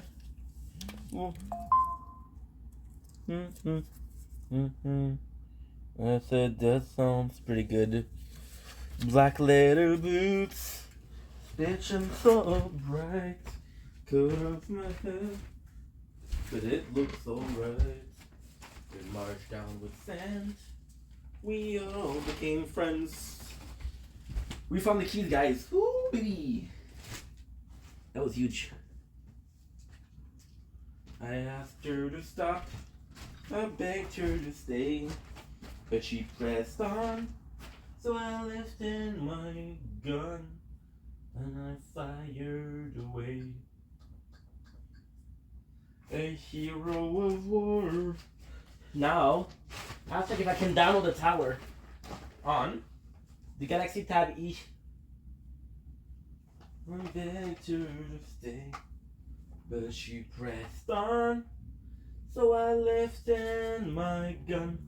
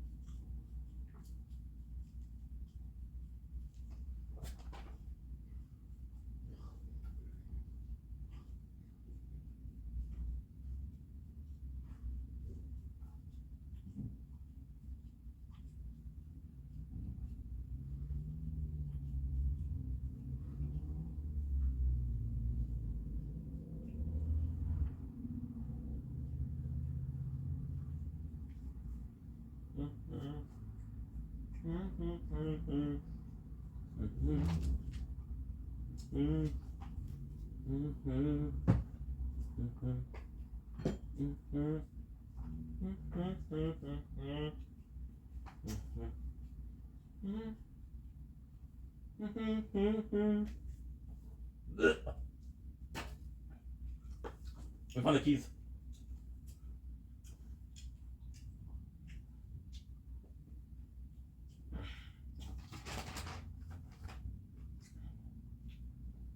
We found the fucking keys, guys. This is huge. This is huge.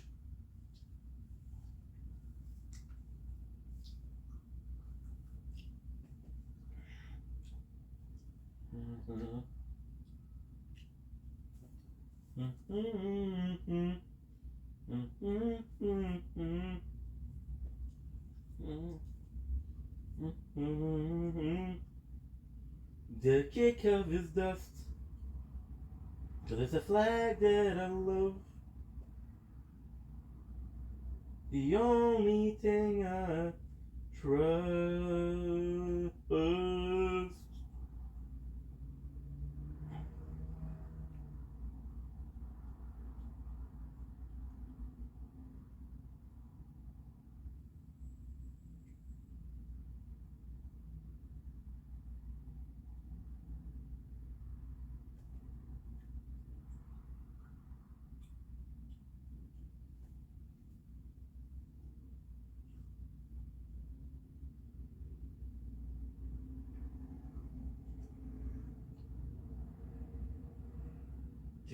Choo.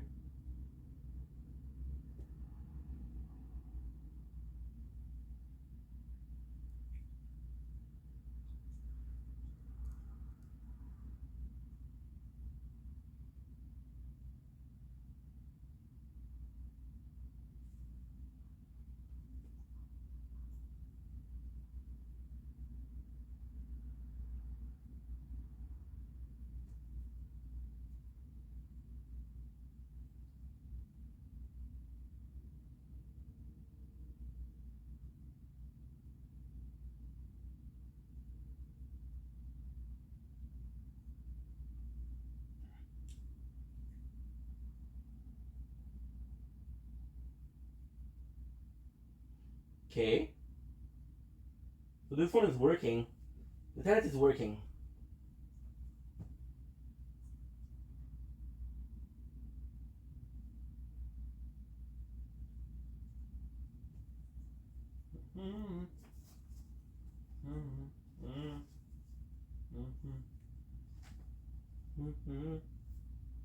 I yelled my command. The children they cried, but I got my hand. She pressed on. Come on, why are you so slow, dude?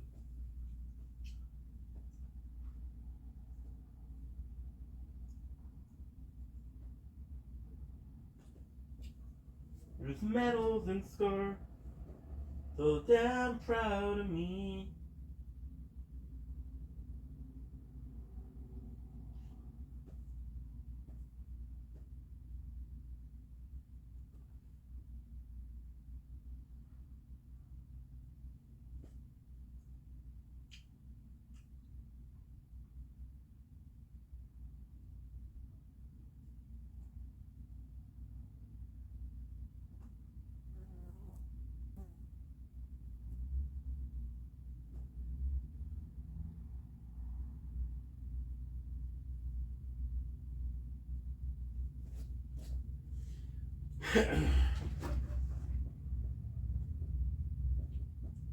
Nope.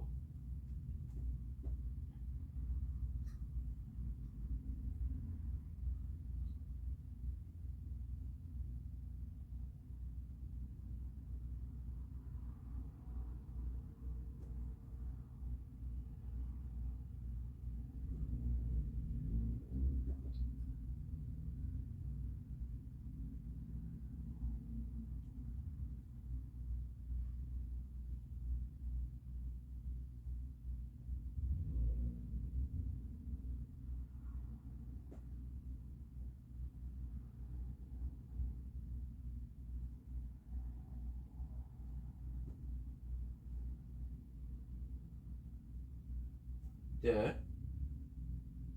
tower.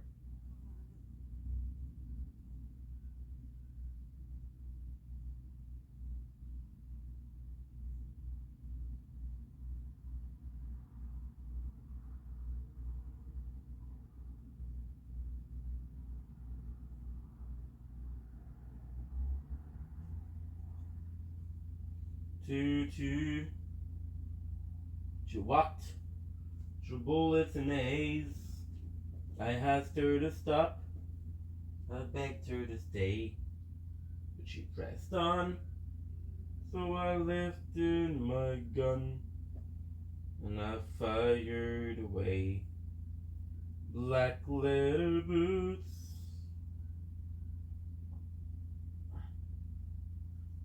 Bitchin' so bright, they cut off my head.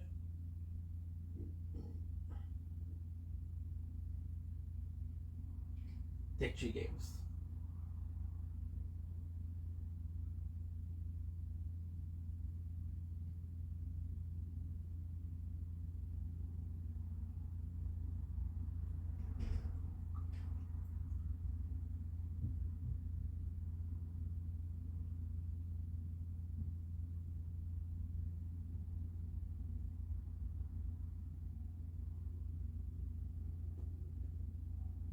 Fuck.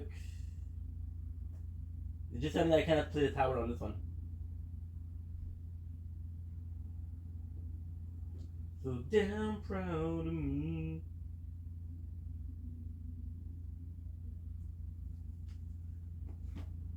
So I got a bad news. The cabinet is too old to play Fortnite.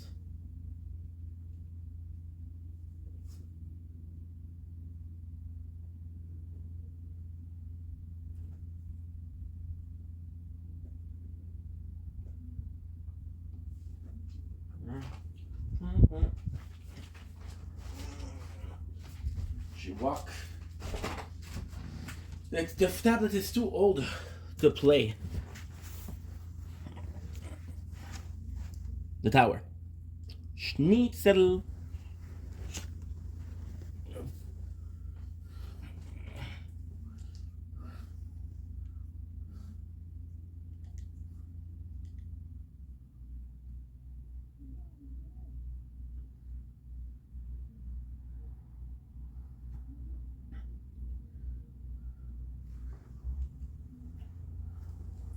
You know what?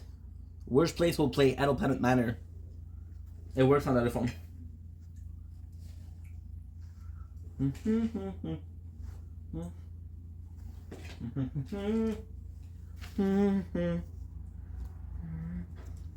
The only thing I trust.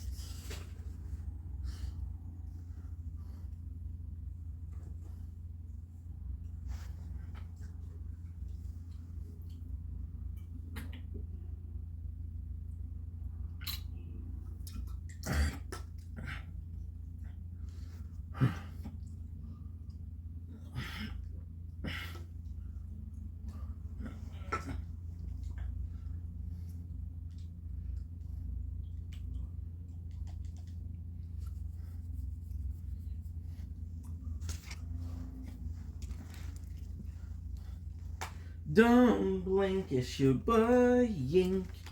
Welcome, commercial. Because the doing walks are having a wonderful day on this glorious 30th September 2025. We are 3 days away from the wonderful Fortnitemares. It is confirmed to be in 3 days. So what we're gonna do right now is we're gonna be playing the tower in the background, and we're also gonna be playing. My apologies.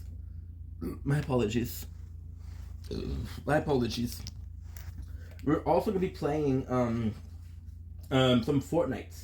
I'm gonna be listening to Brooklyn Nine-Nine because lately I haven't been doing so well. So we are back with the Brooklyn Nine-Nine. I'm not gonna say tradition, but somewhat tradition. Sounds good. Fortnite crew, baby. Fortnite crew. So we got a Fortnite crew, baby. I got 1,000 V-Bucks, which means that I can buy a skin. Now, the problem with that is, I should keep it for a battle pass. I also have to check how much is in the battle pass.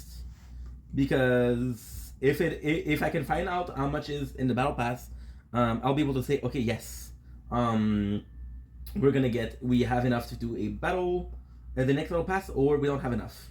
Technically speaking, I play every single season, so it's not a big deal. Oh, we have Saw as movies for the Halloween. So that's actually pretty cool. That is actually pretty cool. There's one thing I can watch, but so many things. Oh shit! I forgot to call my father. Oh shit! This is bad. This is really bad. I have to go back to watch to call my father. We have Decadence. There's a ton of things I want to watch. But for now, let's finish the one and only. The one and only. What do I want to watch? I want to watch Brooklyn Nine-Nine. Yeah. So get ready.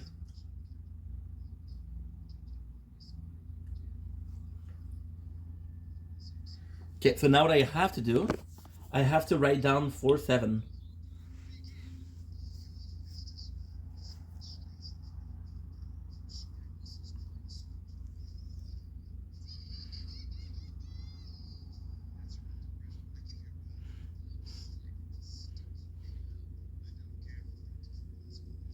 .7. 4.7. Let's go. Let's go. Let's go and let's go. Okay. So why am I wearing this skin? Ah, okay. Very available right now. Any changes you make, your locker may not be saved. Please try again later. Well, that's a big problem. That's a big problem. Or it's a small thing. It's a small thing in the world that is ours. I love me some Brooklyn Nine-Nine. And we were able to finish it, which is great. Okay.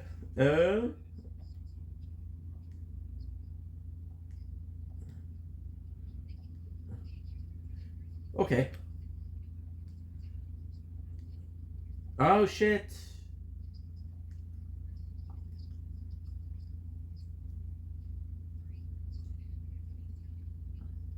Oh goody.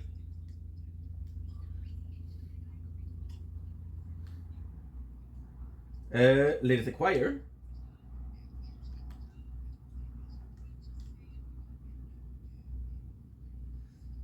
Darkest one. Good. I guess it's in crew, right? It's in crew series. Nice, nice.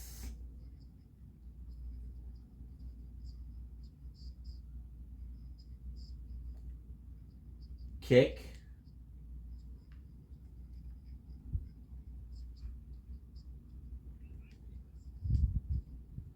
Do we have what? Mask off. Wow, she's super cool. Oracle Legacy. Ooh, look at this. Now this is a cool skin. Look at this one.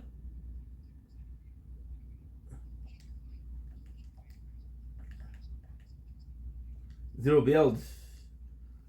Good, good, good. Ay, ay, ay, ay, ay. So. No. I don't want to do the ads. I'm not supposed to do the ads. Okay, cool. So we're gonna be playing some Fortnite. I hope it works. This seems to be working. I'm super worried about if it works. Live Turkey. Come on, dude. I don't know. I do not know. I'm in a good mood today because we found the keys, but I was hoping to do another playthrough with the tablets, and I don't think it's gonna happen. We'll have to find another one.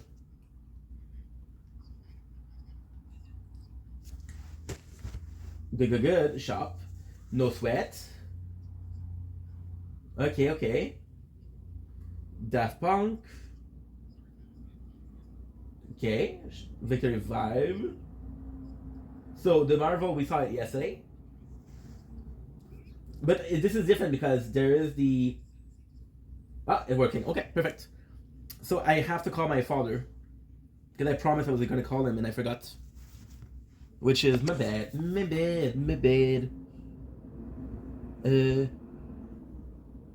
Why are you not charging?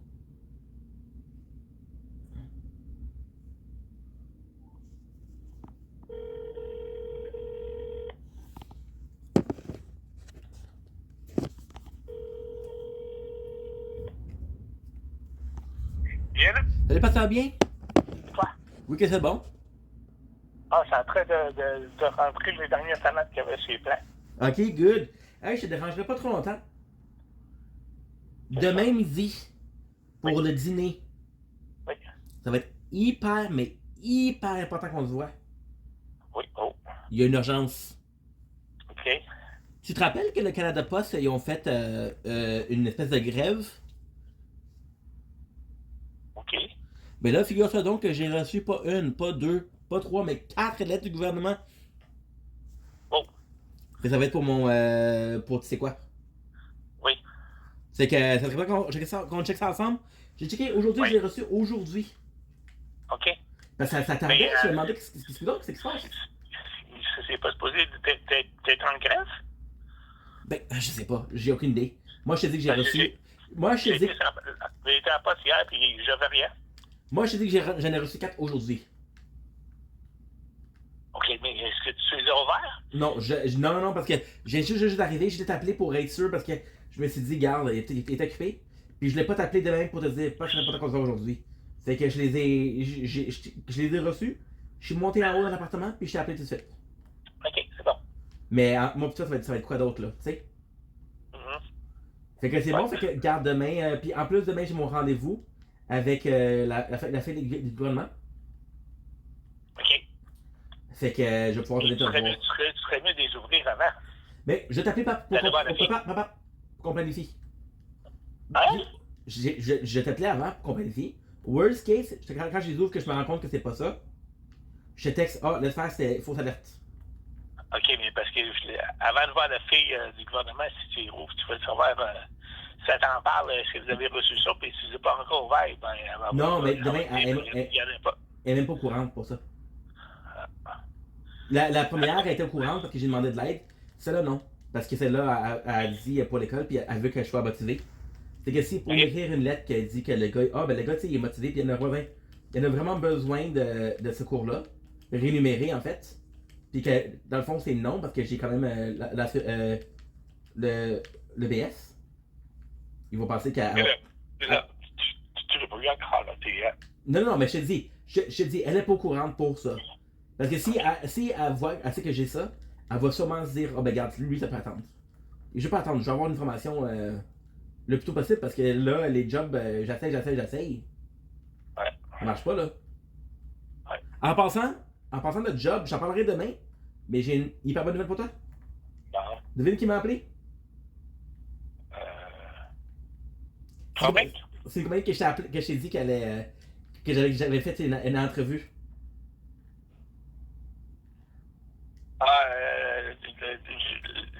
Le Gillette? Non, Gillette, je l'ai fait l'entrevue hier, j'ai pas de nouvelles encore. Il m'a dit on t'appeler la fin de la semaine. Ok. T'as aucune espèce d'idée? Ben, t'en as fait plusieurs entrevues, là, je sais plus, là. Post Canada. Ah! Ben, ils sont en grève, je sais. Ils sont en grève? Je sais. Mais j'ai l'entrevue. Ah, ok. J'ai l'entrevue. Bon. Fait que je suis assez excité, puis en plus, j'ai fait. Mais en même temps, pourquoi j'ai une entrevue? J'avais dit quand j'étais là-bas, elle avait des. La fille là, pour le gouvernement, elle avait des programmes spéciaux, elle. Ok. Mais quand j'ai fait le programme spécial, une place que j'ai appliqué, c'était Post Canada. Ok. Fait que sûrement qu'ils donnent priorité aux gens. Je sais pas. Fait que je regarde ça, puis comme je te dis, je vais te texter pour te dire fausse alerte ou non, ça se passe toujours. Mais c'est quand est-ce ton rendez-vous demain? C'est à 9h. Ouais, à 9h, oui. Mais quand je revenais à 10h, fait que au pire, qu'est-ce que je ferais, c'est que je repartirai à la maison, je ferai faire quelque chose, puis je viendrai chez toi demain vers midi, s'il y a lieu. Ok. Parce que comme je t'ai dit, Pat, tu me connais, je viens excité, là. Moi, en tout cas, j'ouvrirai les enveloppes avant de voir les OK, tu les apportes quand même, puis s'il y a des choses que tu comprends pas, ben, Ok. on en regarde ensemble. Ouais. Mais comme je t'ai dit, je vais t'appeler tout de suite, comme je t'ai dit, tu me connais, je suis bien excité. J'ai vu tout ça, j'ai dit, oh mon Dieu, Seigneur, c'est peut-être ça. Puis là, j'ai appelé tout de suite parce que j'ai dit, fuck, faut que je le prévienne. OK, c'est bon. C'est bon? Oui. Comment ça va, toi? Oh oui. Ça va bien? Je suis content. En passant, hier, là, j'ai fait un tour en vélo. Tu me croiras jamais? Quoi? Il y a des places, là. As-tu vu les photos que je t'ai envoyées? Non. Ah, je sais, je t'ai envoyé des photos de la 24. En passant, je me suis trompé, hein. C'est pas la 24, c'est la 25. Ah, ben, quand j'étais à l'hôpital aujourd'hui, Hein? le téléphone, il est bloqué. Ben oui, ben, c'est le bordel, Il est là. arrivé d'abord que je remonte jusqu'à 32. Ah oui, c'est le bordel. La Chine s'est rendue le bordel parce que tout est en train de se faire pareil. La rue était complètement barrée. Ben oui, je le sais. Puis là, c'est plusieurs rues sont barrées, là. Je sais pas si tu sais c'est où le. En arrière. Où est-ce que le gars qui fait des piatons balles, là? Oui. Bon, ben, cette rue-là aussi est complètement barrée. C'est bon. Je sais parce que je suis passé par là. Mais t'es marnoche. Parce que de Saint-Antoine, quand j'ai vu, c'était barré. Ah oui, mais je sais. Il y a une couple de rues sont barrées là, à différents niveaux, fait que c'est pas sur laquelle rue prendre. Il a pris une serviette d'abord là aussi. Non, il faut que je fasse la bonne place. Mais, fait que t'as vu que c'est réparé? Hein? T'as vu que c'est réparé? Ah non, je sais pas ce qu'ils ont fait, mais je sais que moi, j'ai pas débarqué pour voir qu'est-ce qu'il y avait. Mais non. Mais regarde, moi ça va être fait, là, moi ça va faire du bien, parce que regarde, la 25, ça n'a pas de sens, là. Ouais. Ça n'avait pas de sens. Je t'ai tapé ce club hier. Papa, des arbres, je sais pas, en fait, ça se peut qu'ils soient pas en santé, là, mais des arbres complètement dénudés de feuilles. Ah, par rapport à l'automne, je te moche. Ah oui. Ça passe vite, hein? Oui. Fait pour les abattre, t'as bien fait. As-tu eu une bonne récolte ou pas? Plus ou moins. Ok. Mais écoute, qu'est-ce que tu veux faire? Si c'est oui, c'est oui, si c'est non, c'est non, hein? Ouais. C'est la vie. C'est regarde, qu'est-ce que je vais faire, c'est que je vais les ouvrir. Là, présentement, je mange parce que j'ai faim, parce qu'il est l'heure du dîner. Pour moi. Fait qu'après ça, je vais te texter un bonhomme sourire ou un bonhomme triste. Ok. Comme ça, tu vas savoir si c'est les bons papiers ou pas. C'est bon. C'est bon? Oui. Passe une bonne journée, pas. Ok, bye. Pense à toi. Vas-y, bye. Merci, bye.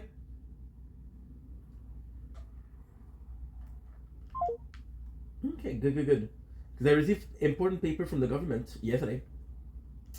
And he told me, call me when you open them. I opened the first letter that I opened was perfect.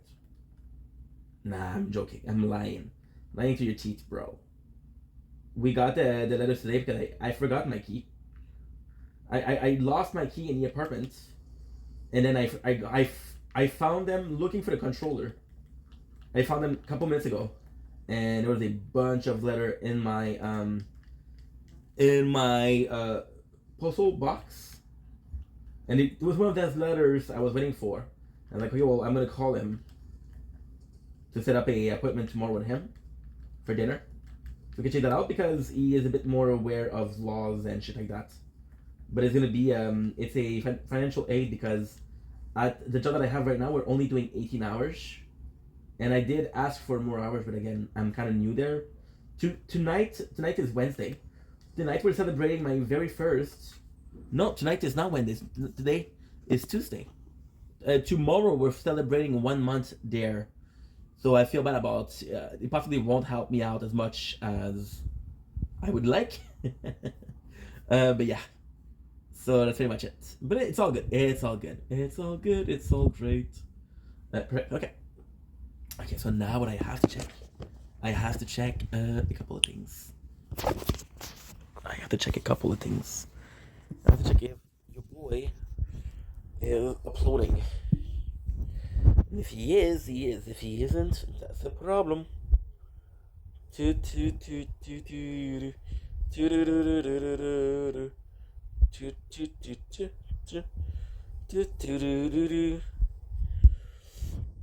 see, we took a couple of days off without uploading, and now it's fucked.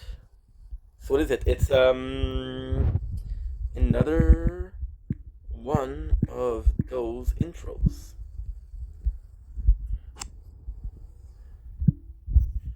Good. Now, you said open them. Je suis sûr what it is. I said, okay, no problem. My father knows that I don't open letters. L'un des troubles les plus déchirants. For example, I'll receive a letter from Hydro-Québec, which is basically them saying, hey, you owe us a bill. Go months. So I don't open them. And I press the... Cool, my bank, when you do the transfer of money, they have a automatic. For example, for this bank, for this bill, they'll say, pay the same amount as last month.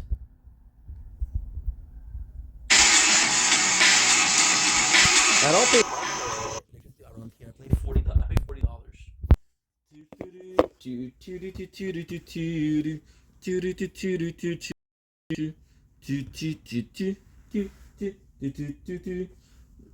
Okay, now I have to open this.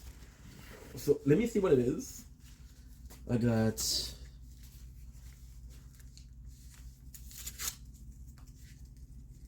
Can you hear it? Let's look at the reaction.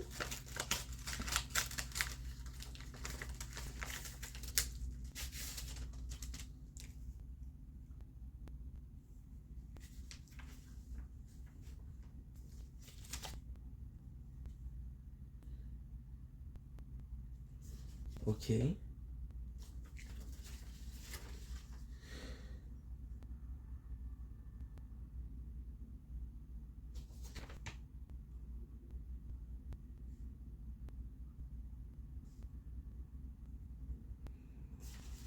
So that's okay. So this is kind of good.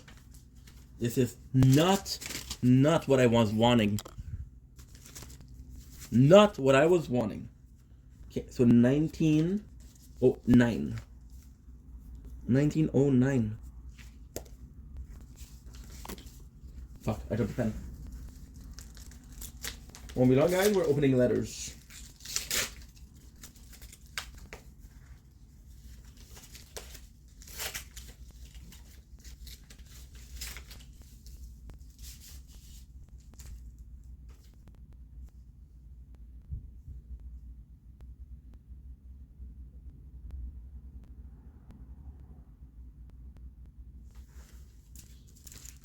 Good. Won't be long. I got one last letter to open. I lost my keys, guys, so this is the letter from last, I think it's 3 weeks or almost a month. This is insane.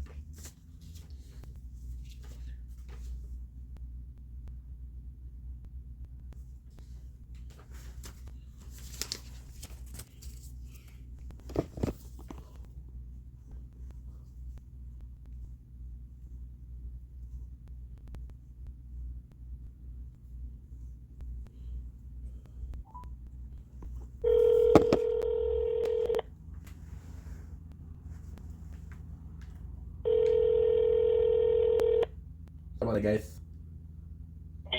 Oui, papa, j'ai ouvert les lettres là. J'ai ouvert un montant de 70$. Fait qu'on va checker ça demain, mais c'est pas beaucoup là. 70$ de quoi? J'ai droit à une allocation de 70$ par mois. Par mois? Ben oui. C'est le bien-être total ou c'est quoi? Je sais pas, on va checker ça demain, ok? Ok, c'est bon. C'est terrible là. Qui serait avec 70$ par mois? En tout cas, on check ça demain. Ok. Ok? Allô? C'est bon, pas. Mais qu'est-ce que tu veux que je te dise, Stéphane? Non, mais je comprends, mais c'est juste que c'est pas des bonnes Oui, nouvelles. non. Mais ça doit pas être ça.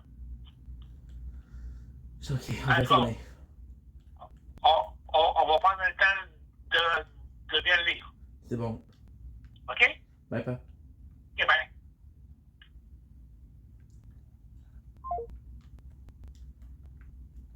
There you go. Perfect. Okay, back to Brooklyn Nine-Nine. I dropped my pen. Holy.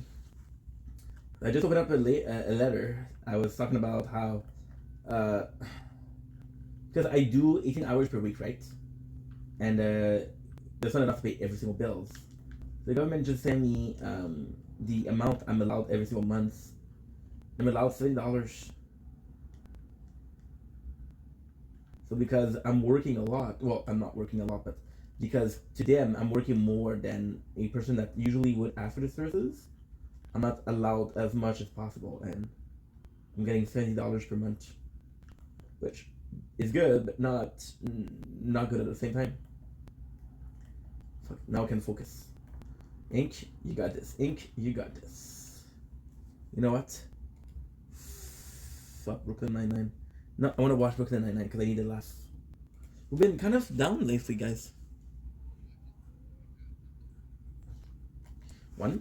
Okay, so where is me? Corazon. Corazon. Nice.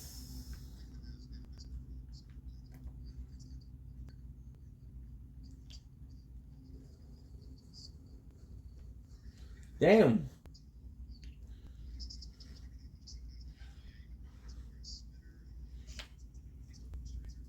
Well, what we'll do is we'll use tablets for another playthrough.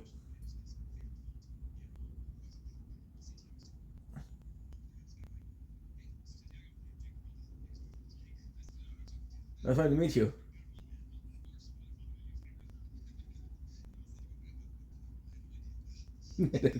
I love this. I love this. Such a good.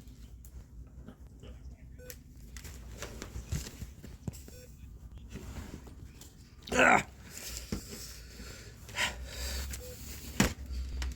Good. I love Brooklyn Nine-Nine. Yeah, this is disastrous, guys. This is fucked up.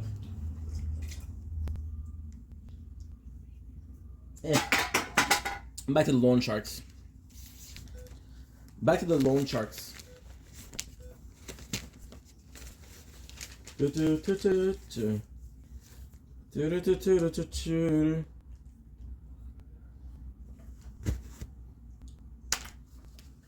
Nice.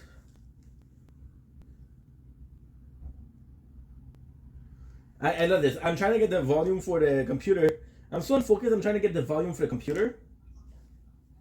With the volume for the headset.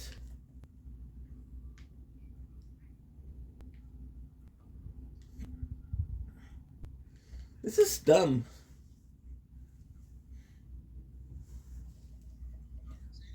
Don't say that.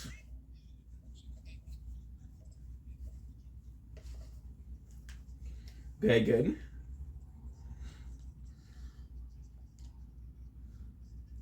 Yums.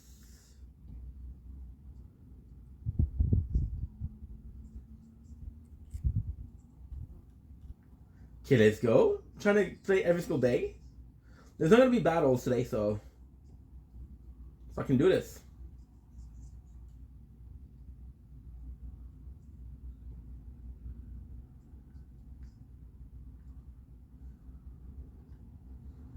Boom.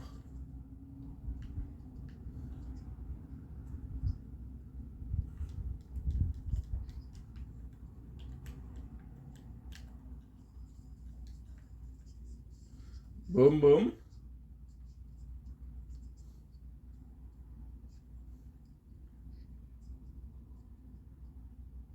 Nice.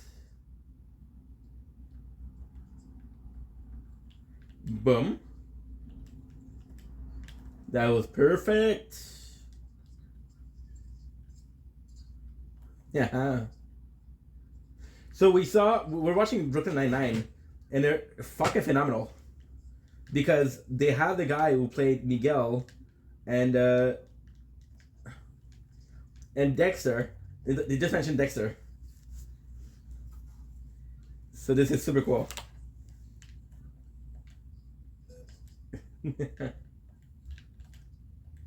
One. Boom. Nice, nice.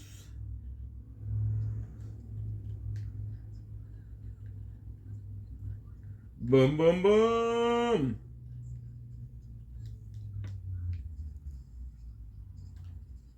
You can run, but you can hide. Boom, boom. Boom, boom, boom, boom. I want you in my room.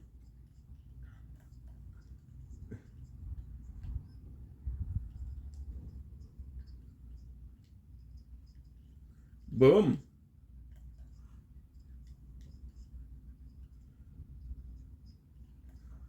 Tree.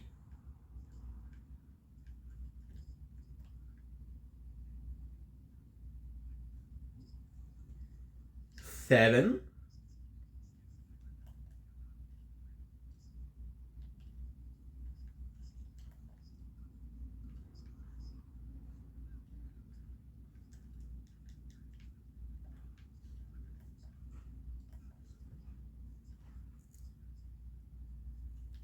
Boom, boom, boom, boom.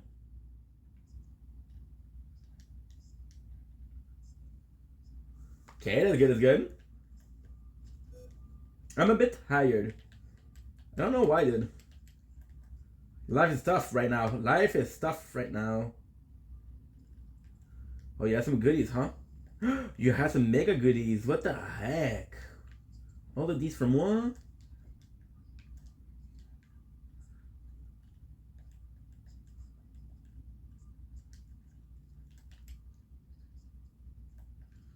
What's boss, baby?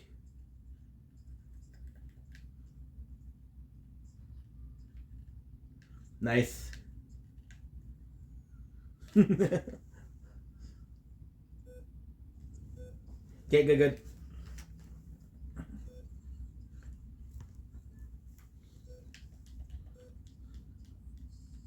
One.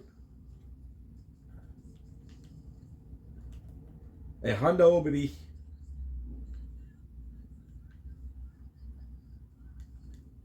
This is great, baby.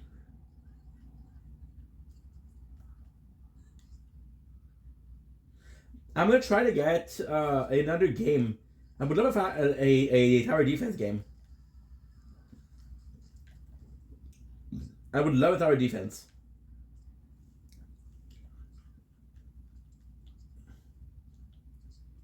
Drop dodge.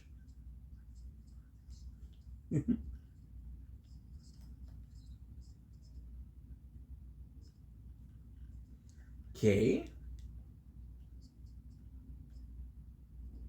Boom.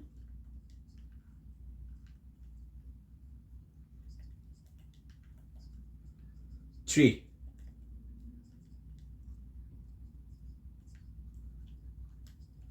Damn, baby.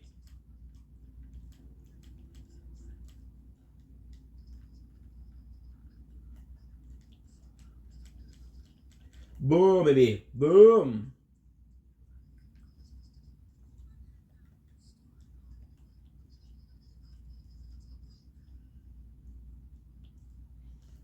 They tried 5 farmer for nothing one match. Who I didn't know that.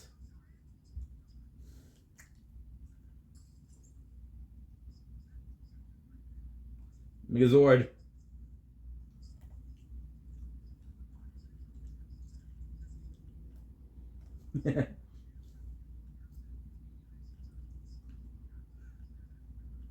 Activated.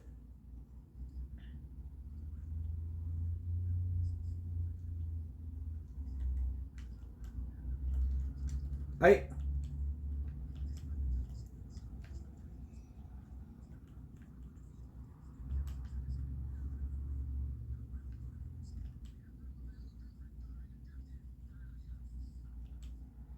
Can't attack the other one.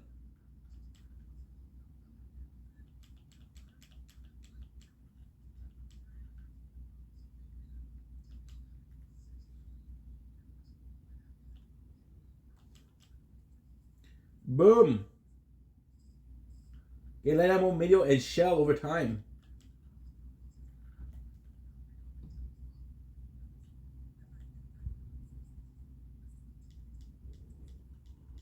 Level up.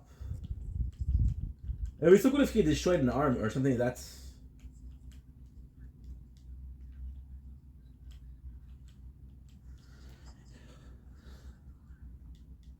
I'm gonna try to play at least Kaiju number 8 maybe. That could be good.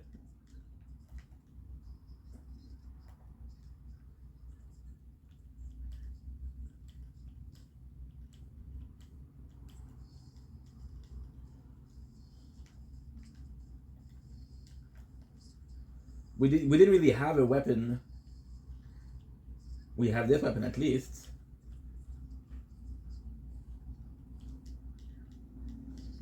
Sunny.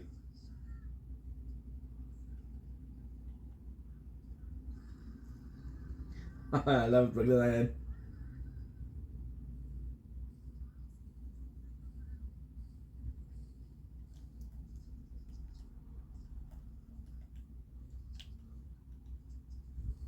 Good.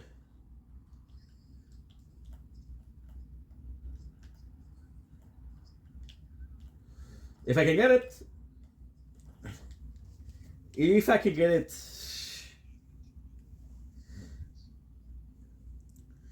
This is amazing.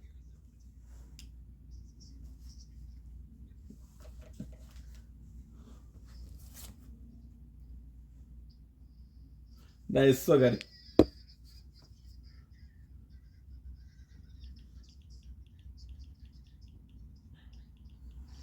Tampa, baby. Google.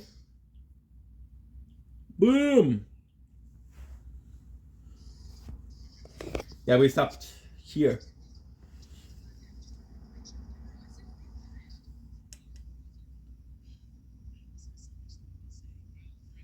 Okay, good.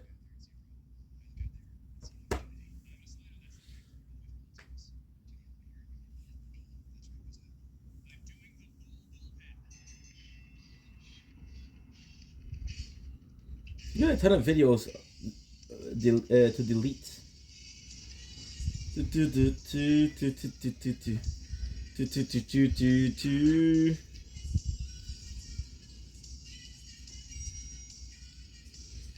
This is too loud because I'm gonna get copyrighted, so that doesn't really matter what I do.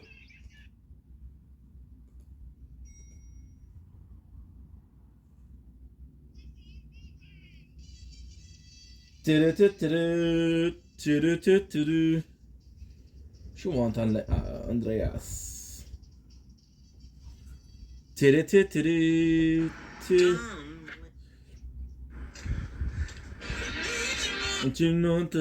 Need you want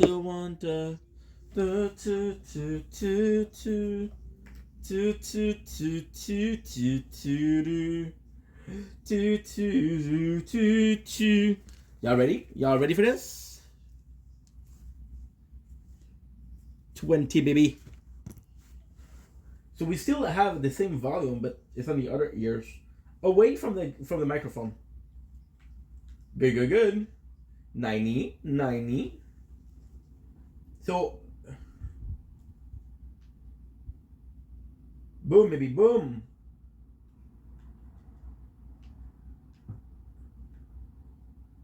Corlor. I'm fucking happy about this.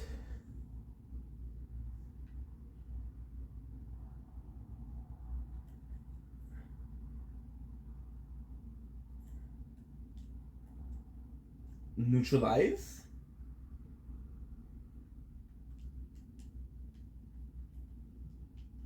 This is odd. That's definitely a problem with Fortnite. Mary Collenberg. 213, baby. Oh yeah, I watched this.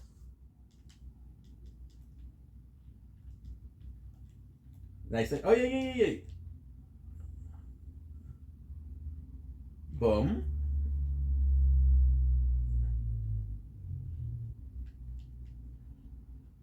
I don't know why I'm so tired. Guys, we got the keys. This is huge. I was gonna have to pay like $50. Where were they? So my couch, which I fucking adore, is broken in one place. It's where?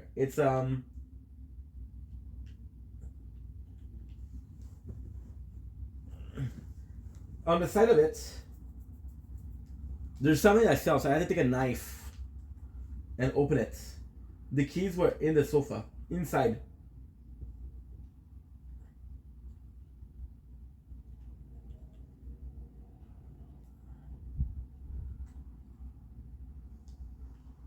Nice. Boom.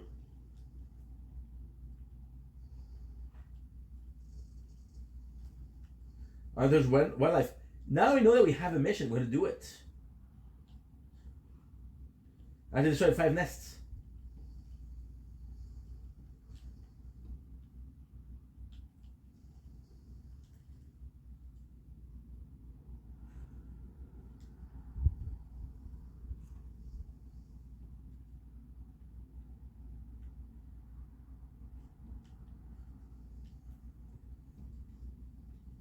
Gobble, gobble, gobble.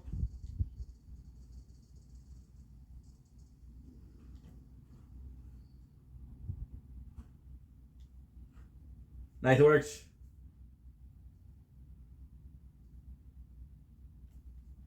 I love Brooklyn Nine-Nine. What a good show.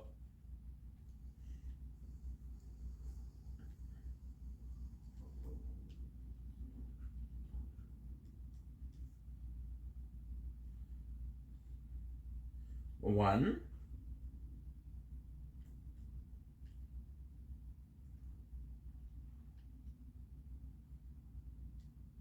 Let's go.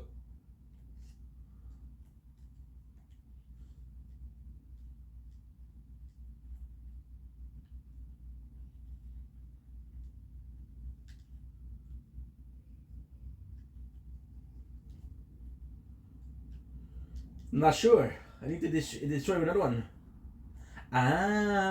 Possibly one of them is bigger because they're bigger, they get more.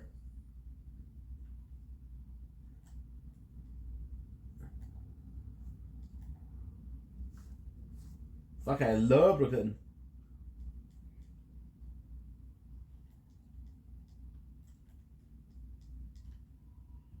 Boom.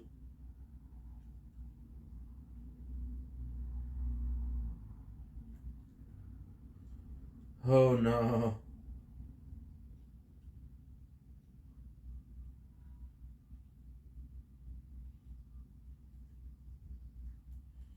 Let's go.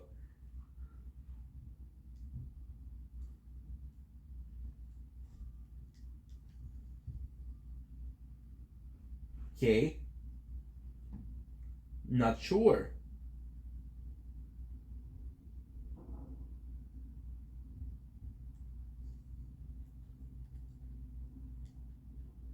Love wealth.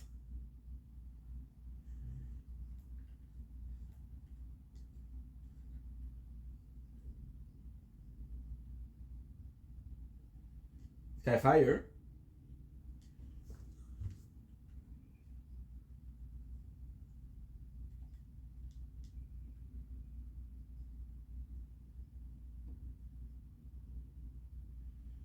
Tree.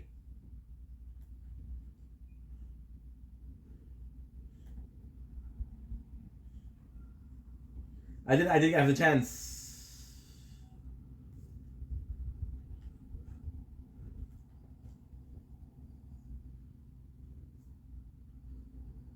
Boom.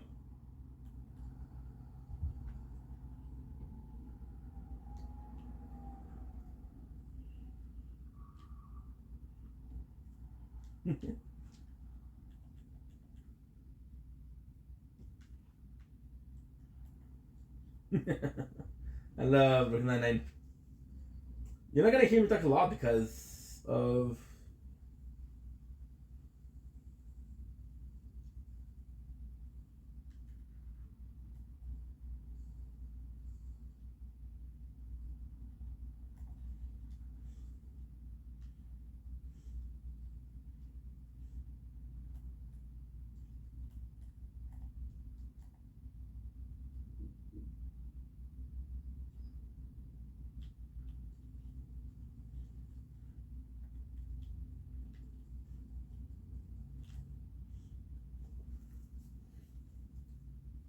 A crown.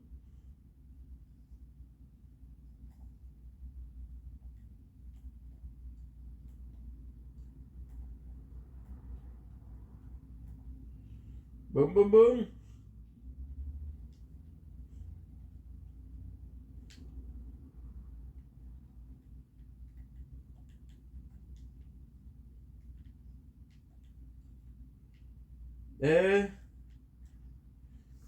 One.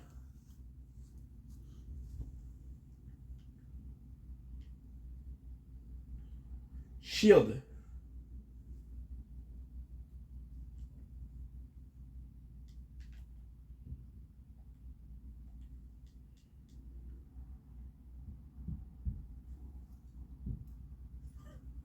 Fucking another catalyst.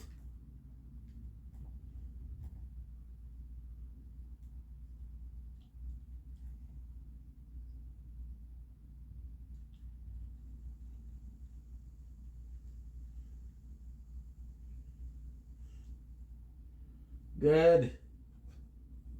Light ammo, medium ammo, and shell over time.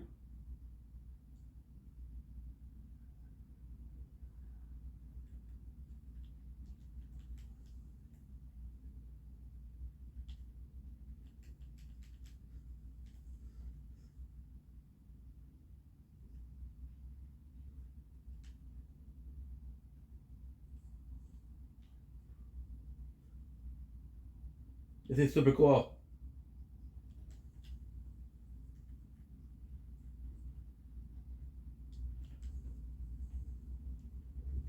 What you gonna do, huh? Cute. Cute. Cute. What you gonna do, huh?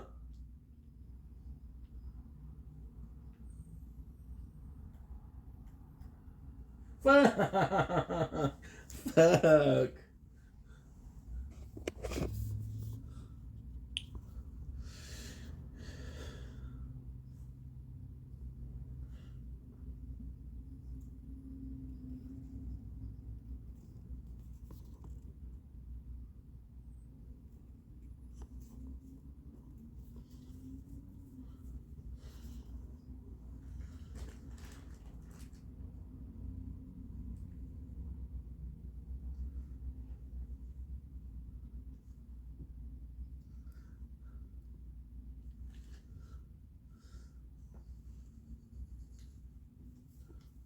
The wire is shit.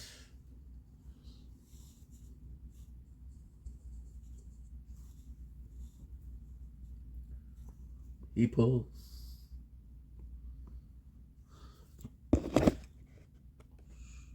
Good.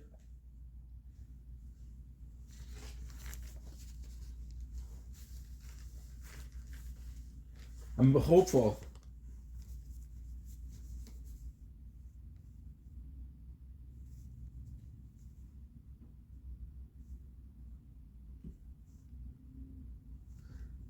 What a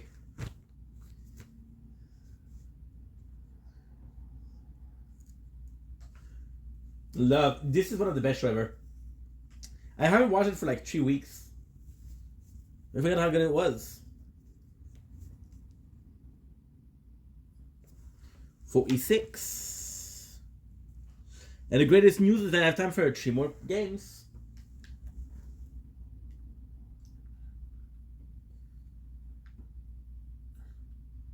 Aha, we're back with the locker. This game was yesterday. See? Super nice.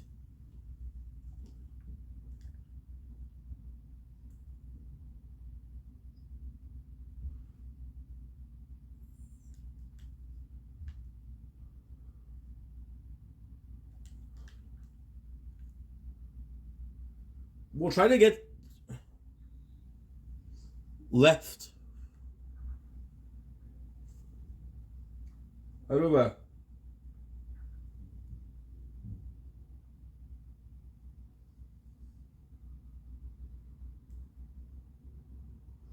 Taking Demon Debris.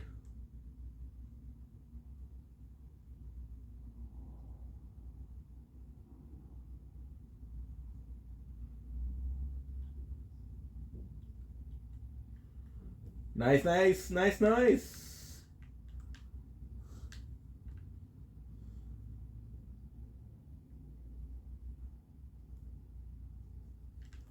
Thank you.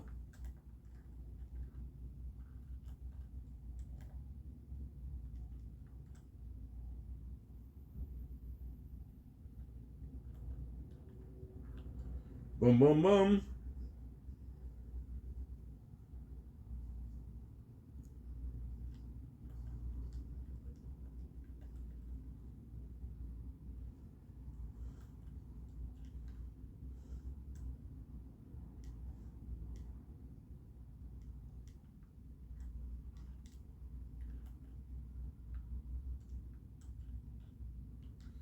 Where is it?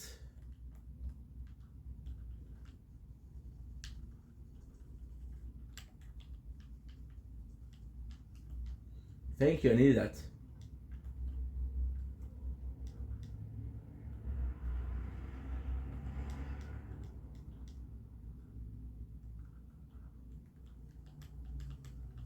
Ay, ay, ay. Try to get all the nest.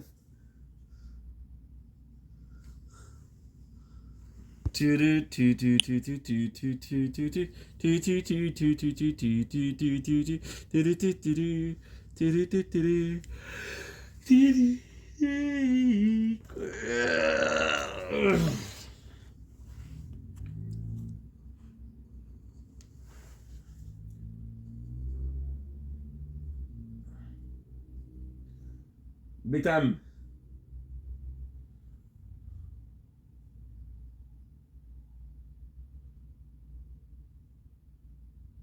Whoa.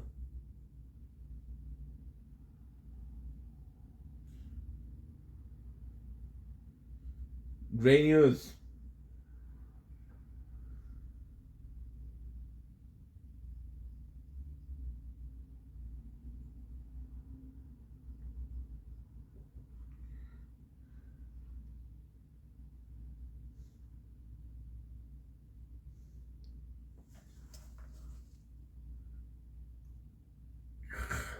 Tired and hungry.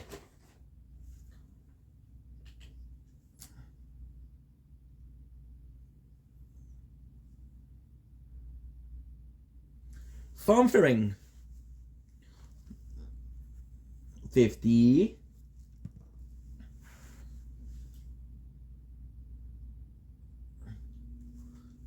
Battle boost.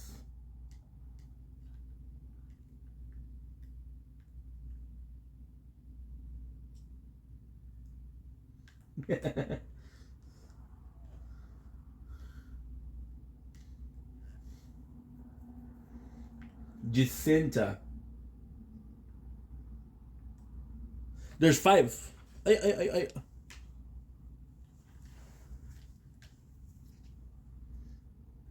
Name change.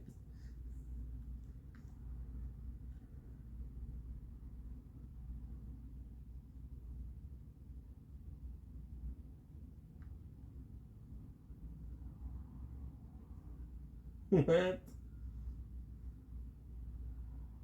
What?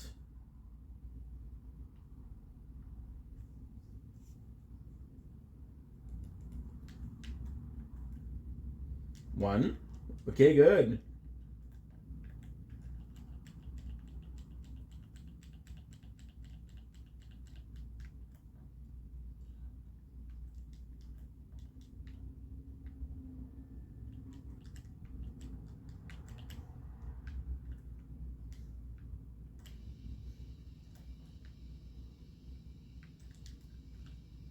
We got the S slug.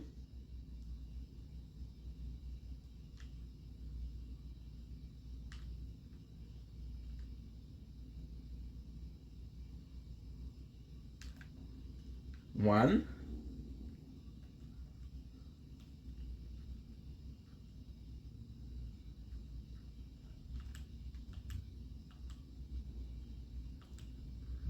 Oh, beautiful.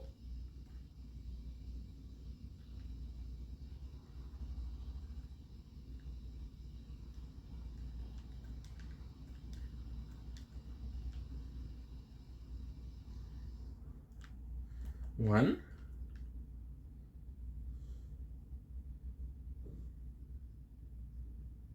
2,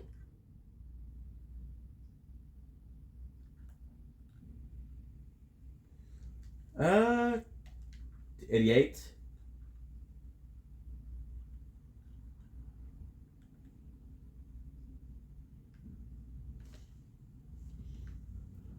We need the tablets to work.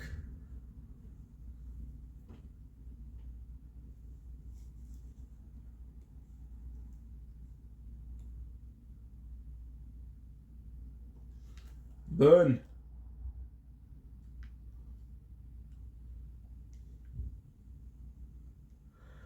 Well, Lee, thank you so much. We appreciate you. Hope you're doing well. Exhausted. If we have the things to do, let's do them. However, I believe somebody has done it already because they're slaying the queen. Hola, ¿dónde están?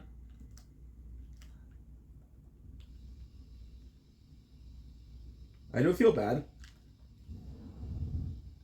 because homie did all the work. Boom.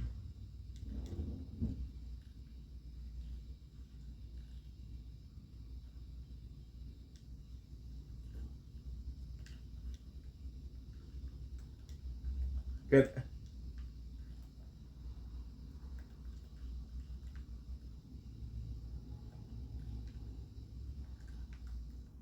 One.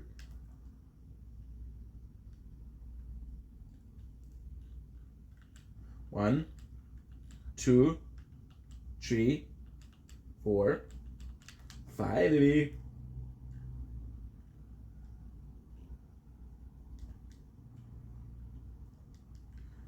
Do we have enough?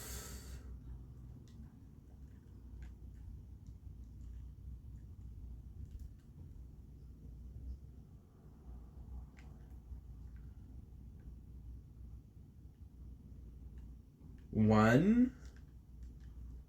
Try to get something good, guys. Nothing. Do you mind? Do you mind?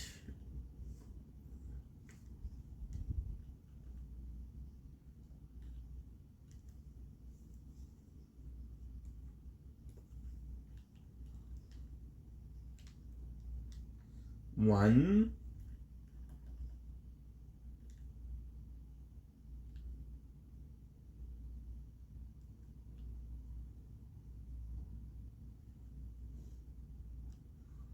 One.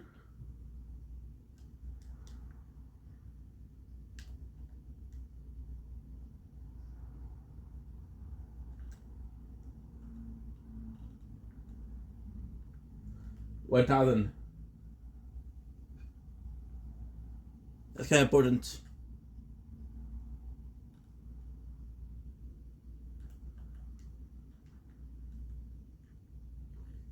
Do the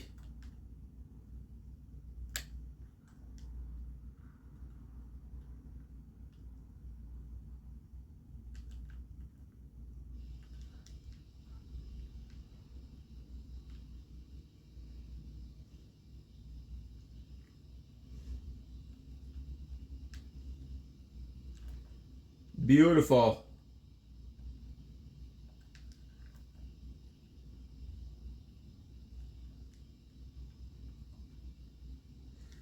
I have to check out if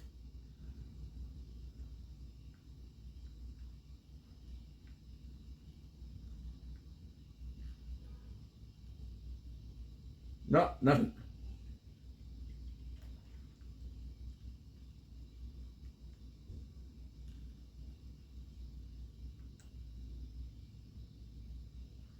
Let's go.